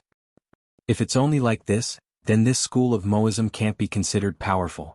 Fu Jiwen said again, School of Moism is unique in 2 points. First, School of Moism has a strict organization. Most of its members come from the lower strata of society. According to legend, all of them are willing to go through fire and tread on knives to inspire themselves. Their disciples who engage in debating are called Mabian. Those who engage in martial arts are called Maxia. Their leaders are called Juju, Z. Their discipline is strict and clear. According to legend, School of Moism, those who kill will die, those who injure will be punished. Oh? Isn't that a ranger? Hearing this, Xiaohua came to a realization. He originally thought that a ranger was something from Confucianism. He didn't expect that it was actually from School of Moism. Yes, a ranger is from School of Moism. Fu Jiwen nodded. However, that's an ancient matter. In today's 100 schools of Confucianism, which youth doesn't want to be a free and unfettered ranger? Which school doesn't have a few rangers whose names will be remembered for hundreds of generations? Then what's the second powerful point? Xiaohua seemed to have thought of something. Is it this flying device? Correct, what fellow Taoist Xiao thinks is correct. Fu Jiwen said with a smile. According to legend, Senior Moism is an expert in craftsmanship and craftsmanship. His wisdom and dexterity far surpass the other schools of Confucianism. He can be said to be knowledgeable and multi-talented. It is said that he can instantly cut a 3-inch piece of wood into an ingenious object that can carry more than 600 kilograms. This ingenious object doesn't rely on noble spirit. According to Han Fizi Y Chuashuazua, Moism is a wood kite. It took him 3 years to succeed and 1 day to fail. Even in ancient times, in order to teach the people, Moism even used leverage to develop oranges to carry water. He also made pulleys, ladders, and so on for production and military purposes. He was also an expert in city defense techniques, the so-called Moism. His disciples summarized his experience into the 21 chapters of city defense. These mechanical techniques of his are the embryonic form of our current Confucianism's imperial equipment. It can be said that Confucianism's imperial equipment came from School of Moism. Unfortunately, Moism's views are tit for tat with Confucianism. He opposes the system of feudal officials and advocates valuing the virtuous. When appointing officials, one must pay attention to talent. He breaks the old concept of hierarchy, and makes officials impermanent and the people impermanent. Therefore, in ancient times, Confucianism and School of Moism fought very fiercely. School of Moism was suppressed by Confucianism to the point of choking. Looks like this esoteric debate is also a matter of luck. School of Moism's luck is far inferior to Confucianism's. Xiaohua says with a smile. This Xiao does not understand the essence of School of Moism, but it sounds somewhat similar to my Taoist refiners. Indeed. Fu Jiwen nods and says, most of the Confucianism's refiners are basically School of Moism's disciples. Although they don't admit it. Moreover, speaking to here, Fu Jiwen pauses for a bit. He glances at Xiaohua and says, previously I told fellow Taoist about the mysterious demon god chess, right? On the hidden immortal continent there is a rather strange saying. That is, the demon god chess was originally owned by School of Moism. Senior Moism obtained a lot of enlightenment from the demon god chess. The mechanism technique and the refining technique also originated from the demon god chess. Hiss. Hearing this, Xiaohua sucked in a breath of cold air. Previously, Fu Jiwen's understanding of the godly devil chess, the most mysterious of the 10 great imperial artifacts, could be considered vague. But now, Fu Jiwen's last sentence made Xiaohua feel somewhat enlightened. The godly devil chess, the 6 great generals, the 6 great demon realms, weren't they puppets? It's just that this kind of puppet is really high level and can resist a real cultivator. That's right, young Master Fu, Confucianism also has puppets, right? Puppets? Fu Jiwen stares blankly for a moment. Soon after, he somewhat understands and says with a smile, fellow Taoist Xiao should be talking about puppets. Puppets? Xiaohua has never heard of this name. He tries to probe. Is it to take some materials and refine them and then listen to the orders of the refiner like a human? Yes, it's puppets. Fu Jiwen nods and says, fellow Taoist Xiao is right. School of Moism indeed has this method to make puppets. This is not rare in the hidden immortal continent. Oh, if you didn't mention it, I wouldn't have noticed. Puppets didn't appear in today's auction. Then that's it. Xiaohua nods. That demon god chess should be the puppets that School of Moism is talking about. I'm afraid it's not that simple. Fu Jiwen shakes his head. There are many people in the hidden immortal continent who are as knowledgeable as fellow Taoist Xiao. They didn't say anything, I'm afraid. Fu Jiwen doesn't finish, but obviously Bing doesn't agree with what Xiaohua says. Forget it, let's not talk about this. Xiaohua laughs. School of Moism is an aristocratic family of mechanics. They are also the best at imperial artifacts. Their strength cannot be underestimated. They are the strongest opponent of Confucianism. This. Fu Jiwen mutters, how can the demon god chess be puppets? Who can control such a powerful puppet? Furthermore, the biggest opponent of Confucianism is no longer School of Moism. Xiaohua naturally doesn't have any evidence to say that the demon god chess is a puppet. Everything is just a guess. But Fu Jiwen mutters in the end. He laughs again. This Xiao naturally knows. Currently, Confucianism's opponent is Buddhist sect. Although it's a tripartite balance of power, it seems that Thousand Demons Sacred Realm isn't too interested in Pure Land and Hidden Immortal Continent. This. Fu Jiwen sees that School of Moism's ink boat has already been sold out. He subconsciously reminds, fellow Taoist Xiao, if you want to freely gallop in the Hidden Immortal Continent, having a good spirit beast or flying imperial artifact is the best choice. Fellow Taoist Xiao didn't bid for the previous spirit beast, it's better to bid for an imperial artifact.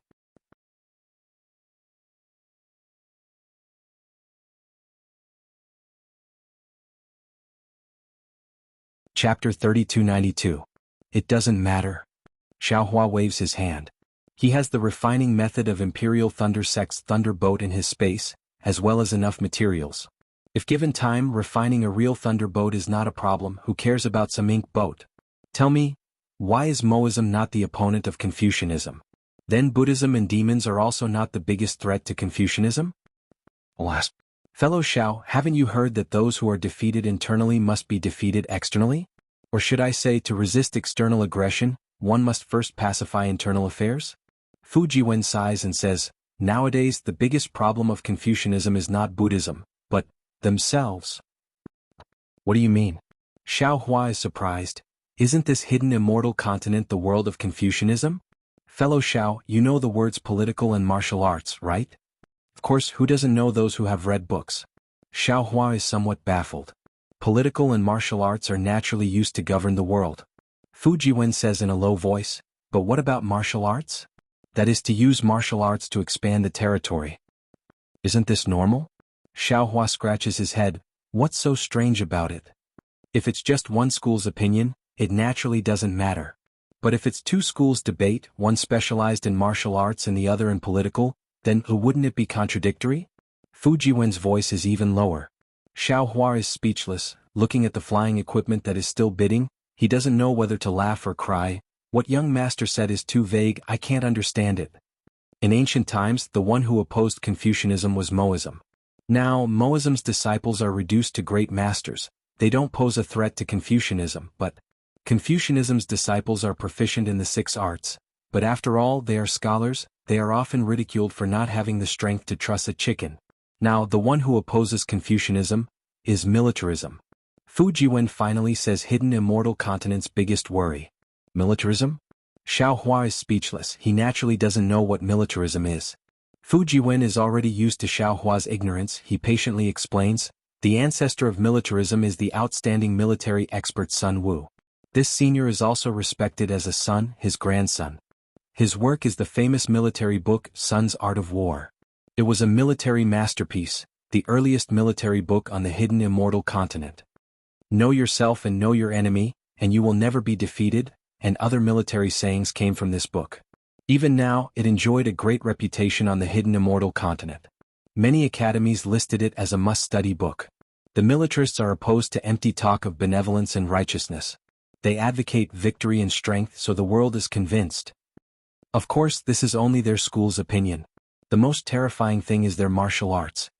Fu Jiwen continued, the art of war may be a contest between countries, but martial arts is a direct attack on the Confucians' refined politeness, ruling the world with etiquette and winning people with virtue. Use virtue to win people over, use virtue to win people over, haha. This Xiao rubbed his nose, his heart filled with sorrow. If literary governance is the ideology of Confucianism, then martial arts is the ideology of the school of military strategy. Fu Jiwen smiled bitterly. The Confucian school uses words to contain the noble spirit and uses it to defeat the enemy. The militarists, on the other hand, use their fists, kicks, and martial techniques to trigger the noble spirit and use it to win. And this Xiao seems to understand a little. Xiao Hua understood martial techniques, so he naturally knew the difference. He nodded. It's a pity that martial techniques have a high requirement for one's aptitude. It's different from the Confucian school. As long as one is not unbearably ignorant, one can study. Therefore, although the militarists are somewhat tyrannical and overbearing, they are still not a match for the Confucian school. Fu Jiwen concluded. The Bronze Pillar State seems to be the militarists?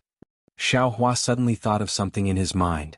Perhaps it's not that serious, Xiao Hua smiled. Don't the legalists also have flying swords? Don't they also use the noble spirit to activate the flying swords? This is no different from using martial techniques to activate the noble spirit. Should be different. Fu Jiwen smiled bitterly. Martial artists are people who strive for strength and courage.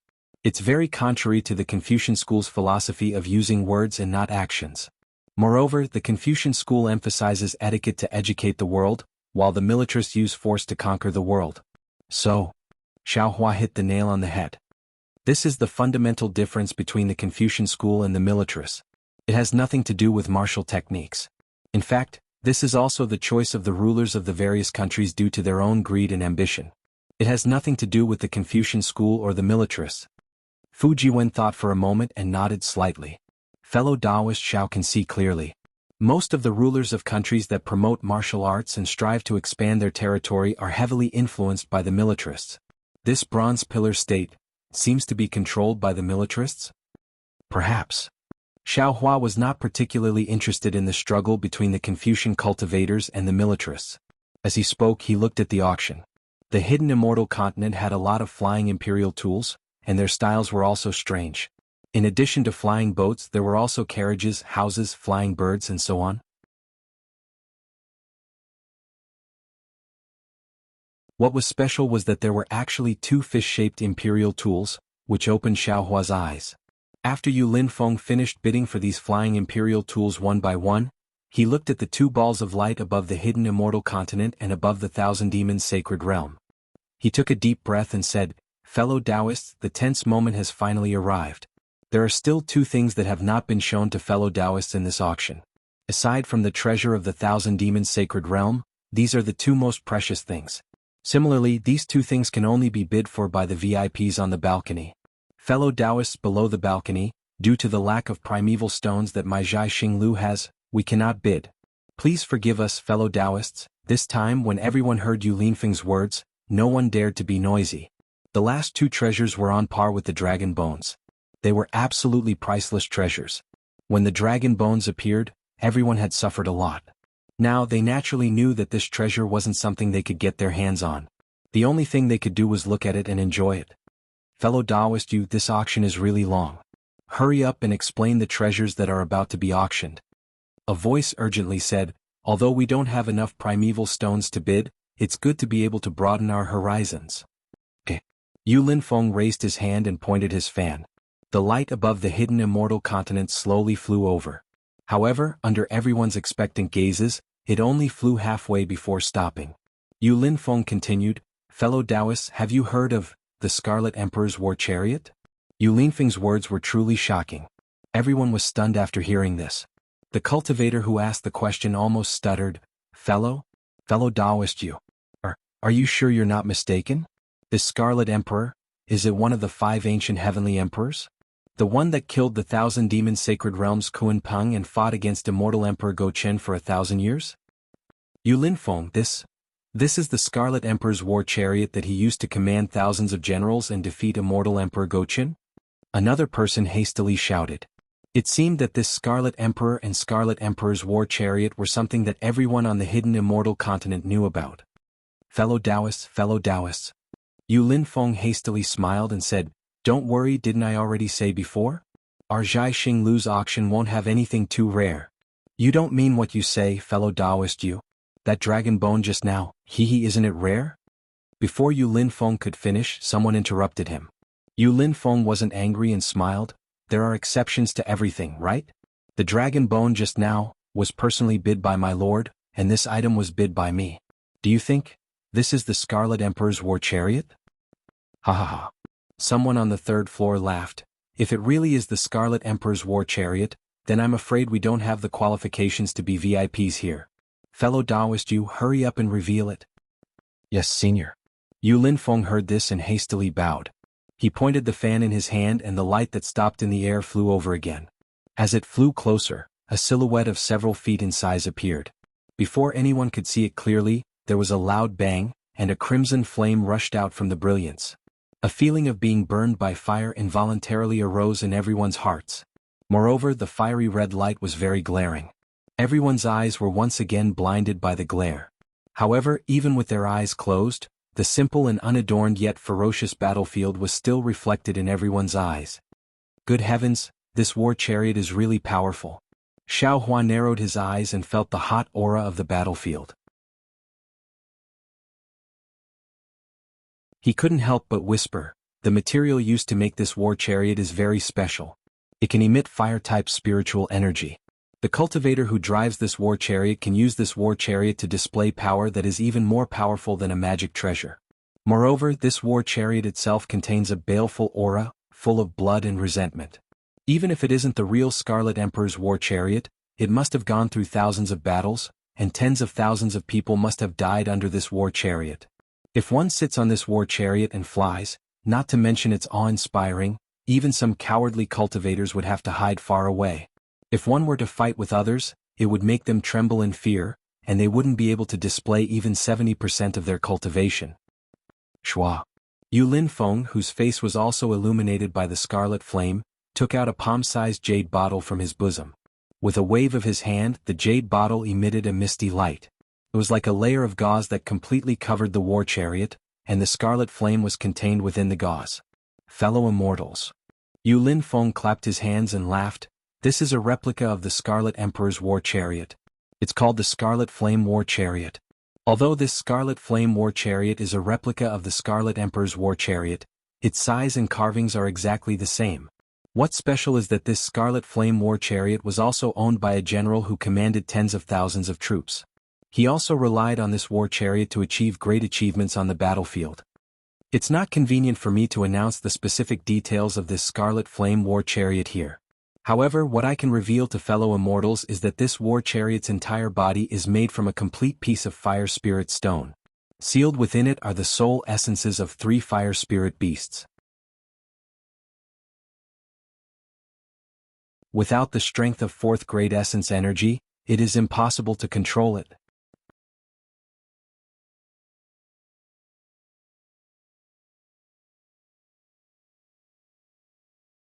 Chapter 3293.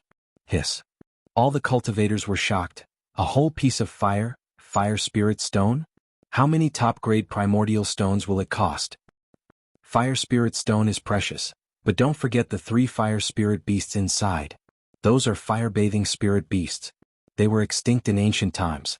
Xiaohua didn't care about the material of the Scarlet Flame War Chariot, but after hearing about the fire spirit stone, he hurriedly scanned it with his divine sense and couldn't help but groan, "Oh my god, this is a fire essence flame crystal." Such a big piece of fire essence flame crystal is actually made into a war chariot. And there are 3 spirit beast souls inside. If it's a real Scarlet Emperor war chariot, what will it look like? Of course, Xiaohua also understood that the Scarlet Emperor war chariot must look like this Scarlet Flame war chariot, but he just couldn't imagine that there was a material more precious than the fire essence flame crystal. This was what they meant by there was no best, only better. Not bad, this war chariot is excellent, I like it very much. Little friend you, how much is this war chariot? A faint voice came from the room of the East Sea Dragon Palace. Senior, the starting price of this war chariot is 50,000 top-grade primordial stones. Yu Linfeng hurriedly said respectfully, every increment is 1,000 top-grade primordial stones. Okay, I bid 50,000 top-grade primordial stones. The person from the East Sea Dragon Palace opened the bidding without hesitation. Your East Sea Dragon Palace is in the East Sea, the water element primordial chi is rich, what use can the Scarlet Flame War Chariot be in the East Sea? A woman's voice said faintly, I bid 60,000 top-grade primordial stones. Sister already has so many ceremonial guards, why do you still need this war chariot? This little sister just so happens to be lacking a carriage, so this item can be given to this little sister. Another delicate girl spoke up. This little sister bid 61,000. I bid 65,000. Xiaohua didn't show any weakness, this was a big piece of fire essence flame crystal. The price of 60,000 top-grade primordial stones was definitely not high. Moreover, Xiaohua really liked this war chariot and wanted to use it as a means of transportation. 67,000. An old man at the side immediately said. On the contrary, young Master Duanmu, whom Xiaohua was worried about, did not bid. However, Xiaohua understood after thinking for a bit. Young Master Duanmu had the dragon horse and the golden carriage. Naturally, he did not need this Scarlet Flame War Chariot. There were many VIPs who had taken a liking to the Scarlet Flame War Chariot. In just a few moments, the price had been raised to 100,000. However, it was clear that this price was far from the limit. The people on the 3rd floor leisurely increased the price bit by bit. Meanwhile, the people downstairs were already dumbfounded. Previously, the bidding for the dragon bone was done through voice transmission, so they did not hear it. But now, the number of top-grade primordial stones that had not been decided had far exceeded their expectations. For a time, all kinds of envious and jealous gazes fell on the blurry balcony on the 3rd floor. Apart from the East Sea Dragon Palace, who were the other clans? Everyone was whispering and guessing. Naturally, Xiaohua's identity had also become a mystery. Everyone was guessing who the person who had previously competed with young Master Duanmu was and who had now suddenly bid for the Scarlet Flame War Chariot was. In the crowd, there was a stardust figure whose gender could not be determined, and whose height could not be determined. He did not talk to anyone and only coldly raised his head. He narrowed his eyes and looked at the illusory balcony. He seemed to be carefully observing and also seemed to be carefully distinguishing the cultivator who was competing with him for the cultivation method. As the number of primordial stones increased, the number of people bidding also decreased. In the end, only Xiaohua and 2 girls were bidding. After Xiaohua called out a number, the entire auction house was silent. The 2 girls stopped as if they had retreated. Yu Linfeng's face was flushed red as he said loudly, if the 2 seniors do not increase the price, this Scarlet Flame War Chariot will be this senior's. Then Yu Linfeng said to Xiaohua, Senior, you should know that this war chariot is really rare. If Senior wants to take this war chariot, you must first complete the transaction of primordial stones. Well said. Xiaohua faintly smiled and was about to call Xiao Yi in. But at this time a slightly weak voice spoke. Fellow immortal, you please wait a moment. Oh? Yu Linfeng raised his eyebrows. Senior wants to bid? Hee hee. Following the girl's chuckle, a light smoke like fog appeared from the windowsill. In a moment, the 3-story balcony was covered. The people downstairs were immediately separated from the 3rd floor. The fog blocked everyone's vision and divine sense. In front of Xiaohua's eyes, the source of the voice came from. As the fog gushed out, a window was slowly pushed open. The face of a girl in her 20s appeared in front of the window. This woman's skin was as white as snow, and her eyes were as bright as stars. Her 2 faint eyebrows were black without drawing, and her small cherry lips carried a graceful smile. Coupled with her light red palace dress, she could make 100 flowers blush to death. Looking at her fairy-like features, Xiaohua was momentarily dazed. Her beauty was completely different from Xue Xue and Fairy Hongxia. Other than her innate beauty, it was more of an aura and charm that she had nurtured. Fellow immortal. The girl opened her mouth. Her voice was still somewhat weak and her brows were slightly furrowed. This caused Xiaohua's heart to ache. He couldn't help but want to speak. Unfortunately, before Xiaohua could speak, Fu Jiwen had already spoken. Fairy, if you have something to say, please speak. This junior is all ears. Hee hee. The girl pursed her lips and smiled, saying, Little friend, this servant is Princess Bai Hua of Liang Province's Jianghu country. My name is Xiane. This scarlet flame war chariot is exactly what this servant needs. I wonder if little friend can explain it to your esteemed teacher? Hearing this, Fu Jiwen's face turned red. He looked at Xiaohua somewhat embarrassedly and hurriedly shut his mouth. His eyes didn't dare to look at Princess Bai Hua. Xiaohua looked at Princess Bai Hua's beautiful face. He circulated God's guidance in his body but didn't find anything strange. He knew in his heart that Princess Bai Hua didn't use any soul-sucking secret technique. Everything was based on her own beauty. This kind of beauty even made him slightly dazed. Fu Jiwen's answer really didn't count for anything. So it's Princess in front of me? I really am a bit rude. Xiaohua smiled and cupped his hands. This servant has already told fellow immortal my name. Fellow immortal shouldn't be so stingy, right? Princess Bai Hua looked somewhat embarrassed and angry. However, this embarrassment and anger made people feel inferior. Xiaohua only cursed himself in his heart for being foolish. The girl had already told him her name. He was actually such a bastard that he didn't even tell her his name. Xiaohua greets Princess. Oh, so it's fellow immortal Xiao. This servant really hasn't heard of fellow immortal's name. Princess Bai Hua's face was filled with astonishment. May I know where fellow immortal is cultivating? This Xiao was originally a loose cultivator from overseas. Princess not knowing this servant's name is really too normal. Fellow immortal Xiao, do you have a place to stay? Princess Bai Hua hurriedly smiled and said, although my Jianghu country wasn't founded by a Taoist sect, we still welcome capable people like fellow immortal Xiao. If fellow immortal Xiao doesn't mind, you can come to my Jianghu country to be the country's teacher. Xiaohua almost agreed. However, when the words were about to come out of his mouth, he immediately came to his senses and said with a smile, Princess has misunderstood. This Xiao's cultivation is shallow. How could I dare to be the country's teacher? Princess, if you have something to say, just say it. This scarlet flame war chariot, this Xiao really likes it. Hee hee, since fellow immortal Xiao is so straightforward, this servant won't be polite. Princess Bai Hua smiled again. It was really like 100 flowers blooming. Scarlet Flame War Chariot, as the name suggests, is a war chariot. It's not a simple flying imperial equipment. It's used for battle. If fellow immortal Xiao doesn't want to lead troops in battle and doesn't want to be the commander of 10,000 troops, this Scarlet Flame War Chariot is really not as suitable as those flying imperial equipment from before. Hee hee, this Xiao doesn't want to be the commander now, but it doesn't mean that I won't be able to in the future. Xiaohua said with a smile. Princess Bai Hua slightly nodded her head. Fellow immortal Xiao, this servant congratulates you in advance for having this ambition. However, fellow immortal Xiao, this is your future ambition. This servant needs this Scarlet Flame War Chariot right now. This servant is now facing a battle and this Scarlet Flame War Chariot is a great help for this servant. Forget it, I won't hide it from fellow immortal Xiao. This servant will tell you the truth. My Jianghu country has always had a princess take over the throne. Like this servant, there are 2 other princesses who are qualified to take over the throne. The country wants to choose one of the 3 of us to take over the Jianghu country. Naturally, there are methods to choose. One of them is to be the commander and fight. With this Scarlet Flame War Chariot, This servant will be like a tiger that has grown wings, increasing my chances of success by 10%. Speaking to this point, Princess Baihua slightly hesitated. She looked to the side and said, Murong family's big sister originally also liked this war chariot and wanted to use it as her ride. However, after hearing this servant's difficulties, she already gave this war chariot to this servant.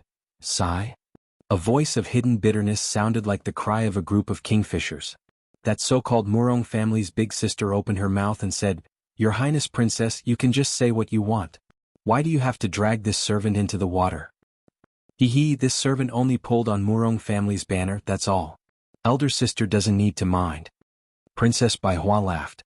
Even Xiaohua had the heart to reprimand her, let alone Murong family's elder sister. Forget it, Xiaohua thought for a moment and said, Although this war chariot is not bad, this Xiao has the heart to take it.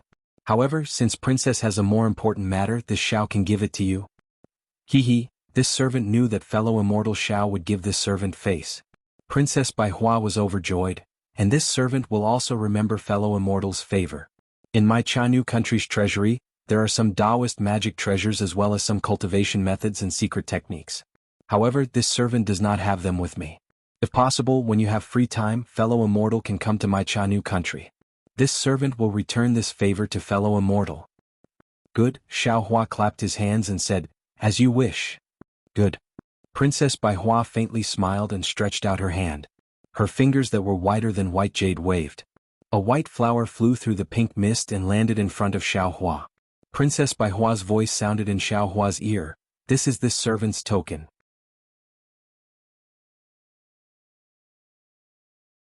Fellow immortal can use this thing to report in front of this servant's palace door.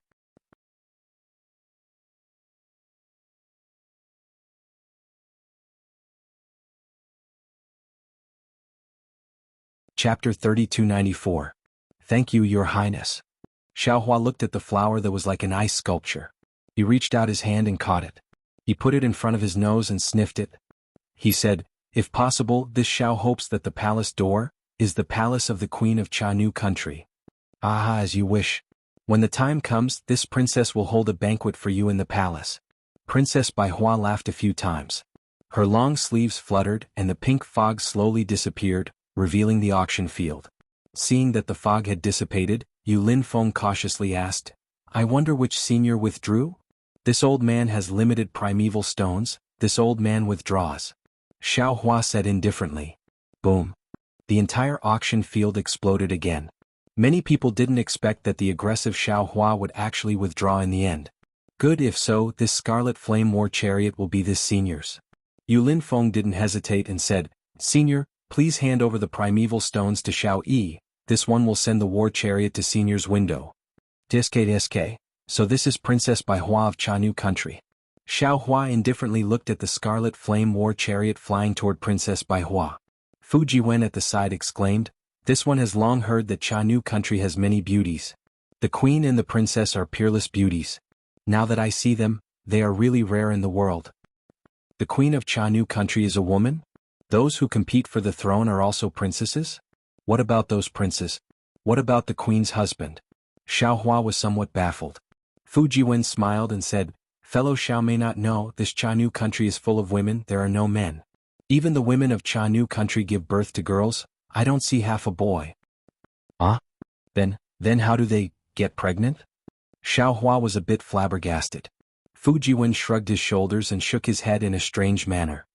Every year there is a Tilian festival in the Jianghu country. It lasts for 7 days. Any young man in the hidden immortal continent can come to the Jianghu country. If any man is fancied by a woman of the Jianghu country, that fellow Taoist Xiao, you know. Damn, this is really strange. Xiaohua was flabbergasted when he heard this. He unconsciously looked at the plain flower in his hand, and a thoughtful expression appeared in his eyes. At this moment, a cold voice drifted into his ears like gossamer. The flowers are good and the color is beautiful. However, if they all carry the poison of snakes and scorpions, I'm afraid they will all take one's life. Oh. Xiaohua wasn't familiar with that voice, but he could tell that it was the voice of the woman from the Murong family who had just spoken. Xiaohua was slightly stunned. After thinking for a moment, he cupped his hands and transmitted his voice, Fellow immortal, if you have anything to say, you can say it. Unfortunately, Xiaohua's voice was like a clay ox entering the sea. The woman from the Murong family simply ignored him. What does this person mean? Is it a warning? Xiaohua thought to himself, but this Xiao doesn't know her at all. Moreover, she seemed to be very familiar with Princess Baihua of the Chanu country. There's no need for her to speak ill of Princess Baihua behind her back for this Xiao, right? Forget it, I'm afraid, this person has other intentions. Xiaohua really didn't understand the woman's thoughts. Looking at the source of the voice, he waved his hand and stored the white flower into his space. Pitiful Xiaohua. Although he was already so old, had dual cultivation with her, and had even been tormented by Fairy Hongxia's jealousy, in the end, he still didn't understand women. This warning had nothing to do with whether Xiaohua and the woman from the Murong family knew each other. It had nothing to do with whether the woman from the Murong family had feelings for Xiaohua. It also had nothing to do with the relationship between the woman from the Murong family and Princess Baihua. It was only related to the natural rejection between the two beautiful women. As Xiaohua pondered for a moment, the Scarlet Flame War Chariot had already disappeared from the auction hall. Clearly, Princess Baihua had already paid the primeval stones.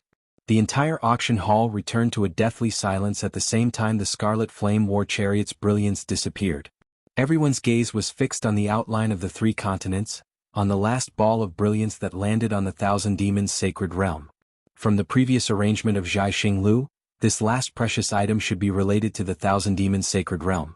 Could be a demonic beast or something obtained from the Thousand Demons' sacred realm. But what was this thing?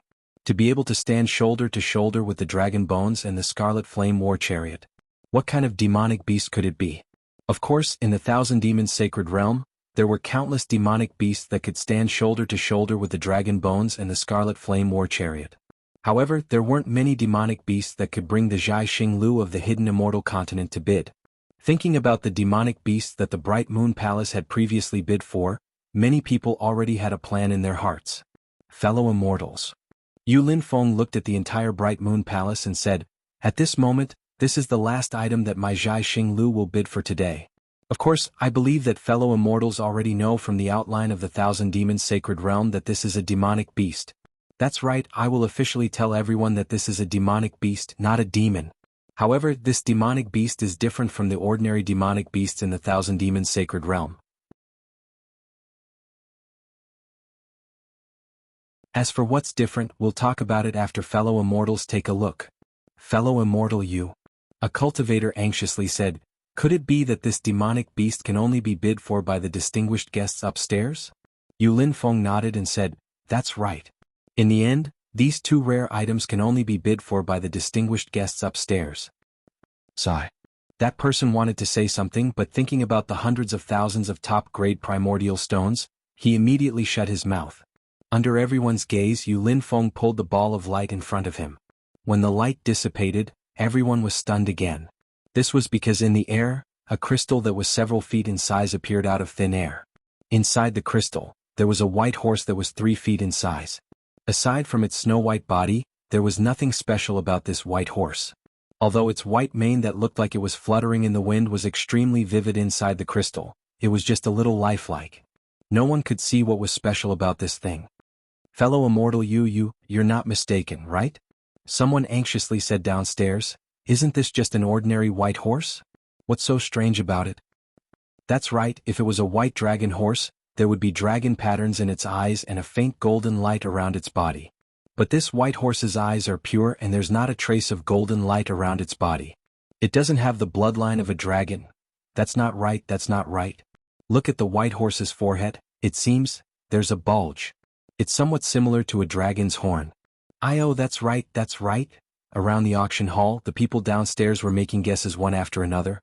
On the contrary, the VIP guests on the third floor who were qualified to bid were now silent.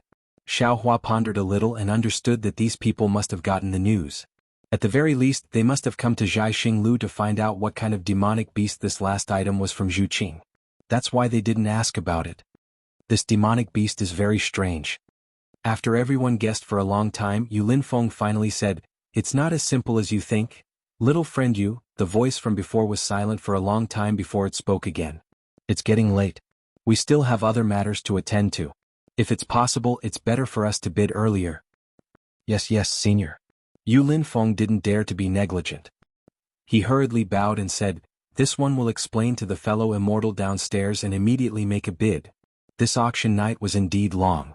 Xiao Hua stood in front of the window with his hands behind his back, looking down at the entire auction hall. Xiao Hua had been in the hidden immortal continent for a long time, but in reality he had always mingled with the people of the secular world. He didn't understand the entire hidden immortal continent, or it could be said that he didn't have the opportunity to come into contact with the people who cultivated on the hidden immortal continent. That Xing Chen, that Mo Jianli, they were considered experts in Xiao Jian's eyes, but in the hidden immortal continent, they were only nobodies. Only tonight, in this auction, the door to the cultivators of the hidden immortal continent gradually opened to Xiao Hua. And Xiao Hua also had a rough understanding of the entire hidden immortal continent through Fu Jiwen. "Fellow Taoist Xiao, do you recognize this demonic beast?" Fu Jiwen stood at the side and asked in a low voice. "No matter how I look at it, I don't understand. What's the difference between this and an ordinary white horse?" "Young Master Fu, this one also doesn't recognize it," Xiao Hua answered honestly. "And this one also doesn't have any interest in it." "Oh right, young Master Fu, this demonic beast, what's the difference between it and a demon? Today's auction has so many demonic beast eggs, does the 1,000 demonic sacred land not care about it?" "I'll let fellow Taoist Xiao know," Fu Jiwen said with a smile. "My hidden immortal continent has a population of 1 trillion, but not everyone can cultivate. The majority of the people on hidden immortal continent are secular people. And the situation of the 1,000 demonic sacred land is the same as my hidden immortal continent. Their demonic beasts are more numerous than the population of my hidden immortal continent. The number of demonic beasts that can cultivate is also very small. And these are demons. Why didn't this one think of it?" Xiao Hua patted his own forehead and said with a bitter smile. "Actually, it's that simple. When cultivators stand out, demons will naturally stand out from demonic beasts. Actually, it's not as simple as fellow Taoist thinks." Of course, Fu Jiwen didn't know that Xiao Hua came from Xiaoyu continent. That place only has spirit beasts and demonic cultivators, there are no demons. Therefore it's not very likely that Xiao Hua would know what a real demon is. However, he still explained, "The 1,000 demonic sacred land is different from my hidden immortal continent. Their cultivation relies more on their innate talent. In other words, those who can cultivate to an extremely high realm all rely on their own bloodline and inheritance. Ordinary demonic beasts naturally can't cultivate. They can only rely on their instincts to survive and become the food of other demonic beasts. And some demonic beasts that have the opportunity to cultivate can also become demons. However, their achievements are extremely limited." While speaking, Fu Jiwen pointed at the white horse and said, "For example, this white horse is an extremely ordinary demonic beast. If it's in my hidden immortal continent, it can only be a domestic animal, a meat horse waiting to be slaughtered. At most, it can only be a mount. But this white horse in front of us clearly has some abnormality in its bloodline. It can be distinguished from an ordinary white horse. It's even rarer than ordinary demonic beasts. That, fellow Taoist Xiao, do you understand?"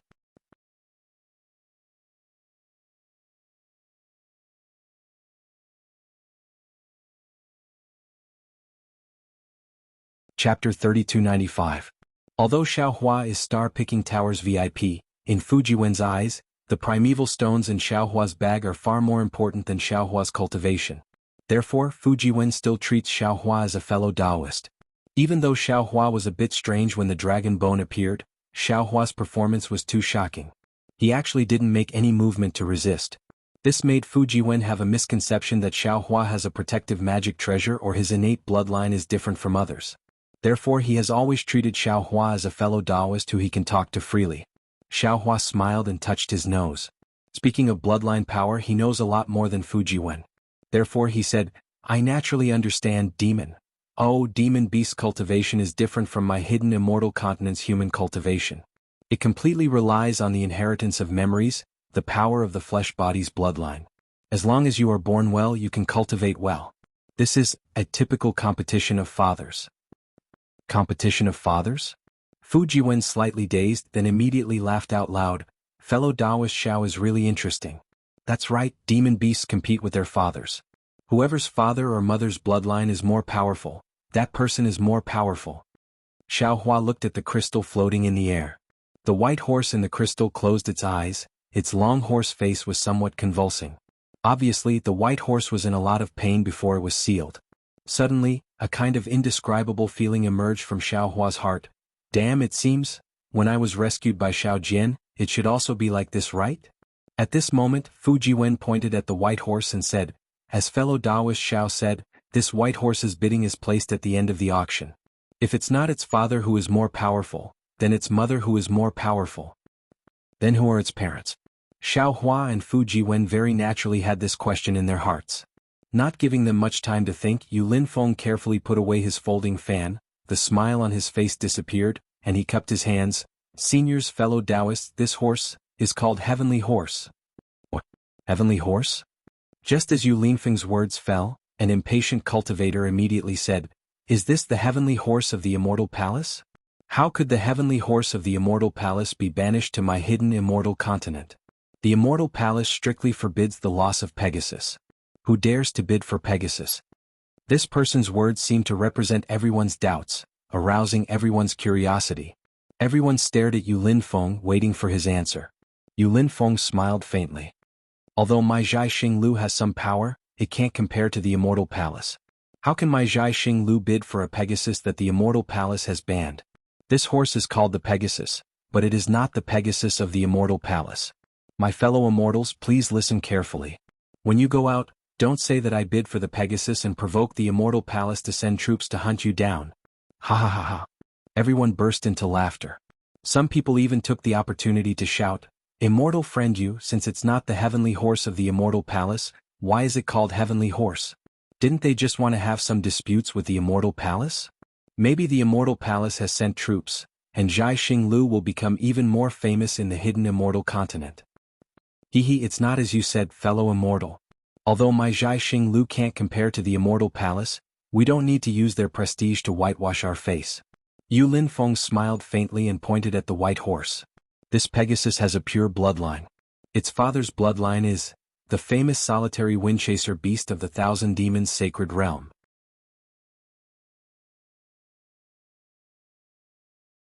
Its mother's bloodline is even more mysterious. To be honest, I've never heard of it.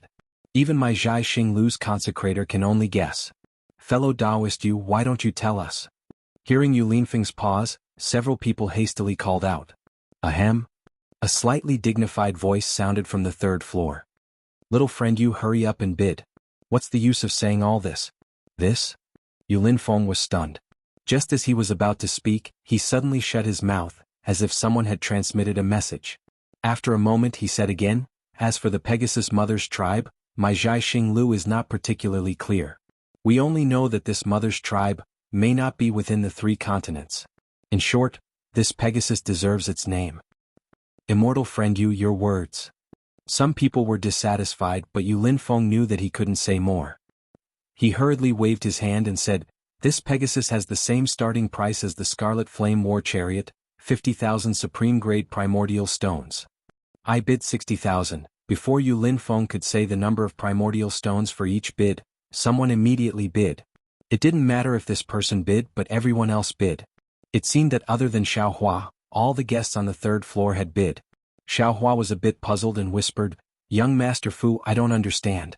The Scarlet Flame War Chariot just now, from my Dao Sect's point of view, is a flying Dharma artifact with offensive capabilities. It should be worth hundreds of thousands of supreme-grade primordial stones. But a Pegasus, even if it's really a Pegasus from the Immortal Palace, it shouldn't be worth so many primordial stones, right? Fu Jiwen smiled and said, I'm not a person like immortal friend Xiao, so I don't know what these seniors are thinking. But if you think about it carefully, a Pegasus has such a bloodline that even involves the beyond heaven. If you get a Pegasus, you might be able to obtain information about the beyond heaven which might be beneficial for your ascension. Moreover, a real Pegasus is the exclusive property of the Immortal Palace. It's something that you can't get no matter how many primordial stones you have. Now, this Pegasus doesn't seem to be inferior to the Pegasus from the Immortal Palace. If you use it as a mount, wouldn't it be even more imposing than the Scarlet Flame War Chariot? If immortal friend Xiao has extra primordial stones, you might as well take it out to bid. This thing, TSK, where do you go with it? People will know it's you before you even show up. You'll have a lot of face. Of course, if immortal friend Xiao rides it, you have to be careful not to be targeted by others. Haha, Xiaohua finally understood that Fu Jiwen was treating him as a country bumpkin who hadn't seen the world. Moreover, he said it so obviously he was treating him as someone close to him. He couldn't help but laugh. I do have some primordial stones, but I'm used to flying. Who would ride a horse? At the very least, I'll get a phoenix to ride. Ride a phoenix? TSK.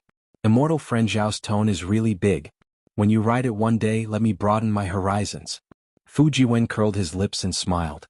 He was very disdainful. Damn it, I have really ridden a phoenix before. Moreover, I've changed many positions. Xiaohua was secretly proud. 200,000 top-grade primordial stones. This voice seemed to belong to young Master Duanmu. However, when he thought about how he haggled over 3 top-grade primordial stones, Xiaohua really doubted whether he had 200,000 top-grade primordial stones. Sure enough, that leaky voice laughed coldly. Kid from the Duanmu family, Windiamo, cut off your tongue. 200,000 top-grade primordial stones, can you take it out now? Immortal friend, whether I have 200,000 primordial stones or not is my business. Whether I bid or not is your business. There's no reason for you to doubt my primordial stones. Why don't you bid 1 top-grade primordial stone? Little brat, I bid 210,000 top-grade primordial stones. Hehe, fellow immortal friends, I have just received everyone's support and obtained the Scarlet Flame War Chariot. I will not participate in this heavenly horse. Princess Baihua's somewhat weak voice sounded again. It was very clear to everyone who heard it. Duanmu Qin, the girl from the Murong family, opened her mouth and called out young Master Duanmu's name without any trace of politeness. You already have the golden chariot and dragon horse, why are you bidding for the heavenly horse? Miss Murong, aren't you slapping this little brother's face? Duanmu Qin clearly did not dare to call out the name of the girl from the Murong family. She said with some hidden bitterness, I haven't been able to find a suitable flying beast for my golden chariot. That dragon horse was only temporarily borrowed from someone else. This heavenly horse is my main purpose today. And you already have a flying rock on your lily chariot. What's the use of this white horse? I like it. Miss Murong chuckled and said, furthermore, I have always wanted to ride the heavenly horse to every corner of the hidden immortal continent. I can't get the heavenly horse from the immortal palace. Isn't this heavenly horse what I want? What do you little brats know? I want this heavenly horse. 250,000 top-grade primordial stones. The voice that was the first to bid spoke again. Marshal Ao, I know that you are representing the Eastern Sea Dragon Palace today. If you let me have this item, I will owe the Eastern Sea Dragon Palace a favor. Who are you? The voice from the Eastern Sea Dragon Palace that had always been as steady as a mountain was now somewhat surprised. You didn't even say your name. How can I agree? All right, in that case, little brother Zhu, I will offend you. That voice raised his voice and then a violent yellow wind was born from that place. It was like thousands of flying swords streaking across the sky, splitting the entire night sky. Seeing that the night sky illusion of the bright moon palace was about to be destroyed, Zhu Qing's voice sounded faintly, Alas, seniors, you are making things difficult for me. Soon after, a shooting star was seen emerging from a corner, flying against the yellow wind. Sizzle. The violent sound of water falling into a pot of oil was heard. The yellow wind gradually stopped, but the entire night sky was boiling. All of the night sky was shaved off, revealing several white jade-carved towers. Now that the origin array on the 3rd floor has been removed, if seniors want to bid face-to-face, you can go to the pavilions. As Zhu Qing spoke, his figure appeared in front of the crystal of the heavenly horse. Faint ripples appeared under his feet, clearly separating the people on the 3rd floor from the people who had fallen down. Who are you, fellow immortal? Now that you can show your true appearance, I really want to know. Who dares to order my Eastern Sea Dragon Palace around? A humanoid man with a dragon head and a golden crown on his head and golden armor on his body appeared on a pavilion. He looked at the opposite side and said faintly. This man was more than 10 feet tall. On the ferocious dragon head, his arrogant eyebrows were thick and black. A pair of eyes that were half a size larger than an ordinary person's flashed with a trace of fierceness. Obviously, this was Marshal Ao of the Eastern Sea Dragon Palace.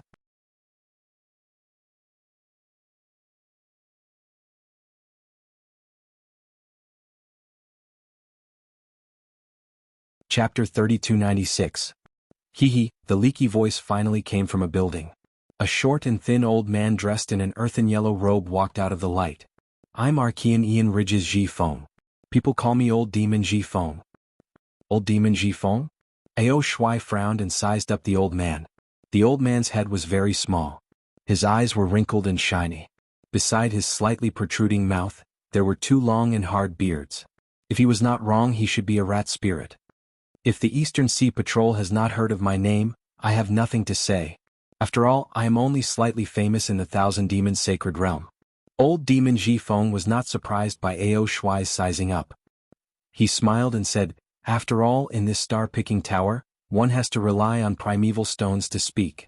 Since Ji Feng knows that you are not famous, why should my Eastern Sea Dragon Palace give in? Ao Shuai said coldly, one has to rely on strength to speak. Strength? Old Demon Ji Feng smiled. If strength is useful, why do we need primeval stones? Junior will raise the price by 251,000 supreme-grade primeval stones. Do the 2 seniors want to raise the price? On the balcony far away, Duanmu Qing's figure appeared. She cupped her hands at the 2 and said respectfully, little brat. Old Demon Ji Feng could not help but scold, can't you see that I am negotiating with the Eastern Sea Patrol? What does it have to do with you? You are really holding down the gourd and raising the ladle. Duanmu Qing was very unhappy. She said coldly, Senior, if you are talking to me and calling me that, I won't dare to argue with you. After all, you are old. Even if you don't respect me, I can't do anything about it. But now that we are bidding, I am representing my Duanmu family. If you call me a little brat, aren't you scolding my entire Duanmu family? Old Demon Ji Feng was slightly stunned. Clearly he did not expect Duanmu Qing to refute. He snorted and said, do you think that you can represent the Duanmu family because you are just a little girl from the Murong family? Even if I kill you, Duanmu Tianji will not blame me. Old Demon Ji Feng, the young mistress of the Murong family, rebuked, are you joking with me? He is the only one from the Duanmu family here, and he can represent the Duanmu family on that day. Since I'm the only one in the Thousand Demons Sacred Realm, does that mean I can represent the Thousand Demons Sacred Realm? Old Monster Ji Feng looked at Duanmu Qing with disdain and said, this heavenly horse is something this old man must obtain. Its bloodline is very beneficial to this old man's cultivation. You are not my opponent. I will deal with you after I discuss with the East Sea Dragon Palace. Old Monster Ji Feng, the East Sea Dragon Palace is also very interested in the bloodline of the Pegasus. We will never give up. Ao Shuai immediately said before Old Monster Ji Feng could finish his sentence. Old Monster Ji Feng was not surprised by Ao Shuai's determination and said with a smile, Inspector, actually with your East Sea Dragon clan's bloodline, don't you think that the Heavenly Horse's bloodline is a little too thin? Ao Shuai frowned and asked, whether it's weak or not, we can only know after using it. Who can say for sure now? What if this old man tells you a brighter path? Old Monster Ji Feng seemed to have a card up his sleeve as he spoke. Brighter? Ao Shuai's bulging dragon eyes revealed a trace of light. Tell me first. How can it be that simple? If the inspector agrees to this old man's conditions, this old man will naturally say it. Furthermore, this old man will also lend you a hand. This. Ao Shuai pondered for a moment and looked at the heavenly horse in the crystal. He nodded and said, all right, this old man agrees. Great. Old Monster Ji Feng was overjoyed and hurriedly sent a voice transmission. Sure enough, after a few words, Ao Shuai's face revealed a look of surprise. He actually forgot to send a voice transmission and said anxiously, is this true? How can this old man lie to you? Old Monster Ji Feng said proudly, this old man still needs to help you from the side. Ao Shuai nodded and a fierce look flashed on his dragon head. This inspector will listen to you and not bid for this heavenly horse with you. However, if you are lying, don't blame my East Sea Dragon Palace for being ruthless. Yes, Inspector, please don't worry. This old man is a well-known figure in Archean Ridge. How can I deceive the East Sea Dragon Palace? This old man doesn't want to be hunted down by the Dragon Palace of the Four Seas. Old Monster Ji Feng was overjoyed. The East Sea Dragon Palace was the strongest in this auction. Old Monster Ji Feng believed that he could resist Ao Shuai, but the primordial stones in his pouch could not compare to Ao Shuai's.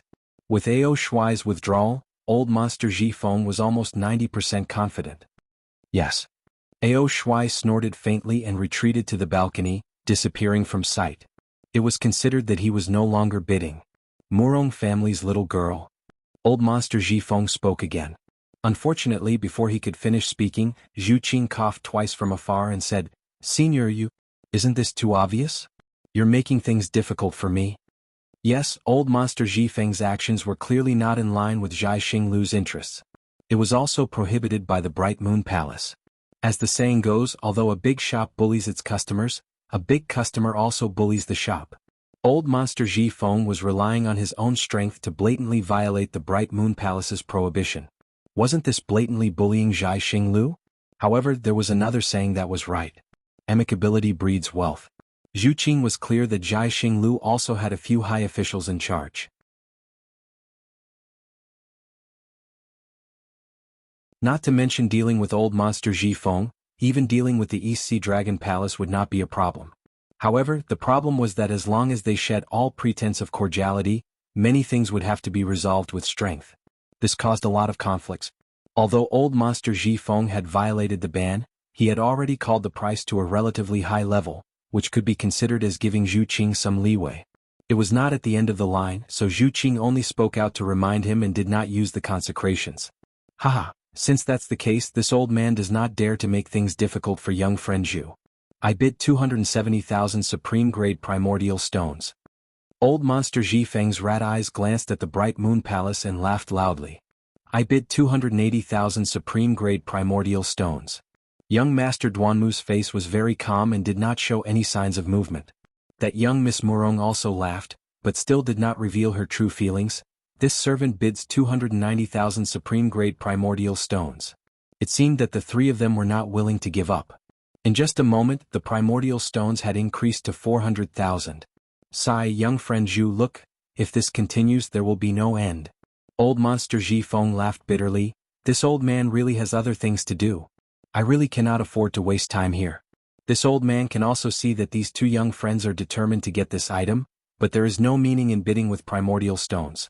Moreover, if the two young friends from the aristocratic family suddenly bid 1,000,000 supreme-grade primordial stones, to be honest, this old man also cannot afford it. If senior cannot afford it, you can withdraw. Young Master Duanmu smiled faintly. This old man can withdraw. Old Monster Ji Feng's tone was also indifferent. But this item involves this old man's cultivation. This old man cannot let it go. If you do not use this old man's method to bid for this item, if this old man does not live well, others should not think about living well. Even if there is someone who can be protected by Zhai Xinglu, this old man does not believe that he will not walk on the hidden immortal continent in this lifetime. Senior. Zhu Qing's face turned cold as he said, spirit fruits can be eaten carelessly, spirit wine can be drunk carelessly, but words cannot be spoken carelessly. What is the meaning of senior saying all this here? Could it be that you are threatening the other immortal friends? No. Old Monster Ji Feng stretched his waist and laughed. This old man is just casually complaining, that's all. That's good. Zhu Qing said faintly, those who come to my Zhai Xinglu are this Zhu's honored guests. This Zhu does not wish for any unpleasant things to happen. Moreover, this Zhu's patience is also a bit, I do not wish to be forced. Young friend Zhu, this old man will raise the bidding price of this Pegasus to 500,000 supreme-grade primordial stones. Old Monster Ji Feng laughed. Of course, this is already the limit that this old man can take out. This one. Not waiting for old Monster Ji Feng to finish, young Master Duanmu opened his mouth again. Old Monster Ji Feng snorted coldly. Why is the Duanmu family's upbringing so bad? Can't you see that this old man has not finished speaking? Old Monster Ji Feng. Young Master Duanmu was also unhappy. This one respects you as a senior and has always been patient. Don't think that just because you have some reputation in the Thousand Demons Sacred Realm, you can be arrogant in my hidden immortal continent. Young Master Duanmu? Young Miss Murong spoke, who doesn't know how to raise the price? Why not be a little patient? This is Zhai Xinglu's auction, it will definitely be fair for us, why be anxious? Young Miss Murong was patient while the other was anxious. Naturally, she also expressed her displeasure. However, she was much more polite than young Master Duanmu, causing old Monster Ji Feng to roll his eyes in confusion and become vigilant in his heart. Forget it, old Monster Ji Feng, you can speak. Young Master Duanmu was clearly somewhat afraid of young Miss Murong as he sighed. Old Monster Ji Feng ignored him and looked at Zhu Qing.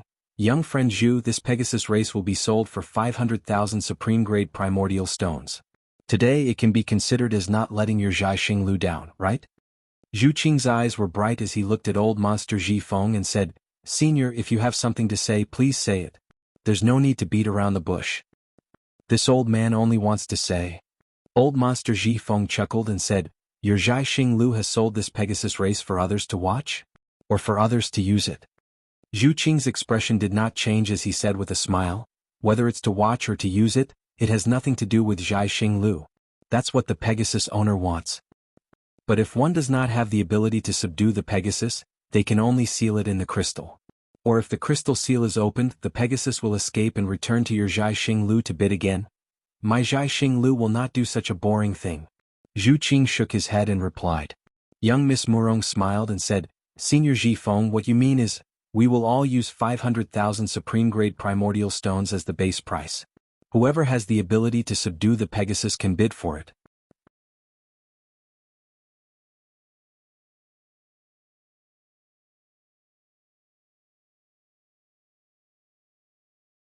Chapter 3297. Haha, the girl from the Murong family is smart. That's exactly what I meant. Old Demon Ji Feng laughed loudly. Humph, if we can subdue it, who will it belong to? Young Master Duanmu laughed coldly. Naturally, it will belong to young Master Duanmu or young Lady Murong. It has nothing to do with me. Old Demon Ji Feng answered cleanly. All right. We'll do as you say. Young Master Duanmu did not hesitate and immediately agreed. It was obvious that he was prepared to subdue the Pegasus. Old Demon Ji Feng looked in the direction of the Murong family and asked indifferently, What about the girl from the Murong family? How about it? Senior Ji Feng, the eldest young lady from the Murong family, did not say anything. Instead, Zhu Qing asked, It would be best if one of you can subdue the Pegasus. But if no one can subdue it, who will it belong to? Naturally, it will belong to young Master Duanmu or young Lady Murong. It has nothing to do with me. Old Demon Ji Feng looked like he had the confidence to capture it. What if the Pegasus is released and my Zhai Xinglu's origin array and consecrators are unable to subdue it? Zhu Qing asked again.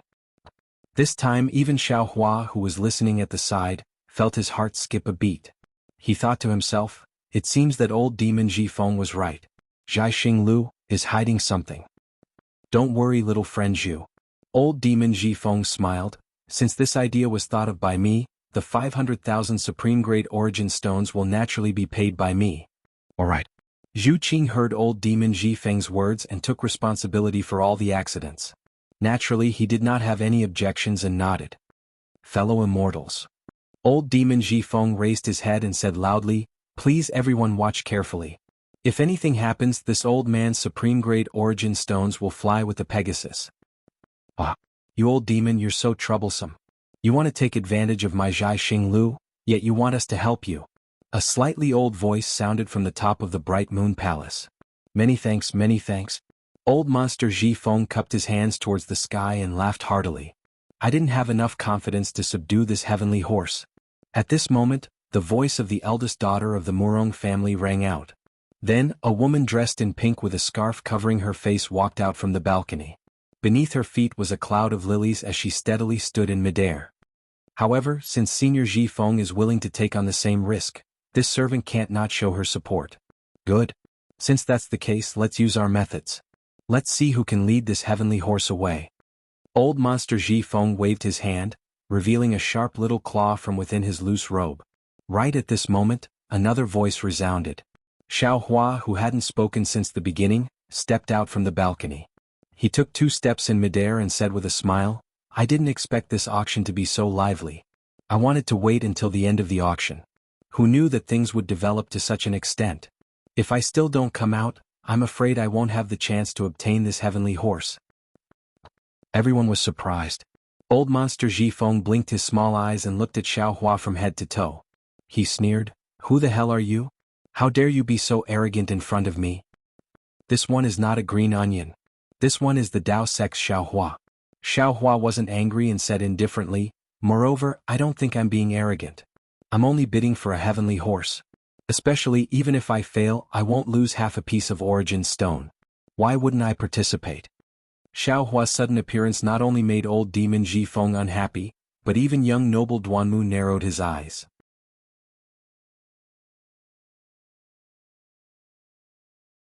He closely stared at Xiao Hua and waited for old demon Ji Feng to ask before speaking. Xiao Hua, do you know what is meant by, if you don't seek death you won't die? Earlier you went against me time and time again and I endured it time and time again. I even sent you a visiting card but I didn't expect that, at this moment you really want to fight me to the death. Young Master Duanmu, what young Master Zhu said earlier was extremely good. Spirit fruits can be eaten indiscriminately, spirit wine can be drunk indiscriminately, but words can't be spoken indiscriminately. I'm here to bid with origin stones and have taken a fancy to this heavenly horse. Moreover, I'm also a VIP on the 3rd floor. Why can't I bid? Could it be that young master has already taken this heavenly horse as his exclusive property? Xiao Hua didn't care about young Master Duanmu's anger and only said indifferently. At first, he didn't want to participate in the bidding, but when he saw the pitiful state of the heavenly horse being sealed in the crystal, he sighed in his heart. He carefully looked at the heavenly horse and the more he looked at it, the more he liked it. He didn't have any flying mounts, and bidding for this heavenly horse was just right for him to use as a means of transportation. Moreover, Xiao Hua, who was used to using the lightning escape technique, could only rely on the flying talisman to fly. How could he endure it? If he offended a certain expert, he wouldn't be able to escape even if he wanted to. If this heavenly horse could fly very fast, it would definitely be the best method for him to escape. Therefore he participated in the bidding at the last moment, and he also had the heart to win. You don't know the immensity of heaven and earth. Although young Master Duanmu didn't say the thing at the end, it was obvious that he really didn't care about Xiao Hua. He still remembered the matter of the 3 origin stones clearly. Golden core cultivation method.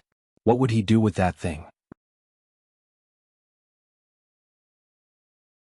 However, Xiao Hua indeed didn't seem to have any high cultivation, but that kind of calmness that was as steady as a mountain couldn't be underestimated. Especially when Xiao Hua's words were reasonable.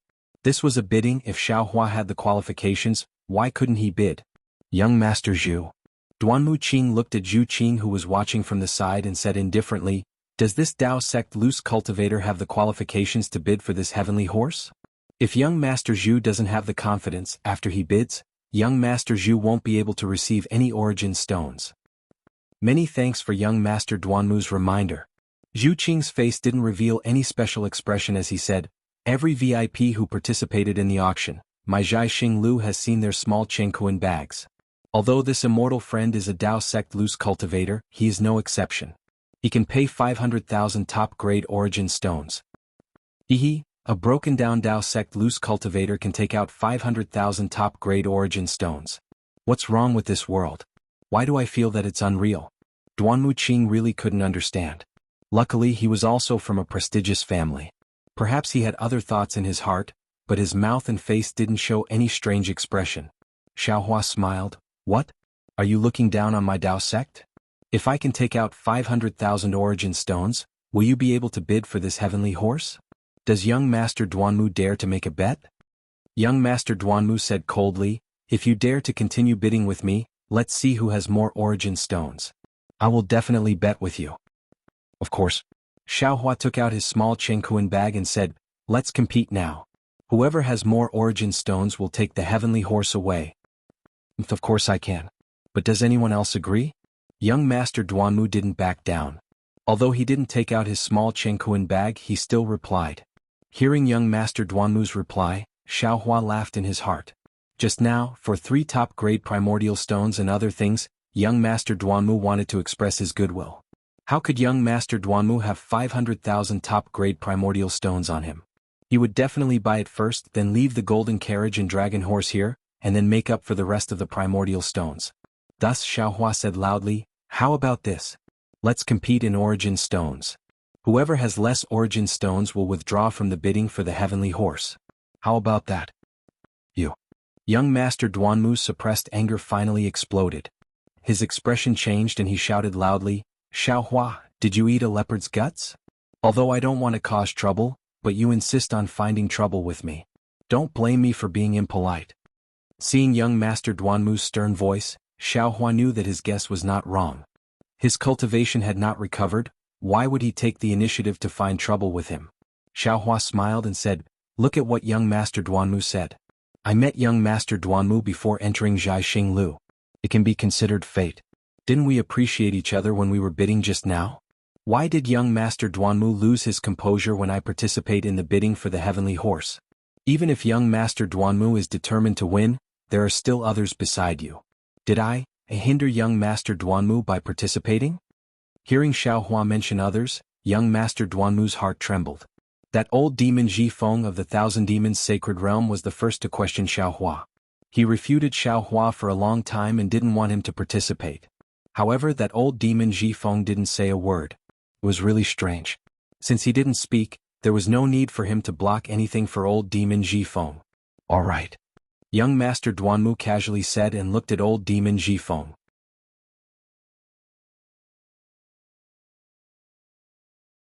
However, he who had an unhappy face just now was now quietly standing there. He didn't even look at Xiaohua. His pair of rat eyes fell on the heavenly horse in the crystal, as if the heavenly horse was about to fly out. Is there something strange about the heavenly horse? Young Master Duanmu hurriedly looked at the crystal. However, the heavenly horse in the crystal was the same as before. There was no change at all. What young Master Duanmu didn't know was that on another balcony, young Miss Murong was indeed staring at Xiaohua with her beautiful eyes. Her brows were slightly knitted and no one knew what she was thinking. There was indeed something strange about this. However, the strange thing wasn't the heavenly horse but Xiaohua. Young Miss Murong could clearly see that old demon Ji Feng was originally looking at Xiaohua unhappily. However, when his gaze fell on Xiaohua, he couldn't move. It was as if Xiaohua was a monster that was even more female than a female mouse. He deeply attracted old demon Ji Feng's rat eyes. However, soon after, an indescribable expression flashed through old demon Ji Feng's eyes.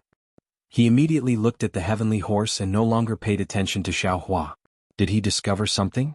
This filled young Miss Murong's heart with curiosity. He was only a loose cultivator from a broken Taoist sect. What did he have that was worthy of the attention of an old demon from the Thousand Demons Sacred Realm?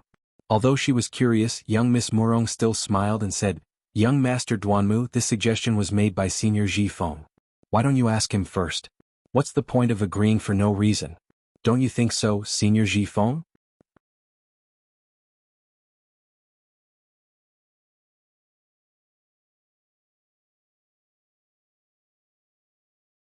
Chapter 3298. I don't mind.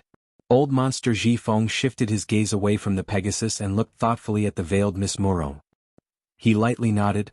As long as you have the qualifications to bid and believe that you can subdue this Pegasus, you can naturally participate. Old Monster Ji Feng's tone was so light that Duanmu Gongzi didn't know what to do. Perhaps I was making a mountain out of a molehill. Duanmu Gongzi immediately blushed with shame at his own lack of calm. Unfortunately, he wasn't a roundworm in old Monster Ji Feng's stomach. How could he know that old Monster Ji Feng's heart was currently in turmoil? Old Monster Ji Feng's original body was a spirit mouse. Due to a fortuitous encounter, he was able to see through the mysteries of the heavens and stepped into the ranks of demons from an ignorant demonic beast. In the hundreds or even thousands of years of cultivation, he had encountered countless dangers. These dangers were admittedly the tribulations on the path of cultivation, but they also allowed him to cultivate an extremely sharp sense. In addition to the spirit mouse's innate intelligence, it allowed him to have the instinct to seek advantages and avoid disadvantages. This instinct had saved his life more than once. Today, the moment old Monster Ji Feng saw Xiaohua, he did not pay attention to him at all. He felt that Xiaohua was merely a little fellow with around the first grade of elemental energy. However, when he finished speaking and was about to look at Duanmu Qing, who had spoken, and ponder on how to benefit from the conflict between Duanmu Qing and Xiaohua that had yet to be made clear, a slight sense of vigilance arose in his heart. This caused him to have no choice but to look at Xiaohua again.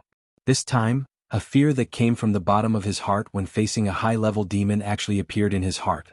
Although this fear disappeared in a flash, even old Monster Ji Feng himself felt that it was inexplicable. He simply couldn't capture it. However, this feeling caused old Monster Ji Feng's heart to tremble. Following which, old Monster Ji Feng unhesitatingly used 1,000 Goblin Saint Realm Spirit Mouse's secret technique. However, what made old Monster Ji Feng surprised was that he couldn't sense any 1,000 Goblin Saint Realm aura from Xiaohua's body. He couldn't even find any traces of a demon. What Xiaohua displayed was the cultivation of a human from the Tao sect. It was the same as what he saw. Therefore, old monster Ji Feng used the opportunity to observe the Pegasus in the crystal to carefully organize his thoughts. He was pondering what kind of thing Xiaohua was. He didn't doubt his own extraordinary acuity, nor did he doubt his own secret technique. Since there was a contradiction between the two conclusions, this contradiction must lie with Xiaohua. Perhaps Xiaohua had the relics of a high-level demon of the Thousand Demon Saint realm, or perhaps Xiaohua had a high-level demon pet. This kind of powerful backing gave Xiaohua the courage to come and bid. As for the possibility that Xiaohua was a demon, it only flashed through old monster Ji Feng's mind for a moment before disappearing. This was because old monster Ji Feng's secret technique had never failed. No matter how high-level a demon he faced, no matter what kind of aura-concealing secret technique this demon cultivated. This was because this was old monster Ji Feng's innate ability as a spirit mouse. In particular, if Xiaohua was a demon, it was impossible for him to have the cultivation of Taoism. Old monster Ji Feng smelled the aura of true essence from Xiaohua's meridians. How could a demon have meridians? How could Xiaohua know that old monster Ji Feng had seen through him so much? Seeing that the most troublesome old monster Ji Feng didn't even say a second word in agreement, Xiaohua also stared blankly. Then he smiled and said, "Since it's like this shall thanks senior." Old monster Ji Feng nodded. However, he shouted towards the surroundings again, "The four of us are preparing to use our own methods to subdue this Pegasus. If any immortal friends still have ideas, please come out now. Otherwise, when we begin to subdue it, you can no longer make a move." After old monster Ji Feng finished speaking, no one answered for a while. Old monster Ji Feng said to Zhu Qing, "Little friend Zhu, you also saw it. Only the four of us are preparing to subdue this Pegasus. Why don't you quickly release this Pegasus?" Wait, just as Zhu Qing was about to speak, the eldest miss of the Murong family opened her mouth. "Senior Ji Feng, little girl, what's wrong now?" Old monster Ji Feng was so angry that his nose almost became crooked. He said somewhat impatiently. The eldest miss of the Murong family smiled and said, "This servant originally planned to return to my family's seniors to tame this Pegasus after buying this Pegasus. Just now, because young Master Duanmu participated in the bidding, this servant mustered up the courage to accompany young Master Duanmu. Now that immortal friend Xiao is participating in the bidding, I reckon that he also has a method to tame this Pegasus.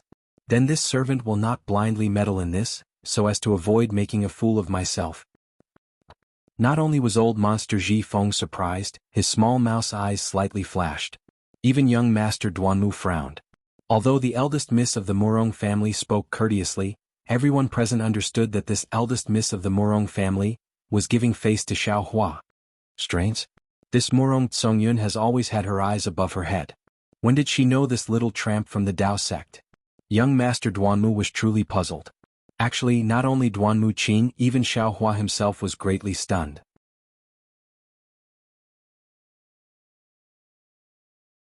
He rubbed his nose and said with a smile, "Miss Murong, we do not know each other, there is no need to be so courteous. It has nothing to do with this." Murong Tsongyun said with a smile, "This servant is a woman, I cannot compare to the divine abilities of men like you. If I continue to be angry with this beast, wouldn't I lose my Confucian upbringing? This servant will not make a fool of herself. You all use your divine abilities to tame this Pegasus." After speaking without waiting for anyone to speak, she turned around and disappeared into the pavilion. Old monster Ji Feng naturally did not care if Murong Tsongyun participated in the bidding or not. He cautiously glanced at Xiaohua, turned his head and said to the distant Zhu Qing, "Little friend Zhu, you can release this Pegasus now." Zhu Qing glanced at the three people and could not help but remind them, "Three immortal friends, this Pegasus' speed is definitely much faster than what you all think. Moreover, its temper is extremely violent. It is said that, it was only by luck that we were able to capture it after being surrounded by many experts. As for others, they were only able to sell it to my Zhai Xinglu for bidding when they were unable to tame it. Why don't the three immortal friends work together to surround this Pegasus and then do the other things?" Alright, Duanmu Qing naturally trusted Zhu Qing's words. She glanced at Xiaohua and old monster Ji Feng's position and flew up a bit to face the two of them. She surrounded the crystal that sealed the Pegasus in the middle. Xiaohua, who was opposite Duanmu Qing, did not mind. After all, the space in the Bright Moon Palace was not too big. Moreover, the three of them surrounded the Pegasus. No matter how fast the Pegasus was, it might not be faster than his ethereal steps.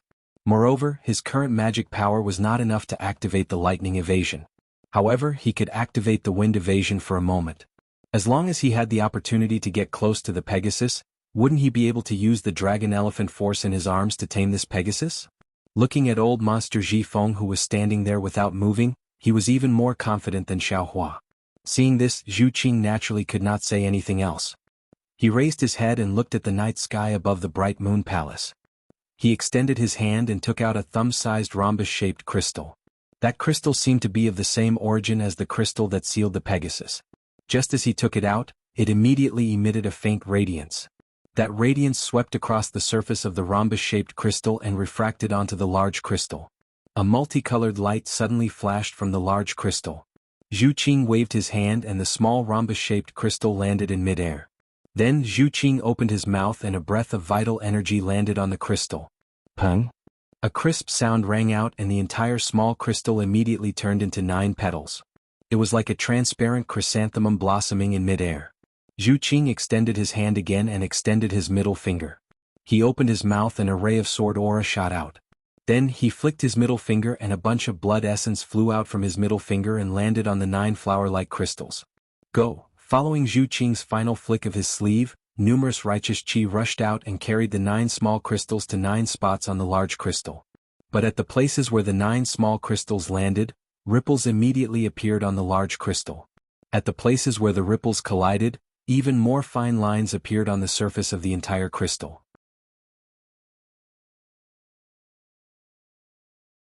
In just a moment, the entire surface of the crystal was completely covered by the ripples and started to rapidly tremble. Just like boiling water, the crystals became smaller and smaller under the ripples. The Pegasus' snow-white back and its frosty ponytail were revealed. Senior Zhifeng, young Master Duanmu, fellow immortal Xiao. Seeing the Pegasus appear, Zhu Qing's face showed caution. He could not help but remind them again, the Pegasus is about to be released. All of you, be careful. Don't worry. I have woken up. Duanmu Qing smiled proudly. She reached into her bosom and took out a dazzling golden object. She glanced at old Master Zhifeng and said, Senior Zhifeng, who will make a move first? Should we make a move now or wait until the Pegasus is completely free? Oh my, this is your Duanmu family's dragon-subduing lock? Old Master Zhifeng glanced at it and said somewhat exaggeratedly, it seems like those 4 dragon horses were subdued by this dragon-subduing lock. You have prepared extremely well. Senior Zhifeng, this kid does not have your cultivation. If I did not have any imperial equipment on me, how would I dare to come down and subdue the Pegasus? Duanmu Qing replied with a smile. At the same time she looked at Xiaohua. Old Master Zhifeng looked at the Pegasus' neck that was already revealed and said, as long as the Pegasus is able to wake up, there is no need to wait for the crystals to disappear. The 3 of us will make a move at the same time. Whoever can make a move first will get it. Okay, we will do as Senior says. Hearing that, Duanmu Qing immediately chanted. It was actually the same as the Dao Sect's magic equipment. That dazzling golden object flew into the air and actually transformed into a long chain. At the front of this chain there was even a chain-like protrusion. A kind of hard-to-resist restrictive force was born from this dragon-subduing lock's golden light. Kid, what magic equipment do you have? Why are you not taking it out? Old Master Zhifeng looked at Xiaohua curiously. Although Xiaohua looked like he was eager to fight, he did not take out the magic equipment that he expected.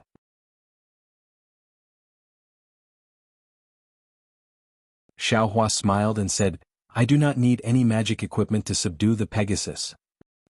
Old Master Zhifeng faintly raised his eyebrows. He did not show any astonishment.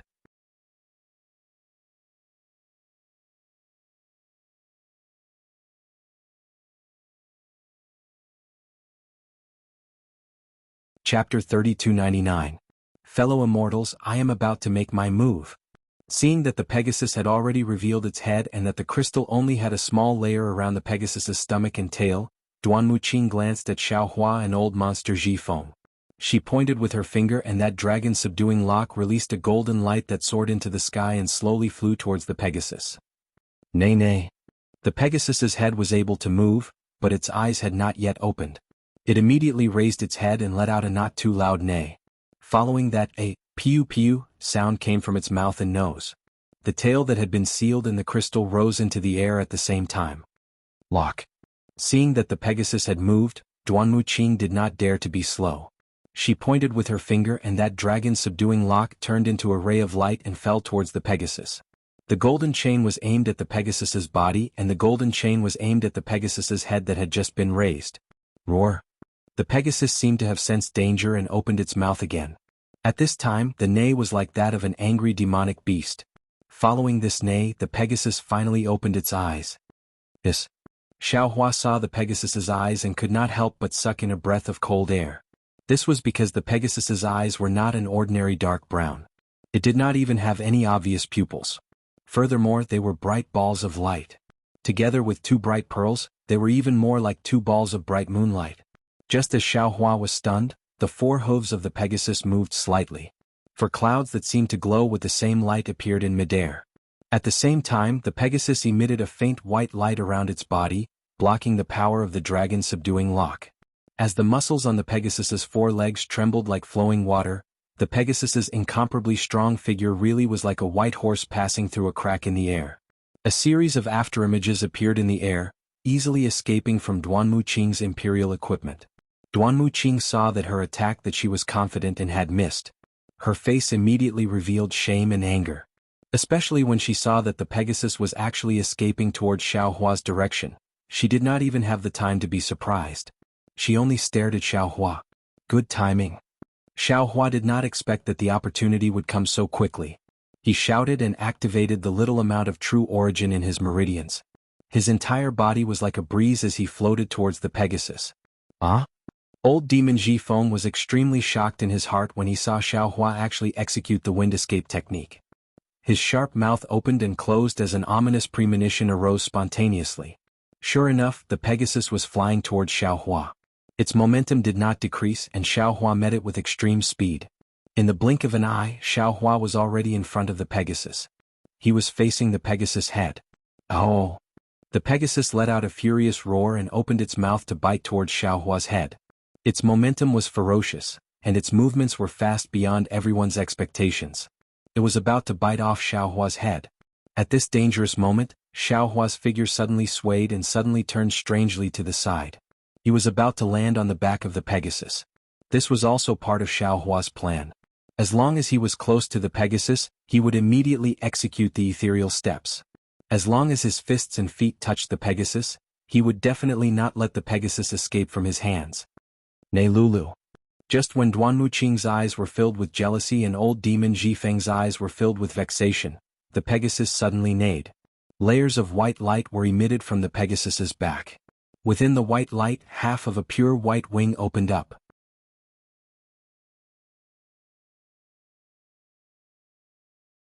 With a slight tremble, the Pegasus's figure immediately retreated like lightning.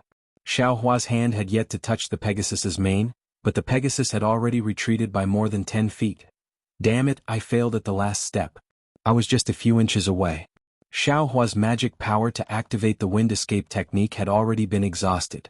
He could only stop. If he relied on the flying talisman, he would definitely not be able to catch up to the Pegasus. Xiaohua's gaze fell on the wings of the Pegasus. These wings were several zhang long. The entire wing wasn't made of feathers, but was completely condensed from a pure white brilliance. However, between the scales formed by this pure white brilliance, 50% of the space was filled with pure white feathers that were several inches long. What kind of Pegasus is this? Xiaohua looked at the Pegasus's wings and seemed to have thought of something. However, he could not touch anything. Aha, since all of you have failed, then watch this old man. Seeing that Xiaohua and Duanmu Qing had both failed, old Demon Jifeng laughed loudly. Without waiting for old Demon Jifeng's voice to land, there was a loud boom. A ball of faint yellow brilliance bloomed from where old Demon Jifeng was standing.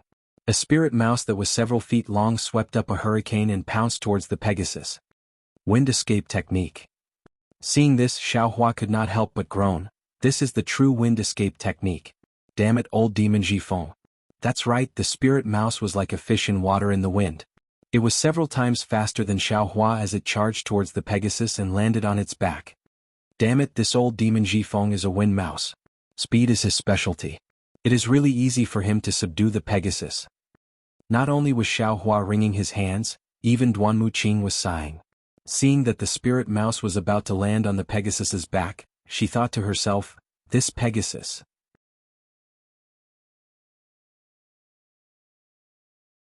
It is too easy for him. But at this moment something strange happened. The white light that had blocked Duanmu Qing's dragon-subduing lock appeared once again. It appeared around the Pegasus and blocked the tornado of the spirit mouse. It was like a sharp sword that prevented the spirit mouse from landing. Seeing that the white light had blocked the spirit mouse, the Pegasus flapped its wings and suddenly soared into the sky. It immediately threw the spirit mouse a few feet down. Squeak squeak. The spirit mouse immediately let out an extremely horrifying squeak. When the squeak landed in Xiaohua and Duanmu Qing's ears, the blood in their bodies immediately boiled. Countless goosebumps appeared on the surface of their bodies. The white light around the Pegasus condensed and fell down like scales. This mouse's divine ability is incredible. Xiaohua hurriedly activated the blood drop paradise and controlled the blood essence in his blood.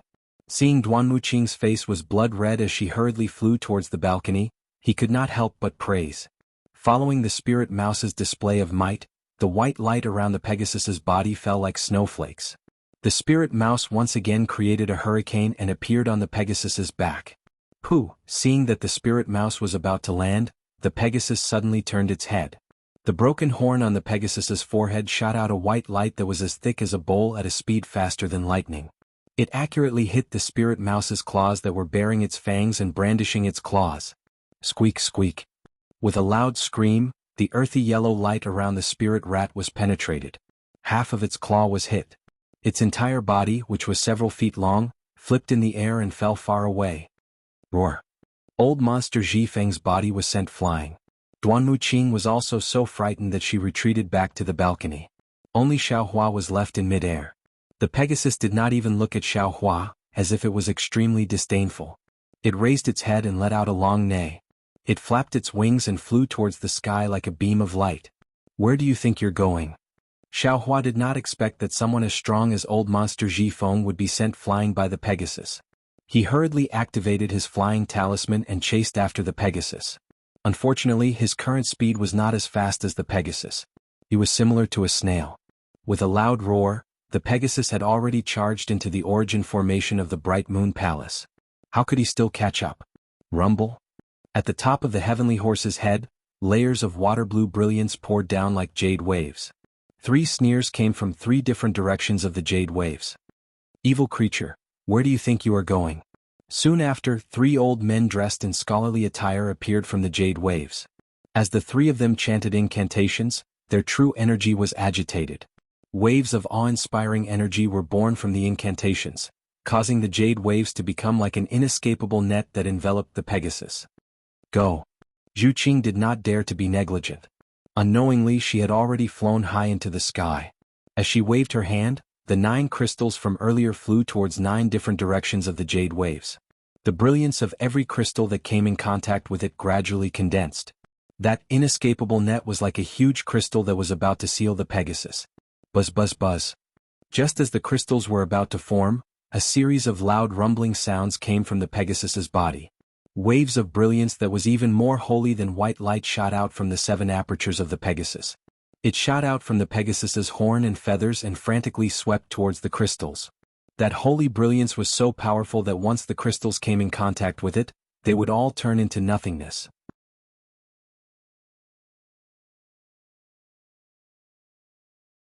However, in the blink of an eye, that holy brilliance had already pierced through the crystals and illuminated the entire Bright Moon Palace.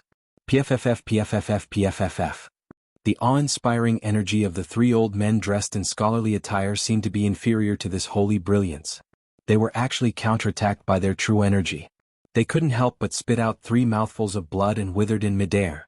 Xiaohua's face was also illuminated by this holy brilliance.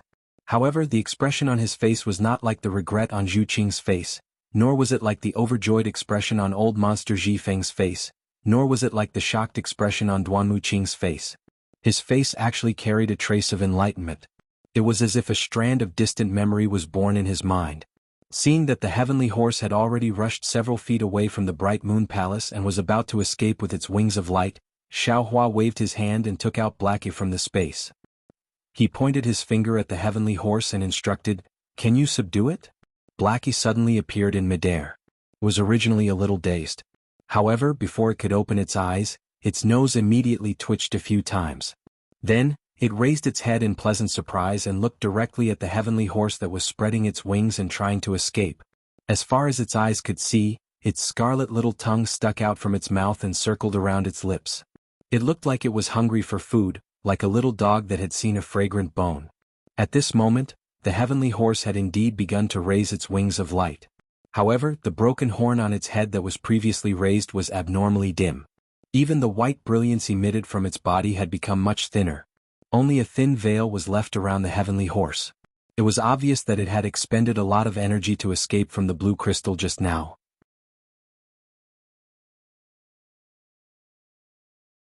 Moreover, in the night sky above Zhaixing Lu, because of the heavenly horse's white brilliance, it had already illuminated the surroundings several hundred feet. It was not the slightest bit inferior to the mystical display of the great scholar's authentic work.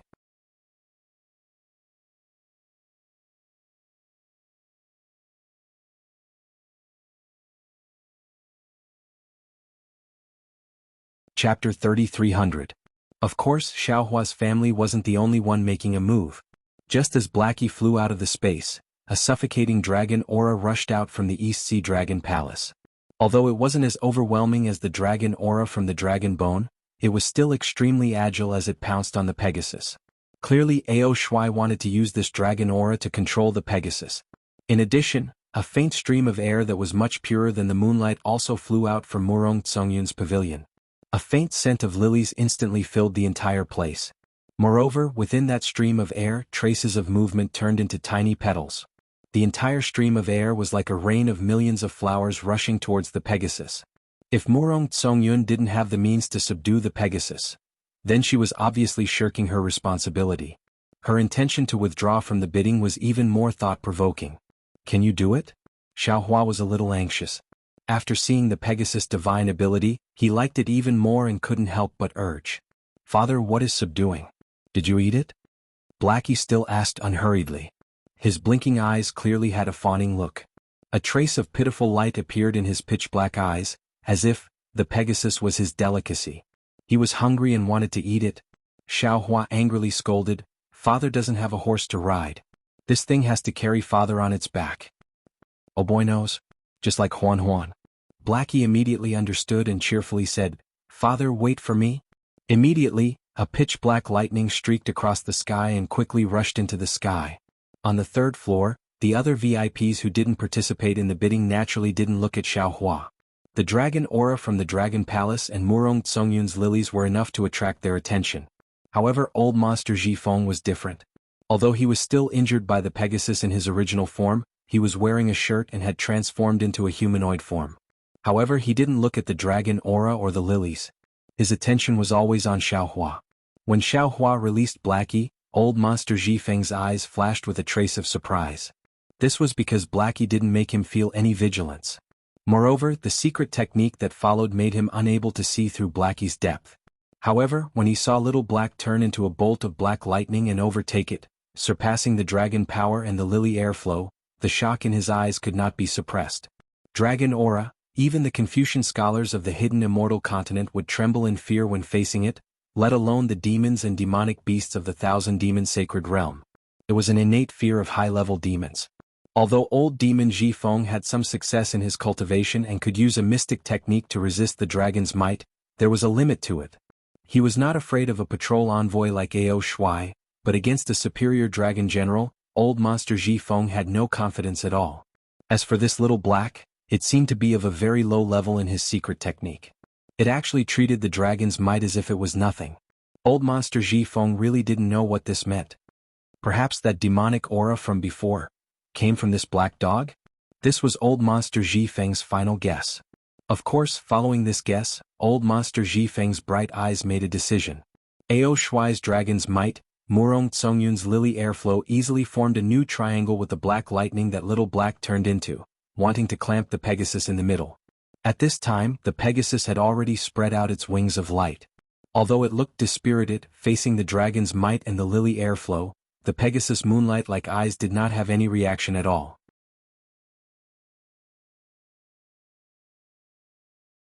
However, its figure that streaked across the night sky slightly dodged these two attacks that were close to it, not putting them in its eyes.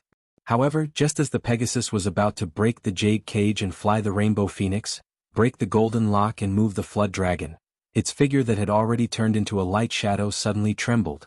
Because, in front of the Pegasus, about 10 zhang away, in the night sky that was illuminated by the Pegasus' brilliance, a black dog that seemed to have appeared out of thin air blocked the Pegasus that had already accelerated. Similar to the previous boiling crystal ripples, the light around the Pegasus' body rapidly trembled, like a flickering candle in the night wind. This was a situation that had never happened since the Pegasus appeared. Oh! In the bright moon palace, without exception, everyone was shocked from the bottom of their hearts. Everyone could see that this was the Pegasus' expression of fear. Roar! Suddenly, on the Pegasus' single horn that had already dimmed, a light pillar that was as thick as a bowl appeared and shot towards the black dog. Although this light pillar was not as bright as the one that injured old monster Jifeng previously, its speed was much faster by a few notches. As for the Pegasus, at the same time that the light pillar shot out, its body flashed and actually rushed towards the lily airflow as fast as lightning. That light pillar that was as thick as a bowl instantly rushed in front of the black dog, as if it could instantly pierce through the black dog. However, just as everyone was slightly worried, the most shocking thing happened. That seemingly obedient black dog barked softly and immediately opened its mouth. A silver light shot out from the black dog's mouth and covered the light pillar. Everyone watched as the light pillar that was the size of a bowl actually entered the black dog's mouth. Furthermore, after the light pillar was swallowed by the black dog even let out a small burp.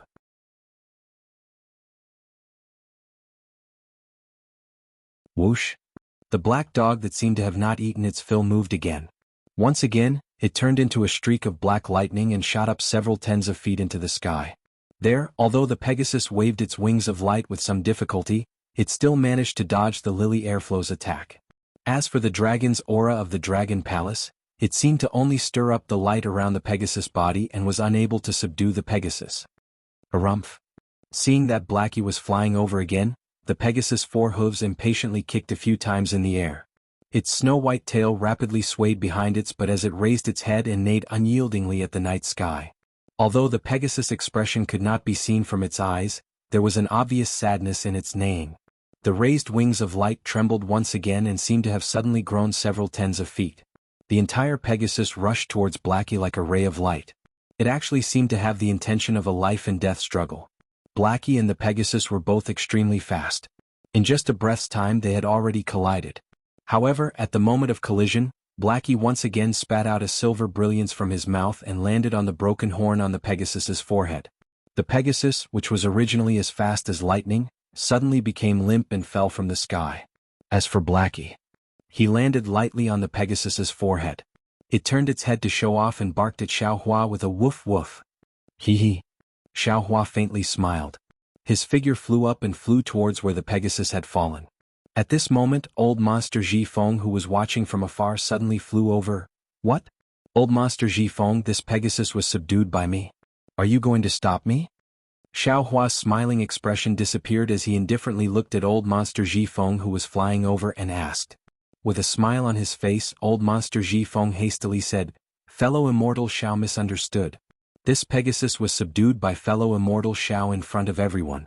How could this old man dare to go back on his words? However, this old man has a matter to discuss with fellow Immortal Xiao. I ask fellow Immortal Xiao to wait in the room after bidding for this Pegasus. This old man will personally pay a visit. Be careful, be careful. And Xiaohua saw that old Monster Jifeng wasn't stopping him and was instead stopping in midair. He faintly nodded his head. Without stopping, his figure flew several tens of feet. That previously incomparably arrogant Pegasus was like a pile of mud as it fell from midair with a loud bang. Although the Pegasus' fall was very fierce, Xiaohua extended his hand and easily caught it, as if it didn't have any weight at all. Then Xiaohei jumped down from the Pegasus' forehead and ran a few rounds around Xiaohua as if he was having fun. Then Xiaohua kept the Pegasus into his space. Seeing that Xiaohua kept the Pegasus, everyone became quiet. Ao Shuai's dragon might disappeared and Murong Tsongyun's lily rain was also kept. Duanmu Qing stood at the balcony and coldly looked at Xiaohua for a long time. Like old Monster Jifeng, although she was somewhat unwilling, there was nothing she could do. She turned around and entered the room. Only Zhu Qing flew over with a smile. She greeted Xiao Hua, who was descending from midair, and cupped her hands. "Congratulations, fellow immortal Xiao." Xiao Hua laughed and said, "What are you congratulating for? Aren't you just here to ask for vitality stones? Take it." As he spoke, Xiao Hua extended his hand and took out a small Chengquan bag from his bosom and handed it over to Zhu Qing. Zhu Qing didn't know whether to laugh or cry. She hurriedly waved her hand. "Fellow immortal Xiao, I am only here to congratulate you.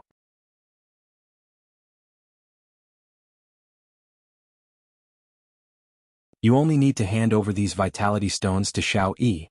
Forget it, it's the same no matter who I give it to."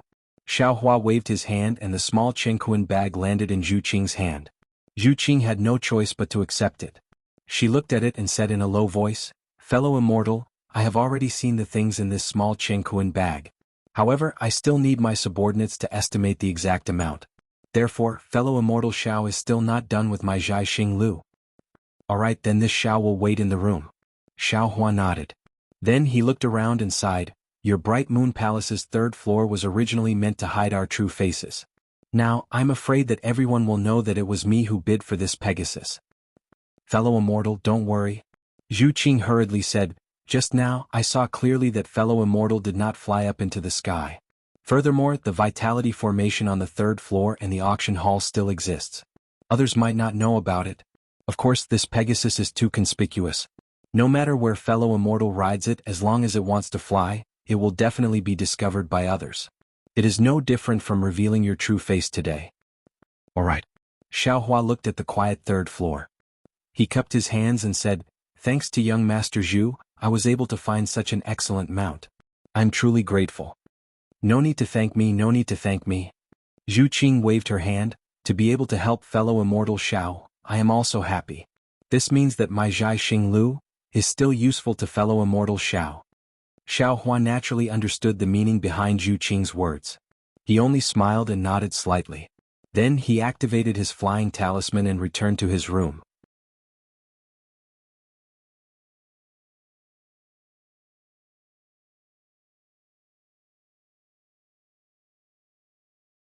Chapter 3301. Senior Xiao. Seeing Xiao Hua enter the room, Fu Jiwen immediately stood up. Previously, he still doubted Xiao Hua's cultivation. Even now, he still couldn't figure out Xiao Hua's cultivation. However, from Murong Tsongyun's attitude towards Xiao Hua and old monster Zhifeng's attitude towards Xiao Hua, Fu Jiwen knew that Xiao Hua was definitely not a low-level cultivator with only primeval stones. How could he dare to neglect him? He hurriedly bowed and said, "Junior really had eyes but failed to see. Young Master Fu? You are treating me as an outsider. Calling me fellow Taoist Xiao, I am very happy." Xiao Hua was obviously a little unhappy and hurriedly pulled Fu Jiwen up. Alright. Fu Jiwen was also not a stickler for formalities. Seeing Xiao Hua stop him, he also stood up and said with a smile, "Then I will congratulate fellow Taoist Xiao for obtaining the Pegasus. In the future, no matter how big the hidden immortal continent is, it will all be under your feet." Same to you, same to you." Xiao Hua also said happily, "Actually, I also didn't expect to gain so much. This Pegasus is definitely a pleasant surprise." Speaking up to hear, Xiao Hua said mysteriously in a low voice, "Young Master Fu, can you guess what I was planning to do when I first came to this auction?" This. Fu Jiwen thought for a moment and said with a smile, "Perhaps it was a pill? Or a cultivation technique. Either way, it should be related to the Tao sect, right?" "Haha, young Master Fu is very wrong." Xiao Hua laughed and said, "I first came to use primeval stones to exchange for some gold and silver and then get a map of the hidden immortal continent." Fu Jiwen was of course also shocked. Soon after, he said with a bitter smile, "Fellow Taoist Zhao's idea is really out of my expectations. Forget it, let's not talk about anything else." Xiao Hua waved his hand and said, "To be able to meet someone like young Master Fu is much harder than this Pegasus. The so-called 3 lifetimes of luck is exactly like this. I am the same." Fu Jiwen looked at Xiao Hua's unusually young face and the sincere gaze in his eyes and said with the same sincerity, "If not, AI, don't say that." Xiao Hua hurriedly waved his hand again and took out a few spirit fruits from the space and said, "Let's use these fruits to stuff your mouth." Ha ha ha. Fu Jiwen laughed heartily. He hadn't felt this happy for a long time. Xiao Hua stood still in the room and raised his eyes to look out the window. The auction had already ended. Yulin Feng was standing in midair giving a speech, which could be considered as sending off the people who had come to participate in the auction. There was no movement from the other windows on the third floor. They must have already left their rooms. Xiao Yi, who was serving him, had not yet come over. Clearly, Zhai Xinglu had not yet evaluated the spiritual herbs in his storage bag. He still had to wait for a while. What does old monster Ji Feng mean? At this moment Xiao Hua frowned. He did not understand why old monster Ji Feng blocked him. From the looks of it, he wanted to trade the Pegasus with him. This was obviously impossible. But other than the heavenly horse, Xiao Hua couldn't see anything else about him that could attract old monster Ji Feng's attention. Right at this moment Xiao Yi's voice resounded from outside. Senior, a senior has come to visit. May I know if senior can invite this senior in? Yi, please come in. Xiao Hua hurriedly replied and walked to the door. Sure enough, with a flash of light, old monster Ji Feng did not hide his figure and walked into the room. Seeing that there was actually a Confucian scholar in Xiao Hua's room, old monster Ji Feng was clearly stunned. However, he only took a glance and did not care.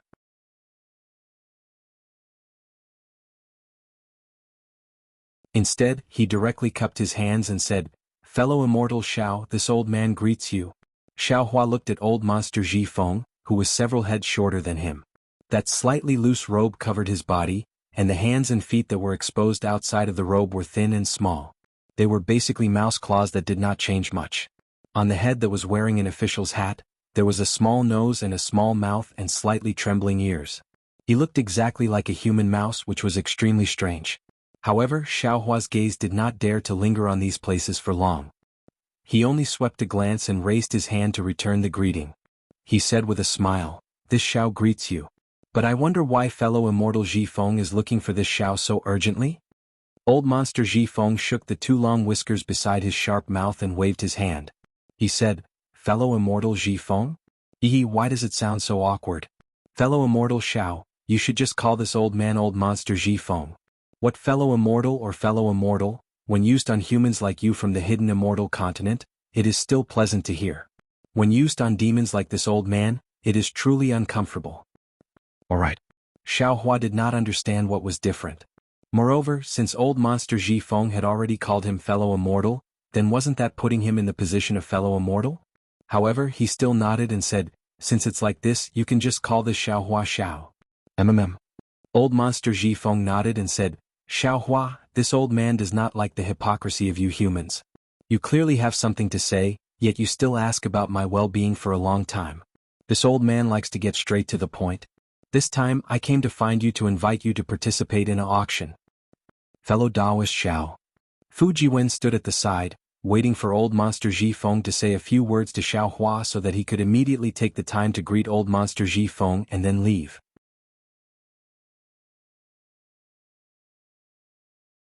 However, he did not expect that old monster Ji Feng had already spoken of his intentions in a few words. Fu Jiwen was caught unprepared and hurriedly said, "This one will wait outside first." "Young Master Fu, there is no need." Xiao Hua waved his hand and said to old monster Ji Feng with a smile, "Fellow immortal, thank you for thinking highly of this Xiao. However, it is already late and this Xiao still has to rush back. Let's talk about this later." Xiao Hua's intention was obviously to decline and not plan to go. However, old monster Ji Feng hurriedly said, "Xiao Hua, this auction will be held in Bright Moon Lane, and it will be held in an hour. If you agree, this old man will bring you along right now." Old monster Ji Feng. Xiao Hua did not know whether to laugh or cry and explained, "This Xiao just bid for the heavenly horse and has already given all the top-grade origin stones in my bag to Star Picking Lu. Now that my bag is empty, what's the use of going to that auction?" Hearing Xiao Hua's words, old monster Ji Feng first laughed. "You humans are all hypocrites, your mouth is full of lies. This old man has been with you for a long time. Even if I don't want to learn, I have learned it. Previously this old man lied to Zhu Qing, saying that I only have 500,000 top-grade origin stones on me. Even he did not believe this, so how can this old man believe your words? This old man will definitely not believe that you do not have extra origin stones." Xiao Hua rubbed his nose, looked at old monster Ji Feng and said indifferently, "You are right, this Xiao does have origin stones in this small Chengkuan bag.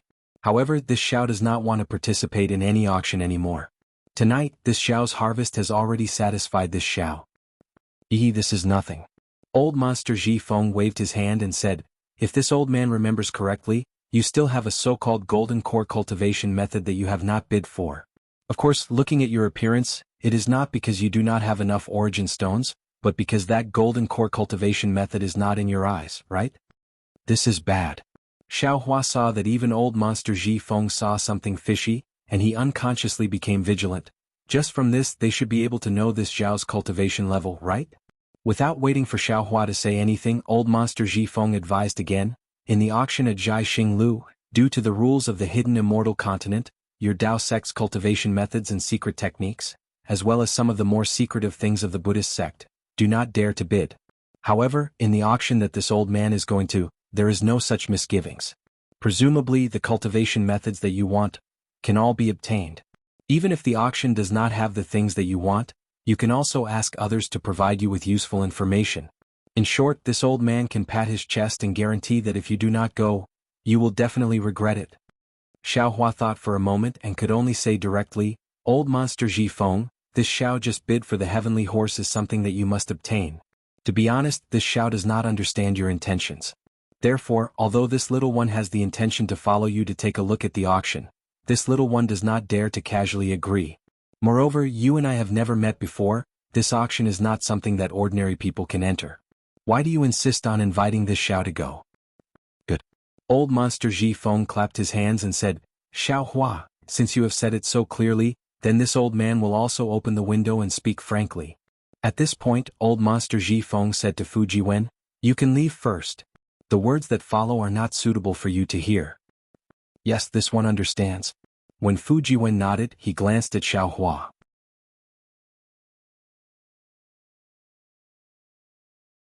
After obtaining Xiaohua's approval, he hurriedly left. Xiaohua, what you said just now is extremely true. This heavenly horse is something that this old man must obtain. It is extremely beneficial to this old man's cultivation. Old monster Ji Feng watched Fu Jiwen's back disappear and hurriedly explained, however, you only know one side of the story and do not know the other. Other than this auction at Jai Xinglu having a heavenly horse, the auction after that will also have a strange beast that is similar to the heavenly horse. Previously, this old man sent a sound transmission to the Eastern Sea Patrol envoy, Ao Shuai, regarding the auction. This old man promised to help him obtain that strange beast. A strange beast that even the Eastern Sea Patrol envoy is interested in. This old man does not need to say anything, right? Oh. Xiaohua suddenly understood and said with a nod, you invited this Xiao to participate in the auction to ask this Xiao to help you, right? Indeed. Old monster Ji Feng said with a smile, to be precise, I want to borrow the power of your demon pet. How do I help? What benefits does this Xiao have? What benefits? Xiaohua, without this old man's guidance, you will not be able to enter this auction, and will not be able to bid for anything from the Dao sect. This is the benefit. Old monster Ji Feng said with a cold smile, as for how to help, this old man has not thought of it yet. Actually, this old man and Ao Shuai have already reached an agreement. With the strength of our two sects, we will definitely be able to obtain that strange beast. This old man is only bringing you along as a hidden chess piece. If it can be used, that would be the best. If it can't be used, it is also fine. This is also the reason why this old man cannot give you any other benefits. Allow this Xiao to think about it, Xiaohua said with a frown. All right. Old monster Ji Feng nodded, however, you do not have much time. This old man will wait here.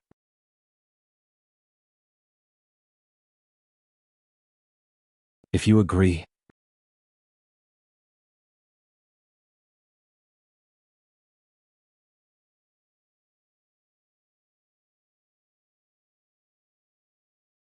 Chapter 3302. Without waiting for old monster Ji Feng to finish speaking, light flashed at the door of the room, and Zhu Qing's voice came from outside. Fellow immortal Xiao, may I enter? Young master Zhu, please enter. Xiaohua heard this, turned his head and hastily called out. When Zhu Qing came in and saw that old monster Ji Feng was also in the room, he wasn't surprised at all. He only nodded towards old monster Ji Feng and said to Xiaohua, Fellow immortal Xiao, the items in your small Qingquan bag have already been appraised. It's more than 500,000 top-grade origin stones, but it's difficult to estimate exactly how much more it is. Therefore, I've specially come to explain to fellow immortal Xiao. If fellow immortal Xiao is willing to wait, please rest for a while in Star-Picking Tower. When the sun rises, I'll return the excess origin stones to fellow immortal Xiao. If fellow Immortal Xiao is unwilling to wait, then it won't be too late for fellow Immortal Xiao to come and take the VIP token when you have the time. Moreover, fellow Immortal Xiao can use this token to take primal stones from other Jianghu Lu on the hidden Immortal continent. You can also use this token to wait for more benefits and information from my Jianghu Lu. As he spoke, Zhu Qing took out a golden star tablet from his bosom. 6 stars were engraved on it, and countless star patterns were overflowing on the 6 stars. Since I can take it anywhere, why should I wait here for so long? Xiao Hua was very happy when he heard this. He took the star tablet and said with a smile, "Fellow Immortal Xiao is now my Jianghu Lu's VIP. If you have the chance in the future, please visit my Jianghu Lu more often." Seeing Xiao Hua accept the star tablet without any trace of politeness, Zhu Qing was also happy. He said with a smile, "That's right, young Master Duanmu has just left Jianghu Lu. According to my subordinate's report, he has already boarded the golden carriage. The coachman has brought more than 10 cultivators and is waiting in front of Jianghu Lu's door. These cultivators aren't ordinary Confucian scholars. They look similar to the coachman. Fellow Immortal Xiao, please be careful when you go out. Since I'm your Jianghu Lu's VIP, why can't Jianghu Lu protect me?" Xiao Hua asked sarcastically. Zhu Qing said with a smile, "If fellow Immortal Xiao is in my Jianghu Lu, I will definitely protect you with my life. But once we leave Jianghu Lu, I won't be able to take care of you. Moreover, young Master Duanmu is also an honored guest of Jianghu Lu. How can I favor one over the other?" Forget it. Xiao Hua waved his hand, "It's just a clown, don't mention it." "Oh, young Master Zhu, according to old demon Ji Feng, there's a place in Bright Moon Lane where the auction is being held. Do you know of it?" Zhu Qing was stunned and asked curiously, "Oh? There's also an auction? Why didn't I know about it?" But it wasn't clear from his face whether he really didn't know. However, no matter how big Bright Moon Lane was, how could it escape Zhu Qing's eyes and ears? Xiao Hua didn't believe that Zhu Qing didn't know about the auction. However, since Zhu Qing didn't admit it, Xiao Hua couldn't do anything about it. However, he still held on to the last bit of hope and asked, "It's normal that Zhu Gongzi doesn't know about it. However, this Xiao wants to know, in this auction that even Zhu Gongzi doesn't know about, would there be something that Bright Moon Palace didn't have?" This. Zhu Qing hesitated slightly, glanced at old demon Ji Feng and said, "The auction that fellow Immortal Xiao mentioned isn't public, so it can't be confirmed by the Copper Pillar country's royal family. Therefore, in that auction, the cultivators who participate in the auction won't be in Bright Moon Palace.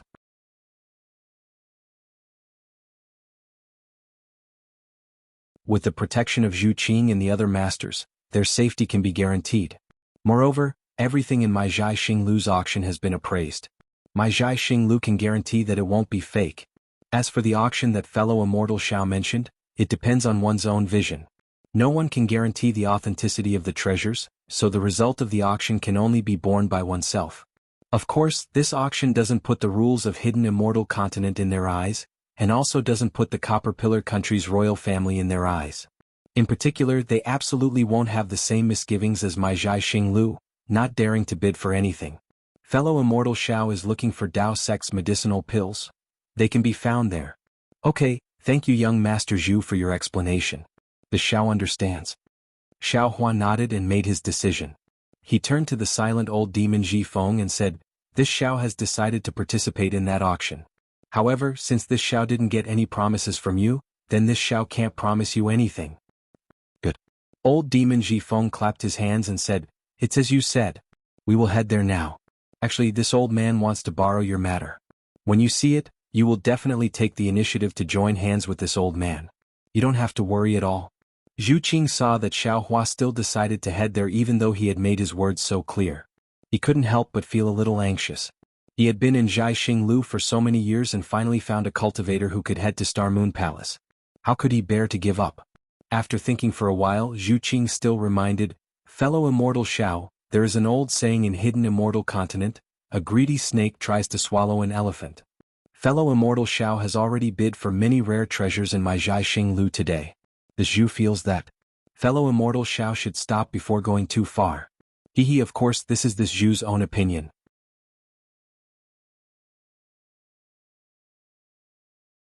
If fellow Immortal Xiao feels that it is very safe to head there with fellow Immortal Ji Feng, then just pretend that this Zhu never said this." After speaking, Zhu Qing didn't look at Xiao Hua's and old demon Ji Feng's expressions. He cupped his hands and said, "Once again I thank both fellow immortals for coming to my Jianghu Lu. I hope that I can still see both fellow immortals at the next auction." Although Zhu Qing emphasized the two words "still can," she didn't stay any longer. She turned around and left. Old demon Ji Feng's expression didn't change.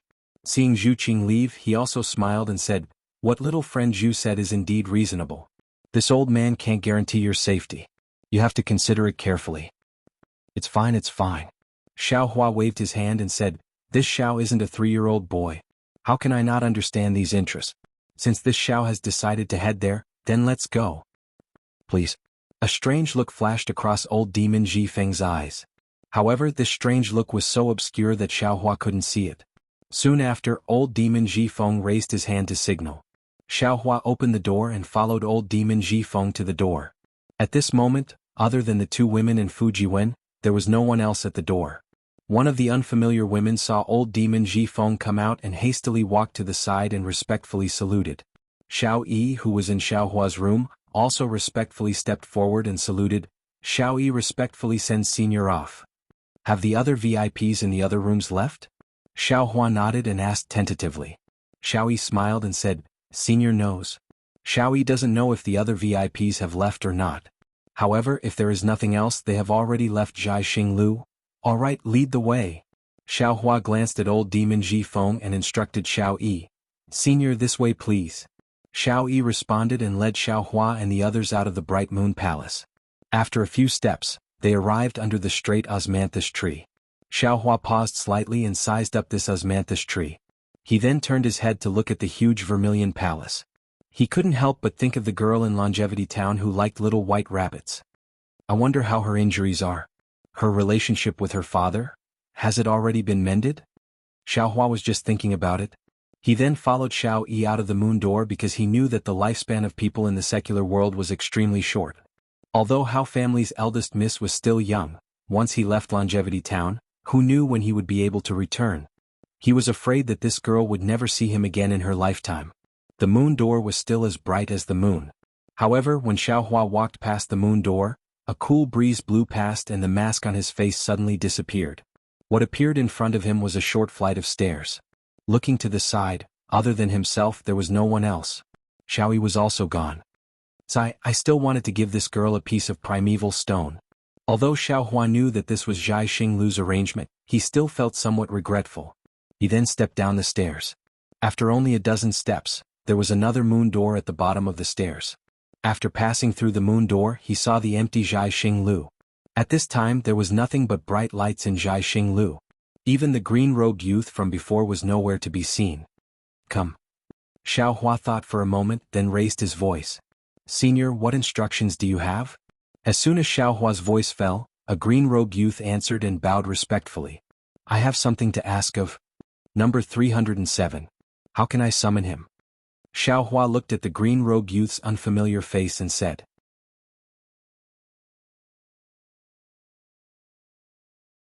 "Number 307? Oh, Senior is looking for number 307 in the Star Palace.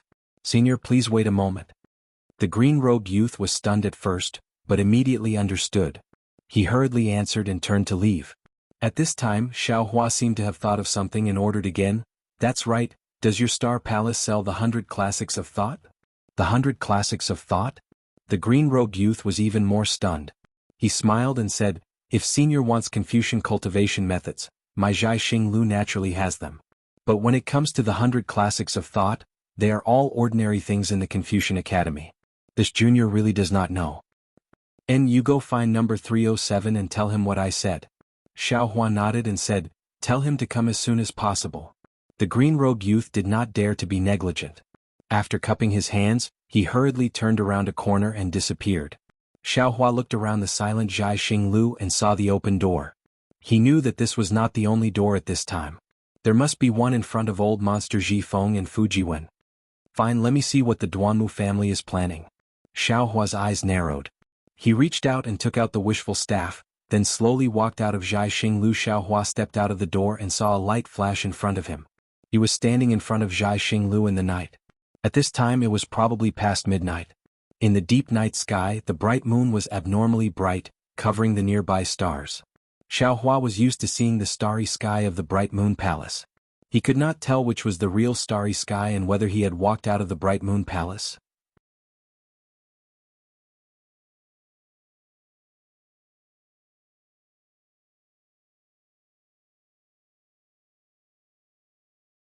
Chapter 3303. Senior, you are out. In front of Zhai Xinglu, Xiao Jian was anxiously waiting with Yuanya and Lu Yi. Seeing Xiao Hua come out, he happily called out. "En?" Xiao Hua lightly nodded and looked to the side. Around 10 feet away, Fu Jiwen also hurriedly walked over. He seemed to be a little anxious from waiting. "Fellow Daoist Xiao." Fu Jiwen approached and looked at Xiao Jian and the rest. He whispered, "Is this your disciple?" "Not really a disciple." Xiao Hua waved his hand and asked, "Where is old demon Ji Feng?" Senior Ji Feng left first. Before he left, he asked fellow Daoist Xiao to be sure to reach the bridge in front of Drifting Smoke River in 15 minutes. There is a dragon boat parked there. If Senior can't make it then, you don't have to go this time. Xiao Hua nodded and asked, "Do you know that place?" "I know that place. It is only a few dozen feet away from Zhai Xinglu. It is right there." Fu Jiwen pointed with his finger and smiled. Do you still need 15 minutes? Xiao Hua smiled coldly and raised his eyes to look outside the signboard of Zhai Xinglu. He saw that at the location of Dark Night, there were a dozen boorish men wearing the same golden armor as Duanmuqiu standing there in a strange formation. They looked scattered and strange. "Young Master Fu, you wait and get to know them." Xiao Hua said, "Later you will follow them to Seven Suns Temple." After speaking without waiting for Fu Jiwen to speak, Xiao Hua waved the wishful staff in his hand. The staff let out a whooshing sound in the night sky. "Where is Duanmuqing?" Xiao Hua walked out of Zhai Xinglu's signboard and faced Duanmuqiu. Xiao Hua glanced at the golden carriage parked in the distance and the dragon horse pulling the carriage. You better remember that my name is Duanmuqiu. This matter has nothing to do with my young master." Duanmuqiu took 2 steps forward. The golden armor on his body made a clattering sound. With a hong sound, he took down a huge copper spine from his shoulder and placed it on the ground. The ground nearby shook. Then Duanmuqiu looked at Xiao Hua with a sinister smile and said, "When my family's young master just came out, he also told me about this matter and asked me to keep the peace. However, I feel that even though I was the one who offended you in the first place, if you had stopped the dragon horse and grabbed the horsewhip, I would definitely have gotten off the carriage and apologized to you. But you actually pulled me out of the car when I wasn't paying attention. This is an insult to my reputation. If I don't defeat you, will I still have the face to get on the carriage? How could he have the face to continue staying in the Duanmu clan? What face do I have to face the Duanmu surname?" Xiao Hua looked at the people behind Duanmuqiu. An obvious killing intent was emitted from these people. Moreover, after passing through this scattered formation, this killing intent actually condensed together and shrouded him from afar. It was as if he said something wrong, this killing intent would turn into a huge sword and smash him into pieces. Xiao Hua patiently listened to Duanmuqiu's explanation and said coldly, "So you've entangled so many people? Bullying with numbers?" "I'm not bullying you with numbers. These are my good friends. They heard that you have amazing divine power and that you can subdue a dragon horse. They all want to come and see for themselves." Duanmuqiu was obviously someone who had been taught by others. His words were seamless and flawless. "Good." Xiao Hua nodded. "This old man will ask you one last question. If this matter has nothing to do with Duanmuqing, then does it have anything to do with the Duanmu clan?" He. Duanmuqiu laughed coldly. "I really want to do as you wish and say that this matter has nothing to do with the Duanmu clan.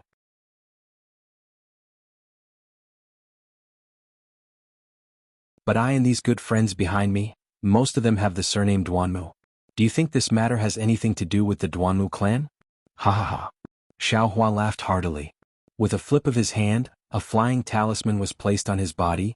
"As expected, you're still a bunch of dogs who rely on their master's power. You don't even dare to say that this matter has nothing to do with the Duanmu clan. However, since you all want to use the Duanmu clan as a fig leaf, then this old man will give the Duanmu clan face." Hit. Xiao Hua shouted as his figure soared into the sky. He raised the wishful steel staff and smashed it towards Duanmuqiu's face with a whining sound. Good. Duanmuqiu had been accumulating his power for a long time. Seeing that Xiao Hua had made his move, he also roared loudly. He stomped his feet and a light cloud appeared under his feet, lifting his body up. The muscles on his arms flowed like water and with a whoo sound he lifted up the huge copper spine. Following a gust of wind around Wuxia, he rushed toward Xiaohua's wishful steel rod. At the same time, the 10 people behind Wuxia also moved. Each of them let out a loud roar and brandished their fists and legs, striking toward Xiaohua's direction with all their might. Whoa! It was as if a mountain was collapsing. 10 streams of noble spirit that were enough to split rocks were triggered by them. Following the rush of everyone's fists, these 10 streams of noble spirit condensed and merged into one in mid-air, forming a cloud that was like a fist. Although it was launched later, it arrived first. It surpassed Wuxia's copper spine and smashed toward Xiaohua from top to bottom. The wind whistled as Xiaohua flew in mid-air. That gust of wind hit his face and almost pressed him to the ground. Within that gust of wind, the noble spirit was like a red fire that wanted to ignite him. Ha ha ha! Xiaohua laughed loudly.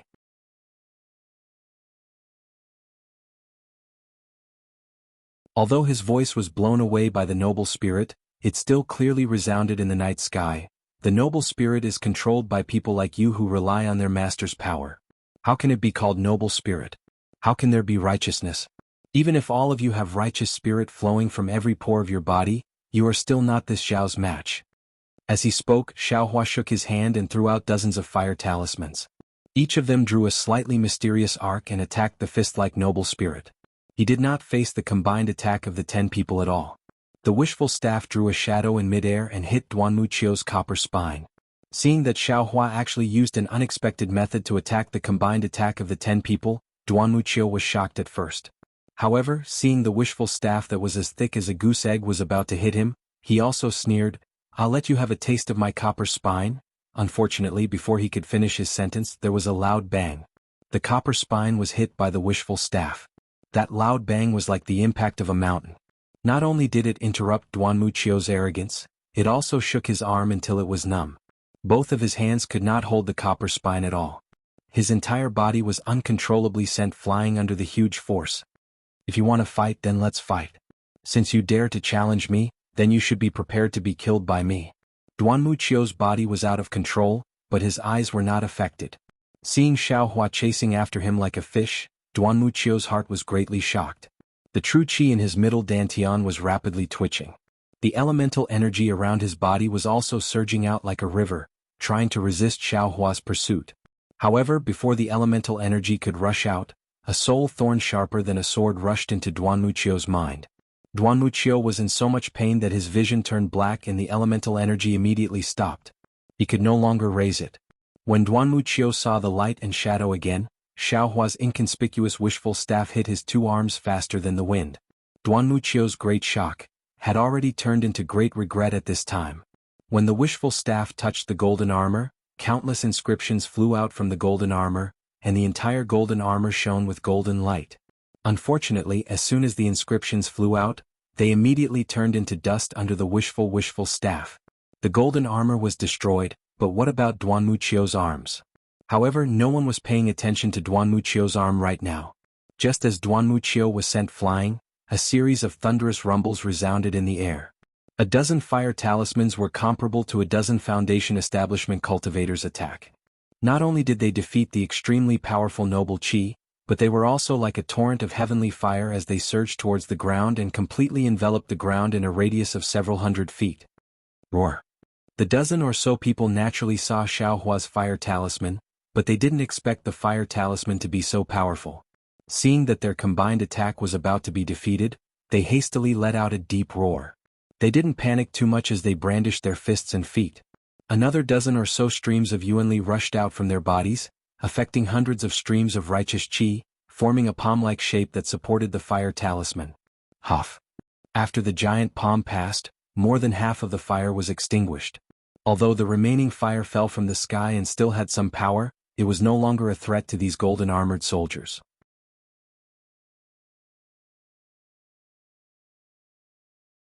These people did not pay attention to it and hurriedly looked at Wuxia, but before they could see Wuxia's figure, a green light flashed in the air and an angry voice sounded at the same time, "Xiaohua! How can you be so ruthless? Young Master Duanmu." The dozen golden armored soldiers were shocked. They looked at Wuxia who was standing on a green cloud and then looked at the direction Wuxia was glaring at. Everyone was shocked. In the distance there was a row of tall trees. But now, 3 or 4 of them were lying on the ground. On the last tree, Wuxia, who was wearing golden armor, was lying on the ground like the tree. Blood was flowing out from his 7 orifices. The awe-inspiring copper spine that he was holding in his hand was now lying on the ground like Wuxia. However, it was in a worse state than Wuxia. It had been broken into 2. Achio. The eyes of the dozen or so golden-armored soldiers were completely red. A few of them quickly rushed over, while the remaining dozen or so people slowly formed a formation and walked towards Xiaohua. Xiaohua only coldly swept a glance at these people and did not pay any attention to them. He looked at Wuqing and replied, Wuqing, how am I ruthless? Did I kill Wuxia? Did I kill these Huang clan soldiers? You can just defeat Achio. Why did you shatter his arms? Wuqing bit her lips and said, Achio does not know your strength, but I do. You are his senior. Why did you bully him like this? Do you still want face?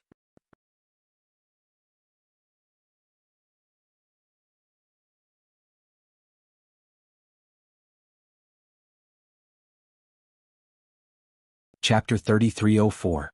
Ha, Xiaohua laughed loudly, you also know that I am Wuqia's senior. Then why didn't you stop him? Since he dared to offend me, why can't I teach him a lesson? Is this old man's face to be offended? Soon after, Xiaohua pointed at the dozen people who were approaching and coldly said, Look at these people. They clearly know that they are no match for me, so why did they still charge forward? Could it be that I can't make a move just because I am a senior? Could it be that they dare to do whatever they want just because they have the name Duanmo? Don't they know how to respect their seniors? Why don't you say that they are bullying you with numbers? They only know that your arms have shocking divine strength and can subdue a dragon horse, so they want to see it for themselves. Why should I stop them? Wuqing looked at Xiaohua without backing down and said, But I didn't expect you to be so vicious and merciless. You haven't seen true vicious and merciless yet. Seeing that the dozen people were already below him, Xiaohua indifferently said, You, or these golden-armored soldiers are willing, I will let you see what is vicious and merciless. Xiaohua, are you challenging my Duanmu family? Wuqing's eyes flashed with a strange light as she said loudly, Wuqing, are you challenging me? Xiaohua also coldly snorted, his voice was not inferior to Wuqing's. Wuqing naturally hoped that Xiaohua would answer, but Xiaohua did not answer directly and instead threatened Wuqing. If Wuqing wanted an answer, it seemed that she would have to answer Xiaohua first. But if Wuqing answered, Xiaohua would immediately make a move and kill Wuqing before challenging the Duanmu family. Wuqing's eyes were bright as she stared at Xiaohua. She was quickly considering whether she should make a move. Unfortunately, when she thought of Xiaohua's divine strength, Huafu Little Black Pegasus, and even Xiaohua's strength of first-grade essence force, Wuqing did not have any confidence. Forget it. Wuqing waved her hand. Achio is the driver of my Duanmu clan's golden chariot. You injuring Achio is not something that I can do anything about. In the future there will naturally be people who will question you. Xiaohua, let me give you a piece of advice. Don't think that you can be arrogant just because you have some cultivation. There's always someone better than you. There are still many people and things that you don't know about. Wuqing, I will remember your words. However, this Xiao will also give you a piece of advice. Don't think that no one knows what's going on here. Even the aristocratic families of Confucian cultivators can't block the mouths of the people of the world. A carriage driver from the Duanmu clan was so precious that he could only bully others, but others couldn't retaliate? This Xiao is waiting for your Duanmu family's punishment. I want to see if the so-called scholarly clans of today still have justice, fairness, and justice. Justice, fairness, and justice. A trace of mockery flashed in Wuqing's eyes. She smiled coldly and waved her hand, Let's go.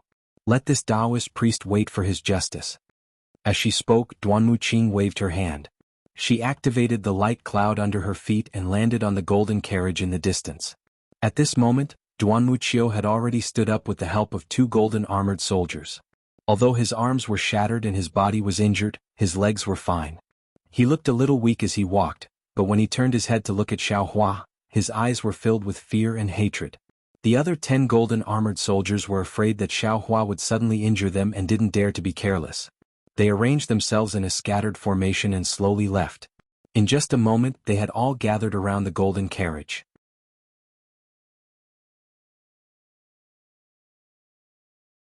As for Xiaohua, he didn't even place these golden-armored soldiers in his eyes. When Wuqing flew away, he didn't stop.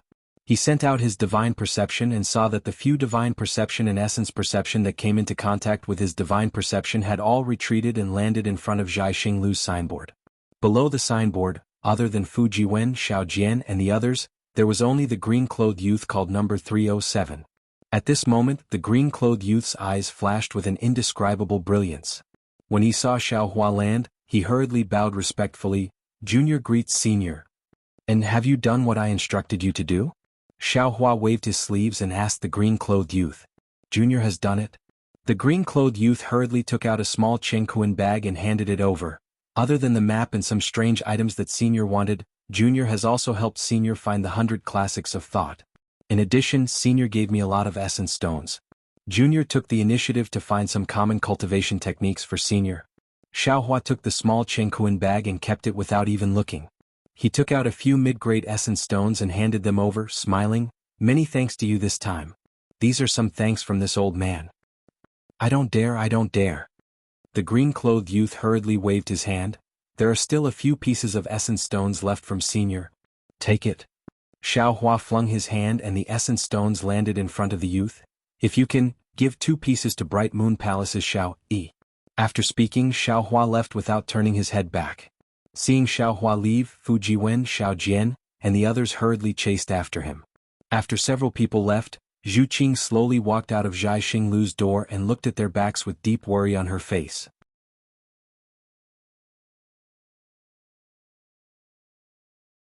Tower Master. The green-clothed youth took the essence stones and said in a low voice, "That senior insisted on giving this. And keep it for yourself. Give 2 pieces to Lian Hong." Zhu Qing nodded, but her gaze left Xiao Hua and the others and looked at the river in the distance. The green-clothed youth didn't dare to disturb Zhu Qing and hurriedly entered Zhai Xinglu. Zhu Qing kept watching, and after a long while she sighed. "Midnight has already passed, and the ghosts have already returned. But why are there still so many demons in this world?" Xiao Hua didn't hear Zhu Qing's sigh. Instead, under Fu Jiwen's lead, he came to the side of a stone arch bridge. The river under the stone arch bridge still flowed as before, but the clear river water was now filled with the smell of alcohol and cosmetics. Occasionally there would be Confucian headscarves and women's tube tops floating by. It was unknown which debauchee did this. At this moment, a pleasure boat was docked by the river bank. This pleasure boat was several meters in size and was almost as wide as the river. Moreover, this pleasure boat was different from the usual ones. At the railing in front of the pleasure boat, there was a coiling dragon carved from red Polonia wood, baring its fangs and brandishing its claws fiercely. In the middle of the boat, where the boat's tower was completely hollow. Strips of gauze covered the empty railing. Although some lights could be seen through the gauze, the situation inside could not be seen. "Fellow Taoist Xiao." Seeing this pleasure boat from afar, Fu Jiwen said in a low voice, "This should be the dragon boat that the demon clan senior mentioned." "Yes, there's no mistake." Xiao Hua scanned with his divine sense and said with a nod, "This Xiao will get on the dragon boat now. You follow Xiao Jian and the others back to Seven Suns Temple first. When Xiao Hua returns tomorrow morning, we will pay a visit to Great Master Dao Shan together." "Yes." Fu Jiwen replied and turned to look at Xiao Jian. Ever since Xiao Jian came out from Star-Picking Tower, other than being anxious, he was only depressed. Other than being silent, there was only silence. Xiao Hua naturally knew that Xiao Jian didn't get anything from the auction and was worried about when he would recover his cultivation. However, he didn't say anything and turned to walk towards the dragon boat. "Senior, be careful." Louis looked at Xiao Hua's back and couldn't help but shout. "Yes, I know. You all should go back and rest early." Xiao Hua turned his head and smiled. He waved his hand and said, "This Xiao will return tomorrow morning." When he walked to the front of the pleasure boat, 2 strands of divine sense and 2 strands of divine sense swept over him. Xiao Hua raised his voice and said, "Since you want to watch the show, why don't you go closer? Watching from afar. I'm afraid it's not satisfying enough." Hehe, fellow immortal Xiao is really awe-inspiring. Just as Xiao Hua's voice fell, a charming voice rang out. Then the exceptionally beautiful Princess Baihua walked out from the veil of the pleasure boat and looked at Xiao Hua with a faint smile. "Moonlight beauty, it's all the moon's fault." The beauty was unexpectedly so smooth. "Princess Baihua." Xiao Hua saw Princess Baihua appear and was clearly startled. He just thought that the divine sense belonged to Murong Tsongyan. Princess Baihua's smile froze and stayed at the corner of her mouth. Instantly, the moonlight shining on Princess Baihua's body cooled down. Could it be that fellow immortal Xiao doesn't want this servant to appear again? Could it be that fellow immortal Xiao thinks that someone else is here to help you? No, no. The soft-hearted Xiao Hua naturally wouldn't let the beauty have a hidden grudge. He hurriedly smiled and said, "This Xiao is only a commoner in the mountains.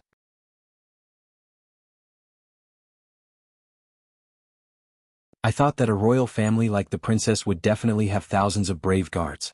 You only came to Star-Picking Tower to have a look. Since you got the Scarlet Flame War Chariot, why don't you hurry back home happily? How could you stay in Bronze Pillar country for long?" Therefore, when this Xiao saw the princess, he couldn't help but exclaim, "How could there be a second person as beautiful as the princess in this world?" Gidge. Princess Baihua laughed. It was very sweet and even clearer than the flowing water under the pleasure boat. Fellow Taoist Zhao's mouth seems to be more powerful than his fists and feet. In the future, I don't know how many women will be deceived by fellow Taoist Xiao. This servant needs to consider whether my Jianghu country should issue a decree to prohibit fellow Taoist Xiao from entering and leaving Jianghu country. Ayaya, how can that be? Xiao Hua said happily and smoothly said, "This Xiao still wants to go to Jianghu country one day to congratulate Princess Baihua on ascending to the throne of the country. This decree of yours has really cut off this Xiao's thoughts. In the future, if I can't see a heavenly beauty like the princess again, wouldn't I be depressed to death?" Jejijij. Princess Baihua's laughter became louder and louder. She seemed to enjoy Xiao Hua's undisguised flattery. "Xiao Hua, if you want to go, then hurry up and get on the boat. In a moment, this boat will set sail." Old Monster Zhifeng's voice sounded, not knowing whether to laugh or cry. "If you continue to tease that little girl under the boat, even if you want to go, you won't be able to go." AI, after seeing Princess Baihua, how could this Xiao still want to go to any other place? Xiao Hua sighed and flew up. "I only wish to stand by this river for 100 days and 1,000 days. I also won't feel tired."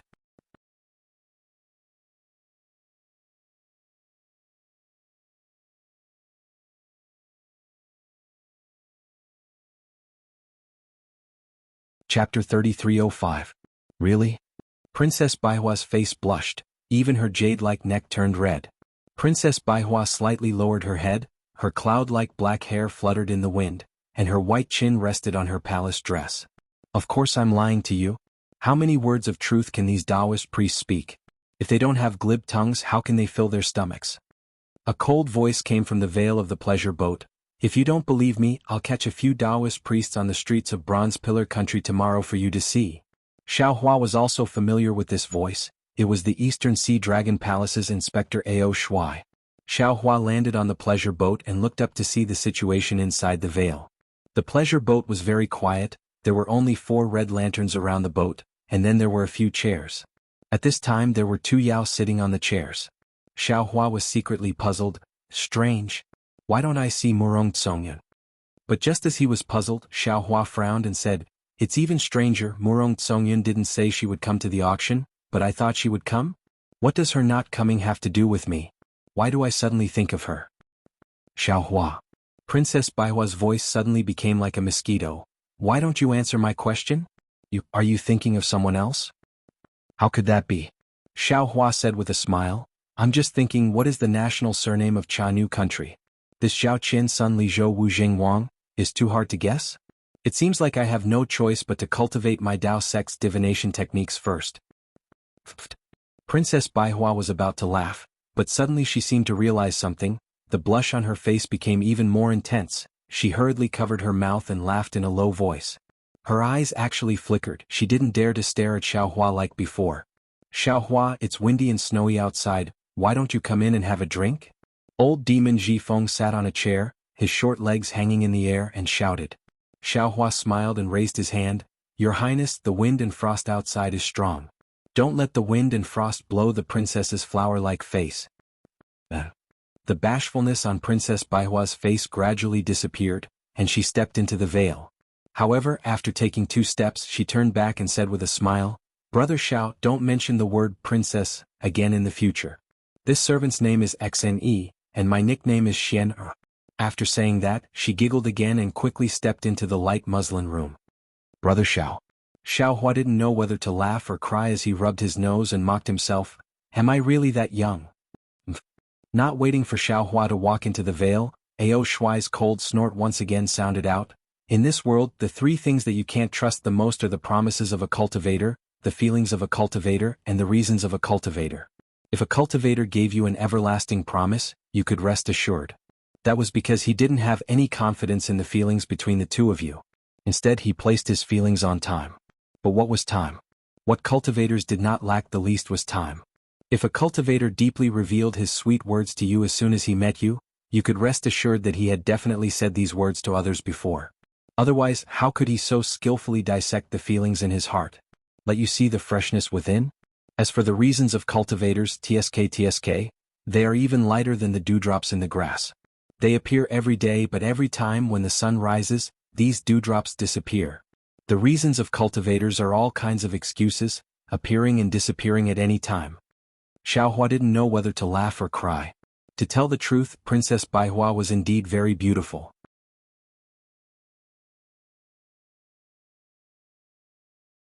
She was just like her name. She had the beauty of 100 flowers, but also the bashfulness of 100 flowers. However, how could he be like Ao Shuai and spread his peacock tail as soon as he met her and let her admire him? Men, after seeing a beautiful woman, casually saying a few words, wasn't that normal? Besides, such a night, such a moon, even if it was somewhat ambiguous, it was still the moon that caused the disaster, right? There was no need to beat all the cultivators in the world to death all at once. Lord Inspector, you seem to also be a cultivator, right? Could it be that this is your experience when you were young? Xiaohua walked into the light muslin, glanced at the arrogant Ao Shuai who was sitting on the chair, and said indifferently. Who knew that Ao Shuai only glanced at him and choked Xiaohua with a sentence? This old man is a demon, and even more so a dragon. This is an innate divine ability, the darling of heaven and earth. How could you cultivators compare to me? Don't use the word cultivators in this world have already become unbearably dirty on this envoy's head. In this envoy's eyes, you cultivators are the greediest locusts in the mortal world. Xiaohua frowned. He coldly glanced at Ao Shuai and no longer paid any attention to him. Who would want to talk to this ugly dragon-headed humanoid? Brother Ao's words are a bit extreme. Old Monster Ji Feng, who was sitting on the other chair, hastily stood up and reached out with his hand. He took out a dark green copper pot and a wine cup from his bosom, walked in front of Xiaohua, smiled and handed it over to Xiaohua, then said to Ao Shuai, "How many billions of cultivators are there in the world? So many cultivators, how can you generalize them? There must be someone as straightforward as Xiaohua, right?" Ao Shuai glanced at old demon Ji Feng from the corner of his eyes. He raised his hand and poured the wine that was as red as blood into his mouth.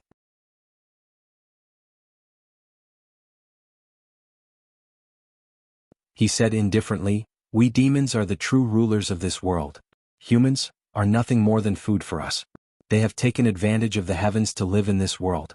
But now, these locust-like things have actually occupied 2 continents, squeezing us geniuses to the 1,000-demon sacred realm. Our sacred dragon race has no choice but to settle down in the dragon palace of the 4 seas. Haha, dragon palace. Sounds very mysterious, but that is the bottom of the ocean. It doesn't see the sun all day long. It only relies on pearls for illumination, regardless of whether it is armor or weapons. They are all covered in seaweed and rust. Who wouldn't want to lie under the warm sunshine, sleep in and stretch their bodies? Unfortunately, these places are all occupied by humans. Even when this old man is rolling on the beach, there are people peeping." Eehee. Old Monster Ji Feng smiled and raised his hand, indicating Xiaohua to pour wine for him, but he himself tried to smooth things over. "Brother Ao is from the dragon race, your birth is noble. This old man is nothing more than a lowly demon. How can I have so many thoughts?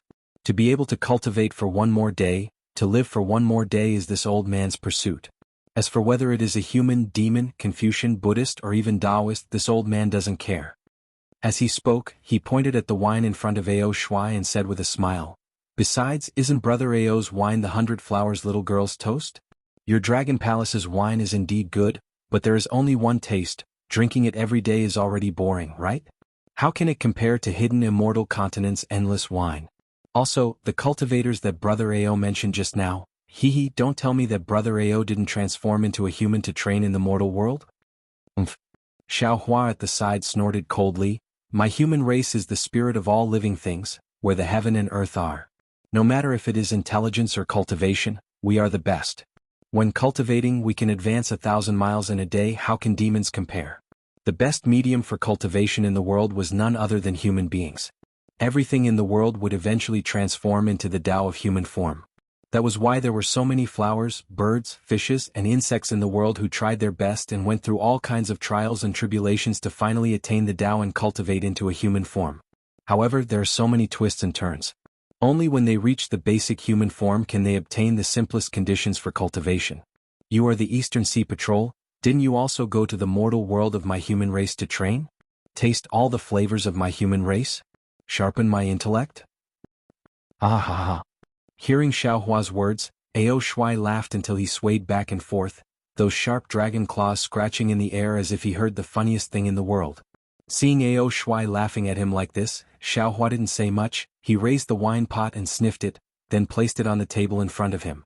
Although the spiritual wine was good, Xiaohua didn't like it. Now in front of Ao Shuai and old demon Jifeng, he couldn't drink too much. While Ao Shuai was laughing, the dragon-shaped pleasure boat began to move. The sound of a flute resounded from the bow of the boat. It was Princess Baihua who had entered the vale a step earlier. She didn't linger around old monster Jifeng and Ao Shuai for long. She walked to the bow of the boat and actually began to play the flute. The clear water is long, the flute sounds are faint, the moonlight entices, the thoughts are sorrowful, the boat swims. The pleasure boat passed through the arched bridge, turned a corner, and entered another river. This river was clearly much wider than before, and there were fewer pleasure boats. Ao Shuai's laughter gradually died down amidst the flute sounds.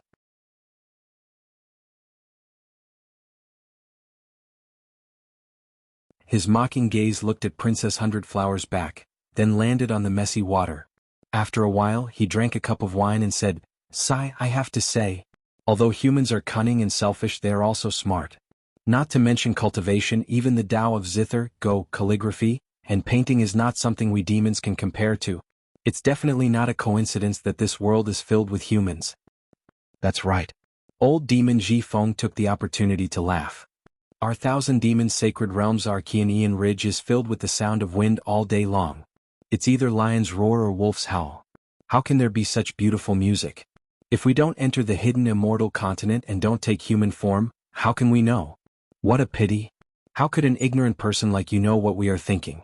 They actually think that they are the spirits of all living things, and that everything in this world has to follow them. Not to mention that flowers, birds, insects, and fish can't be lumped together. Even if they are considered the same species, they can't be considered demons. Taking a step back, even if they can take human form and look like humans, how can they cultivate like humans? Taking human form is just for a better survival. If this world is filled with cockroaches, they will definitely turn into cockroaches. Ao Shuai sighed and said without looking at Xiaohua, "Humans being the spirits of all living things is just laughable arrogance. Humans being the leader of all living things is even more lamentable self-deception." Xiaohua laughed and looked up. "Ao Shuai, let me ask you. Why did you take human form? Why did you come to the hidden immortal continent to train?"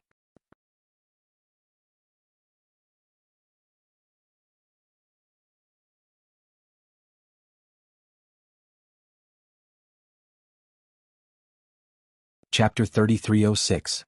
Xiaohua. Didn't this old man say it just now? The reason why I transformed into human form is not because you humans are the leader of all living things, but because you humans are too good at reproducing. This hidden immortal continent and the Pure Land world are all humans. If I don't transform into human form, how can I succeed in gaining experience?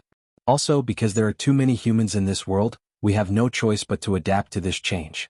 We have no choice but to go to your human race to gain experience and know what you think and do. Otherwise, unless our demon race exterminates your human race, we won't have to do this. It is precisely because our human race is the spirit of all living things that our human race can reproduce like this, obtain the destiny of heaven and earth, and control the two continents. Xiaohua himself is a human, so he naturally has to speak for the human race. Since he has nothing to do now, he might as well debate with Ao Shuai. Otherwise, our human race would have been exterminated long ago. Xiaohua, weren't you talking about the theory of transformation just now? What kind of flowers, birds, insects, and fish need to transform to cultivate? Now that you know the fundamental reason why our demon race transforms, why don't you mention it? Ao Shuai sneered and retorted. That's true. Xiaohua frowned slightly. He used to think that this was correct, but after listening to Ao Shuai's words, his intuition told him that Ao Shuai's words were not wrong. Now that he thought about it again, Xiaohua used to think that flowers, birds, insects, and fish transforms into human form by using the human body's meridians to cultivate. But now, the hidden immortal continent and the Pure Land world's Confucian cultivators and Buddhist sects don't use meridians, so the flowers, birds, insects, and fish transforms into human form without using meridians. Since they don't use the human body to cultivate, then, the human being is the spirit of all living things is somewhat unreliable. Just as Ao Shuai said, this sentence is a gimmick used by the human race to show off. Let this old man teach you a little more. Seeing that Xiaohua was somewhat silent, Ao Shuai proudly said, the so-called flowers, birds, insects, and fish should be divided into two categories. Flowers and plants belong to the lowest category. Although they are considered to have vitality, they don't have life. They are lower than humans. Perhaps they take human form to get closer to the human race. Birds, insects, and fish can only be regarded as demon beasts. They have obtained the spiritual energy of heaven and earth and can cultivate, so they can be regarded as demons. Only those like us who are born with the legacy of the demon clan, born with the strongest demon body in the world, are true demons. Right? Speaking of which, since you humans are the wisest of all living things, why have I never heard that you humans have inherited memories and cultivation methods? Xiaohua was somewhat at a loss for words. At this time, Princess Baihua walked over. Although her voice was somewhat timid, her tone was clear and bright. Senior, although our human race doesn't have the ability to pass down inheritances, we still have the ability to pass down inheritances. But we humans have the ability to learn and create. Through learning, the human race can learn the abilities of the demon race. Through creation, the human race can innovate and bring forth new things. The student can surpass the master. Each generation will be stronger than the previous one. On the other hand, the demon race only knows how to pass down their legacies. They are stuck to the rules, and each generation is worse than the last. This is why we humans have the upper hand in the 3 continents. That's right, that's exactly the case. Xiaohua clapped his hands and laughed.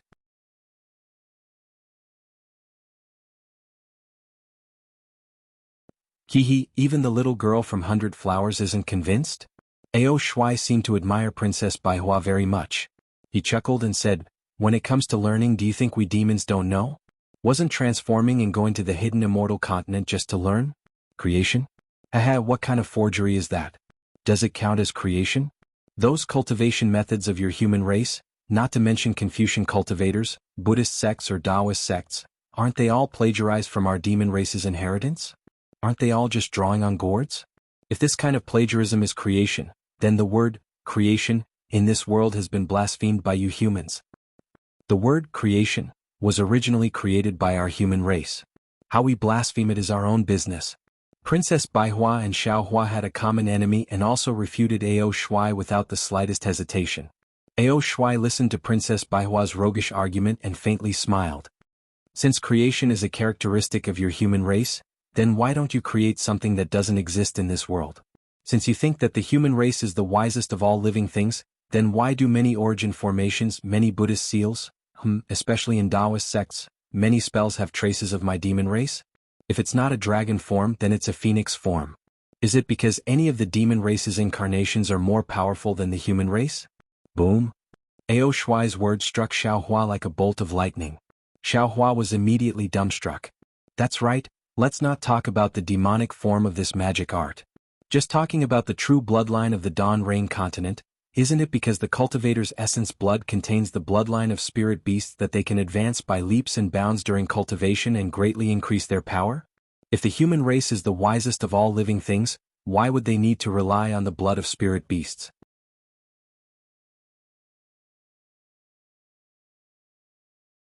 Princess Baihua has been paying attention to Xiaohua's expression. At this time, seeing Xiaohua in a daze, she hurriedly refuted.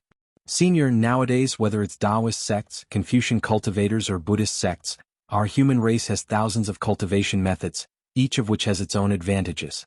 Although some cultivation methods have the demon form of the demon race, many of them don't. Most of the cultivation methods of Confucian cultivators don't have it, right? The cultivation methods of Buddhist sects are mainly about Buddha, there's almost no demon form. Moreover, the so-called 3,000 great Daos, hundreds of schools, and 3,000 great worlds are the end of our human race's cultivation. Senior, Don't tell this junior that you don't know about Confucian Cultivator's ascension and Buddhist sect's Heavenly Gates guidance. This is different from your demon race's shattering of the void. This old man naturally knows about this. Ao Shuai smiled somewhat triumphantly. Since your human race's ascension and Heavenly Gates guidance are on par with my demon race's shattering of the void, what qualifications do you humans have to say that you're the wisest of all living things? This? Princess Baihua was also at a loss for words. She glanced at Xiao Hua, who seemed to have lost his soul, and hurriedly took out a cup that looked like a flower bud from her small cosmos bag and handed it to Xiao Hua. Brother Xiao, this is my Chanu country's new tea, please taste it. And Xiao Hua took it and only put it to his mouth but didn't drink it. His brows were still wrinkled as he looked at the blue waves beside the boat, as if he was still thinking about what Ao Shuai said just now. Princess Baihua waved her hand and a dark green flute appeared in her hand. She immediately put it to her lips and blew it a few times. The sound wasn't loud, but it made Xiao Hua feel as if he had just woken up from a dream. Seeing that Xiao Hua was somewhat sober, Princess Baihua hurriedly said, Brother Xiao, whether humans are the wisest of all living things or whether demons are the wisest of all living things, they all have their own reasons. If you want to search for the origin, I'm afraid you have to go straight to the ancient times? Or even back to the ancient times. Although we are human cultivators, if you want to search for the answer in the human world, it's impossible. The saying, people in this mountain deep in the clouds, not knowing where to go, is exactly like this. Brother Xiao, you don't have to think too much at this time. If you want to know the details, first cultivate your Taoist cultivation method to the extreme. It won't be too late to search for it after you ascend. That's right. Xiao Hua was really enlightened. This matter was related to the ancient times. What was the use of thinking too much about it? Xiao Hua smiled at Princess Baihua, then glared at Ao Shuai. He knew that this guy had bad intentions and wanted to destroy his Tao heart. Fortunately, his Tao heart wasn't damaged at all under Princess Baihua's protection. Ao Shuai saw that Xiao Hua had woken up and sighed in his heart. He raised the wine cup in his hand and drank it in one gulp. Xiao Hua wanted to say something, but old eccentric Ji Feng, who had been silent all this time, reminded him, Everyone be careful. We're about to enter the auction. Oh? Xiao Hua frowned and looked out of the boat in confusion. They were just about to enter the auction. What was there to be careful about? Could it be that there was something strange about the auction? As for Ao Shuai's words, they were like a small thorn that deeply pierced into Xiao Hua's heart.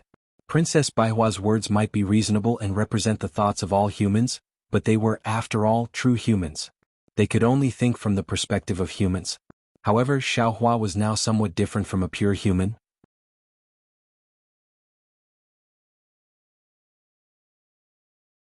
Whether it was the Taoist, Confucian, and Buddhist cultivation methods, the tempering of dragon veins, phoenix body, and divine bones, or even the cultivation of demon blood, they all gave him more opportunities to come into contact with things that humans didn't know about. They gave him the fate to come into contact with things that ordinary people couldn't understand. Although Ao Shuai's words were a bit extreme, if one really thought about it, they were somewhat reasonable. Under the gaze of Xiao Hua and the others, the pleasure boat quietly floated forward, as if it was being supported by a hand. And in front of the pleasure boat there was an arch bridge. This arch bridge was very desolate, there were no lights, and there were no signs of infatuated men and women being together forever. Just as the dragon heads in front of the boat touched the arch bridge, an indescribable fluctuation was emitted from the balls in the mouths of the two dragon heads. Wing wing. It seemed like dozens of wasps were flapping their wings at the same time. A slight buzzing sound was actually emitted from under the bridge. Then in the bridge the pitch-black space warped like ripples. This warping seemed to be able to spread, and in a moment the entire bridge was filled with this kind of warping.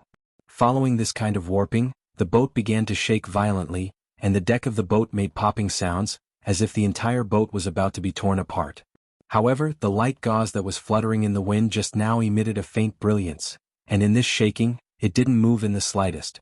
Xiao Hua and the others naturally didn't care about this kind of shaking, but when Xiao Hua's divine sense swept over this distortion, a trace of astonishment flashed across his face. But it was very simple. The fluctuation emitted by this kind of distortion was the fluctuation of an ordinary transmission array, just that it was somewhat different from the transmission array of Xiaoyu continent.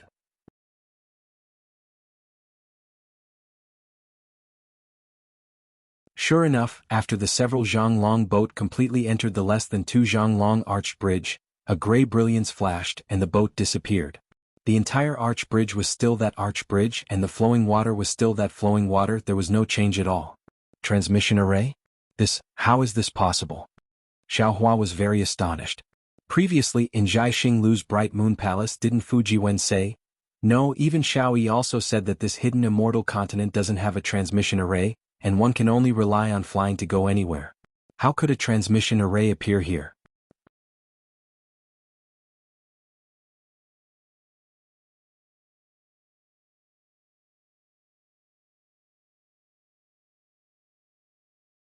Chapter 3307. Xiao Hua was flabbergasted, but he didn't show it on his face. He just watched quietly. But at this moment Xiao Hua and the others' eyes were different. After the gray light flashed, there was actually a huge space. There was still a river in this space, but the river was already dozens of zhang long. The pleasure boat seemed small in this river, and the water in the river was also turbulent, causing the pleasure boat to be a little bumpy. Xiao Hua turned his head to take a look. Behind the pleasure boat there was also a huge cave entrance. The mountain was rugged and there was a huge stalactite hanging there, blocking the entrance of the cave. The river water flowed under the stalactite, and it seemed that they could only enter this cave through the teleportation array. And the boats that came in from outside the cave would be blocked by the stalactite. Where is this? Xiao Hua glanced at it and naturally released his divine sense. However, when his divine sense swept through the cave, Xiao Hua was shocked to discover that this cave was actually able to isolate his divine sense.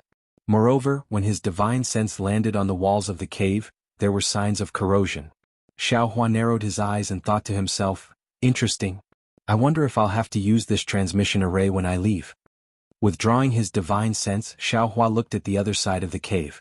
The entire cave was like the belly of a huge fish. Above Xiao Hua and the others, there were rows of protruding rocks at the top of the cave. A grayish-white mountain ridge about 1 zhang long passed through the middle of these rocks and disappeared at the end of the pleasure boat along the river. And at the end of the river, there was a cave that was dozens of zhang long. It was pitch black inside and there wasn't any light. Only the faint sound of water falling into the river could be heard. Hearing the sound of water falling into the river, Xiao Hua understood that when the river reached the cave, it would definitely turn into a waterfall. If there was no accident, there should be a huge abyss inside the cave. However, Xiao Hua's gaze fell on old monster Ji Feng's face. This rat spirit appeared to be very calm. When he saw Xiao Hua looking at him, he actually grinned. Kiki, since he wasn't even afraid of a rat spirit that was at the 4th level of elemental energy, Xiao Hua naturally wouldn't care about the abyss. He didn't believe that the pleasure boat beneath him was just a pleasure boat. On the contrary, Princess Baihua Xne, who had just joined forces with Xiao Hua against a common enemy, poured Xiao Hua a cup of Jianghu Kingdom's new tea. Her pair of eyes very curiously looked at this very strange cave. Her gaze moved from here to there. After looking once, she actually stood up from her chair and walked to Xiao Hua's side.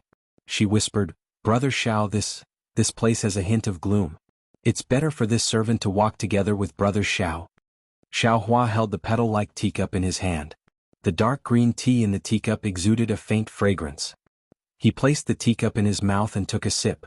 A pure world spirit chi penetrated into his internal organs from the tea, giving him a very comfortable feeling. Hearing Princess Baihua's whisper, he couldn't help but smile. "Fellow immortal Xn, why did you come to this auction? Who invited you here? Who are you supposed to be with?" AI, this servant only wanted to see the excitement. Who knew that the auction would be like this? Princess Baihua spoke halfway and stole a glance at Ao Shui, who was talking to old monster Ji Feng. She stopped and said faintly, "Fellow immortal, I don't know if you've seen the heirs of the Copper Pillar country's royal family.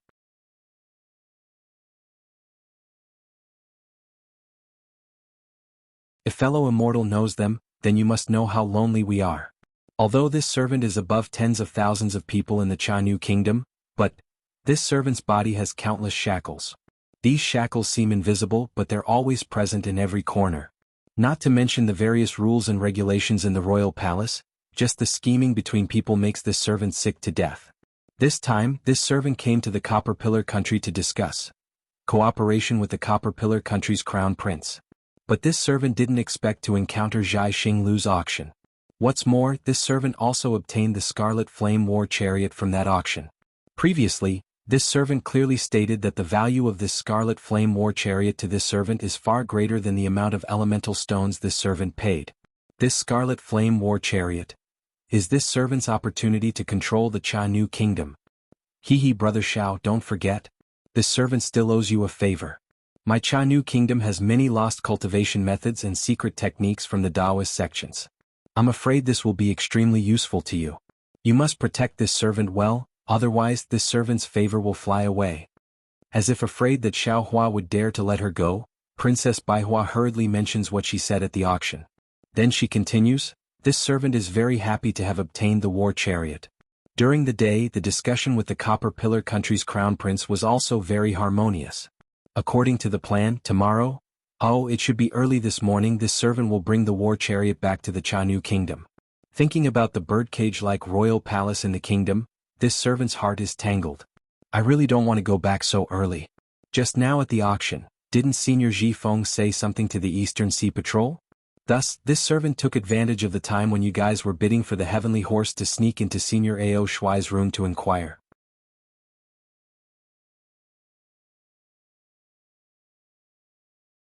After this servant offered more than 10 jars of my Jianghu kingdom's new wine, Senior Ao Shuai finally relented and agreed to bring this servant to watch the fun.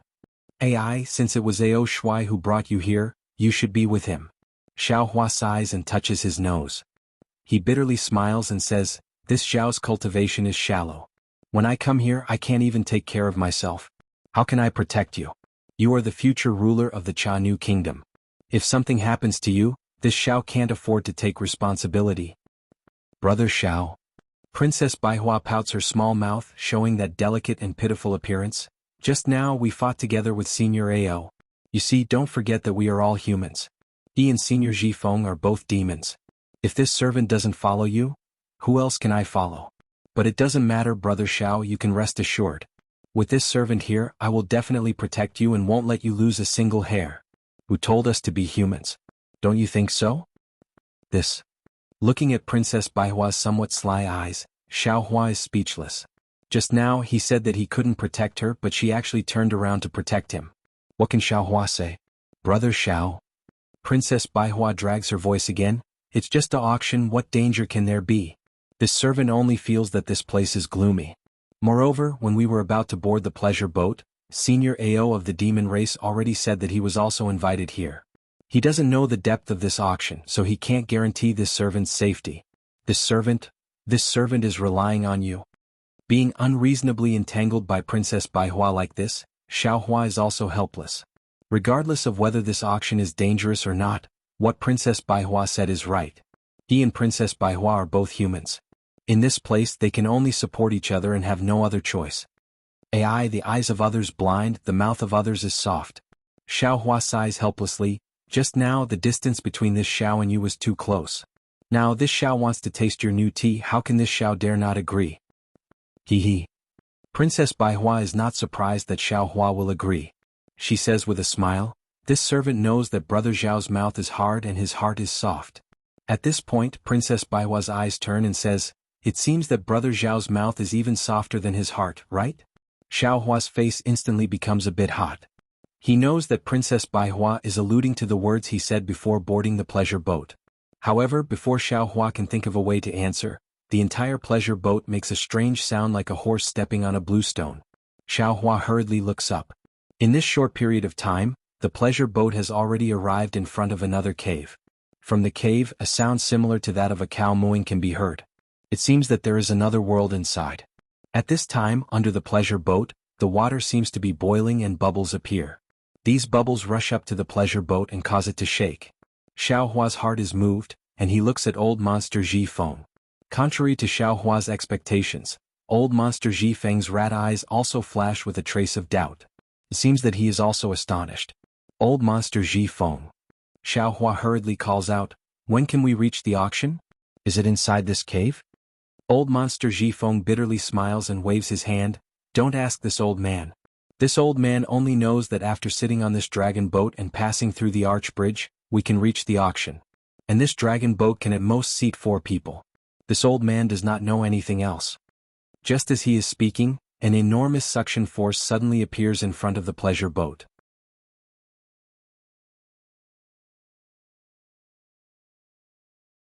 Everyone's body slightly leans back, and the entire pleasure boat rushes into the cave faster than flying swords. Boom. Inside the dragon's head in front of the pleasure boat, a completely different fluctuation appeared. This fluctuation overflowed into the cave, emitting a violent rumbling sound. As this rumbling sound rang out, Xiaohua felt his eyes widen slightly. Soon after, a sound even louder than this rumbling sound rushed into his ears, as if 10,000 drums were beating at the same time. Deafening sounds are exactly what Xiaohua was thinking. This. Amidst the countless rumbling sounds, Xiaohua releases his divine sense. After seeing it clearly, he gasps. The pleasure boat rushed into a huge abyss. Behind the pleasure boat, the river that was dozens of feet long rushed out of the cave like a snow-white dragon. It roared as it rushed towards the bottom of the abyss. When the water hit the rock walls, it made a loud noise. There are probably dozens of snow dragons like this in the abyss. These waterfalls all make the same loud noise. In the abyss, aside from this sound, there is only floating water. The pleasure boat rushes into the abyss and only pauses for a moment before falling into the abyss again. Xiaohua is shocked, but Princess Baihua's scream has already sounded. Unfortunately, Princess Baihua's scream is like an ant's in the abyss. Even Xiaohua, who is close by, can't hear it clearly. Not good. Xiaohua is shocked. He immediately activates the little bit of magic power in his body. Before he can use the flying talisman, the veils around the pleasure boat suddenly rise like wings. Waves of graceful music actually comes from these veils. You're tuning in to the Han Li's Wuxia Adventures YouTube channel. We're so grateful for your support, and don't forget to subscribe to join us on this incredible journey through captivating stories. Your generosity through donations truly makes a world of difference, as it's the primary source of revenue that allows me to expand and enhance this channel for you. Thank you from the bottom of my heart for being a part of this adventure.